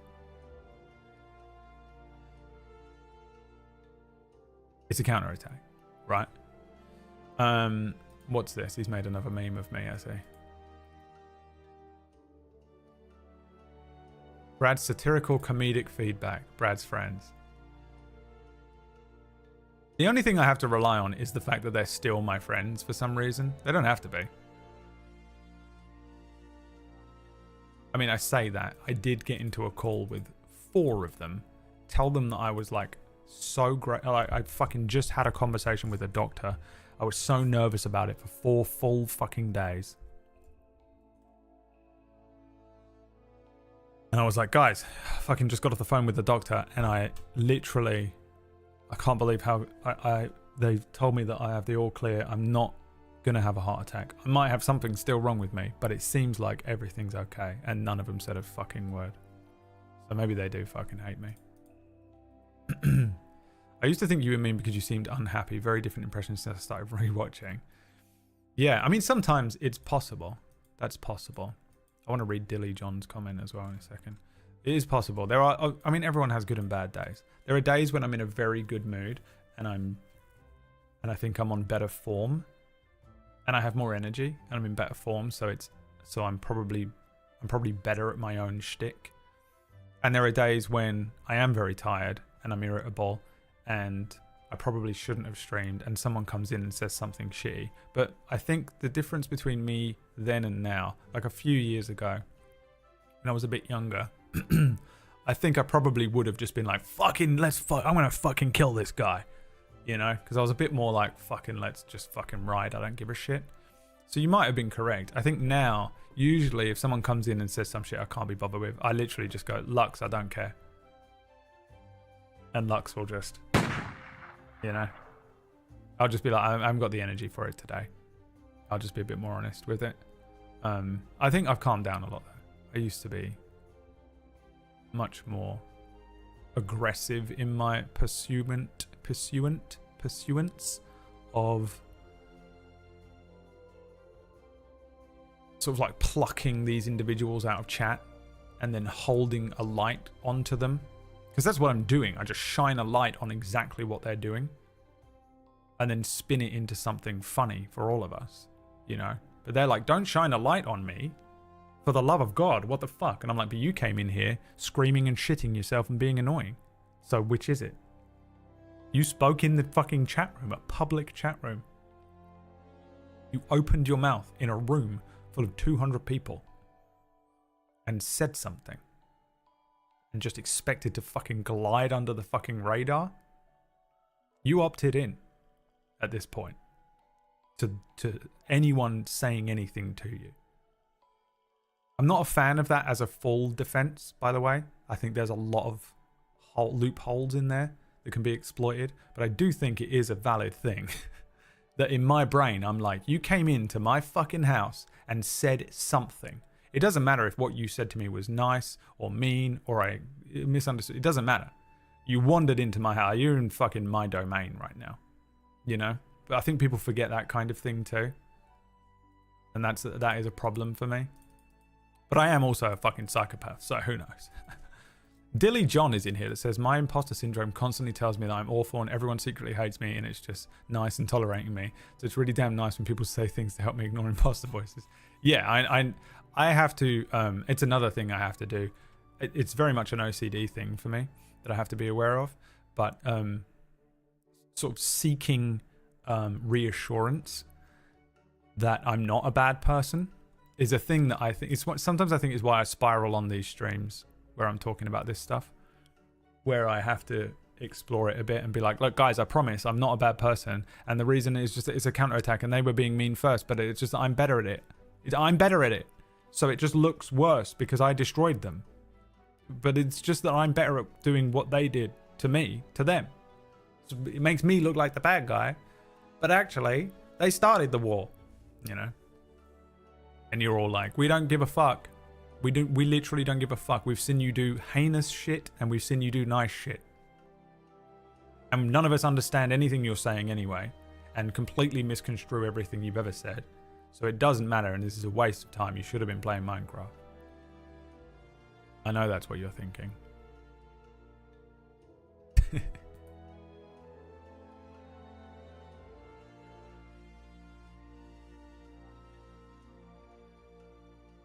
Also, people are too comfortable on the internet, yeah, for sure. People think they can just get away with stuff, and for most streamers they can. That's the other thing that I kind of enjoy about it. That's when, and this is the smile, that's the fucking, where is it? Is that they walk in and they're like, haha, the streamer needs me. The streamer has to be nice to me. Because most streamers, you go into their channel and they're like so happy for you to be there. They'll just put up with, I watch so many streamers. Someone will come in and say some shitty thing and they're like, oh, that's really interesting. And you know that they hate them. They hate this person. And they're like, yeah, that's really cool. Dude, you walked in here. You walk in here and you expect the same treatment that you get from 90% of the streams. And I'm like, oh, bitch, I don't give a fuck. You know, they walk in, they're like, where's my leg stuck? And there's a fucking spider descending down. And it's got my face on it. Just an insane person. Descending. I'm like, oh no, you don't get away with that shit here. You thought you were so safe and with your little keyboard and your screen and your little username? Here's my real face and my real name. I'm going to say some shit to you right now that is going to keep you up. And I know it's going to keep you up because I get a tweet from you tomorrow. And I've forgotten the entire thing. And you were up all night crafting a tweet. I don't know who the fuck you are.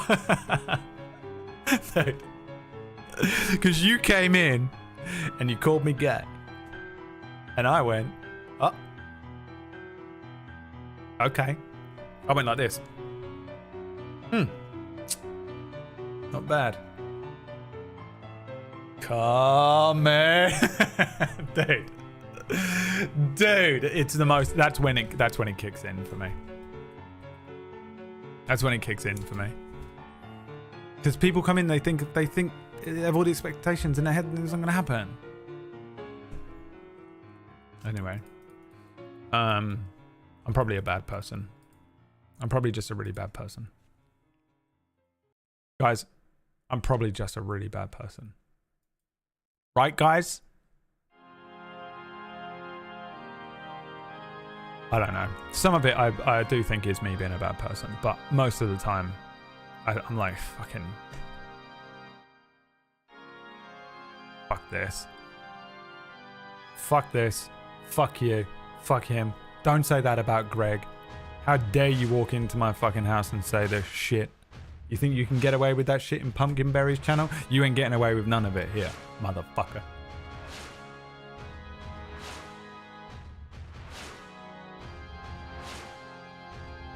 Open with Mega Flare, baby. That's me.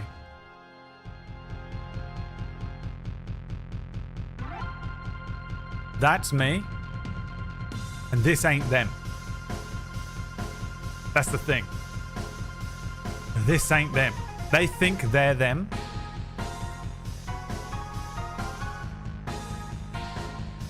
That's me. And this ain't them. And this music starts playing in my head the moment you come in here. The other thing is, if you survive it, I actually respect you. So, dude, that's how you know I'm a psychopath. Is if people come in and say some of the most fucking heinous shit, and then I just destroy them, and they survive it, and they're like, you know what, you got me. I respect them. And also, have you noticed how many times it makes them into a normal person? You like spank the meme out of them, and they just shut the fuck up. And they're normal now. In fact, half of you are that. What am I talking? That's half of you. You come in and you're like, Ligma, Ligma. And I fucking mega flare you. And you're like, well, anyway, I've got work in the morning at 7:30. And I'm like, all right, you're a human being. Wait a minute. This worked? I forget that is half the reason I started doing it. That was what happened at the beginning. I was like, if I just fucking attack these people, they actually just go, you know what? I've got to get the chicken out of the fridge to defrost. Hey, why is your chicken in the fridge frozen? The fridge is too cold, bro. But it works, though. Or they leave. Win-win. All right, I'm a bastard. I'm a bad person. It's one of three things. I'm either a bad person, or I'm justified, or I'm insane. And I will never, ever be able to figure out which one of those three things I am. Welcome to my prison. Welcome to my own prison.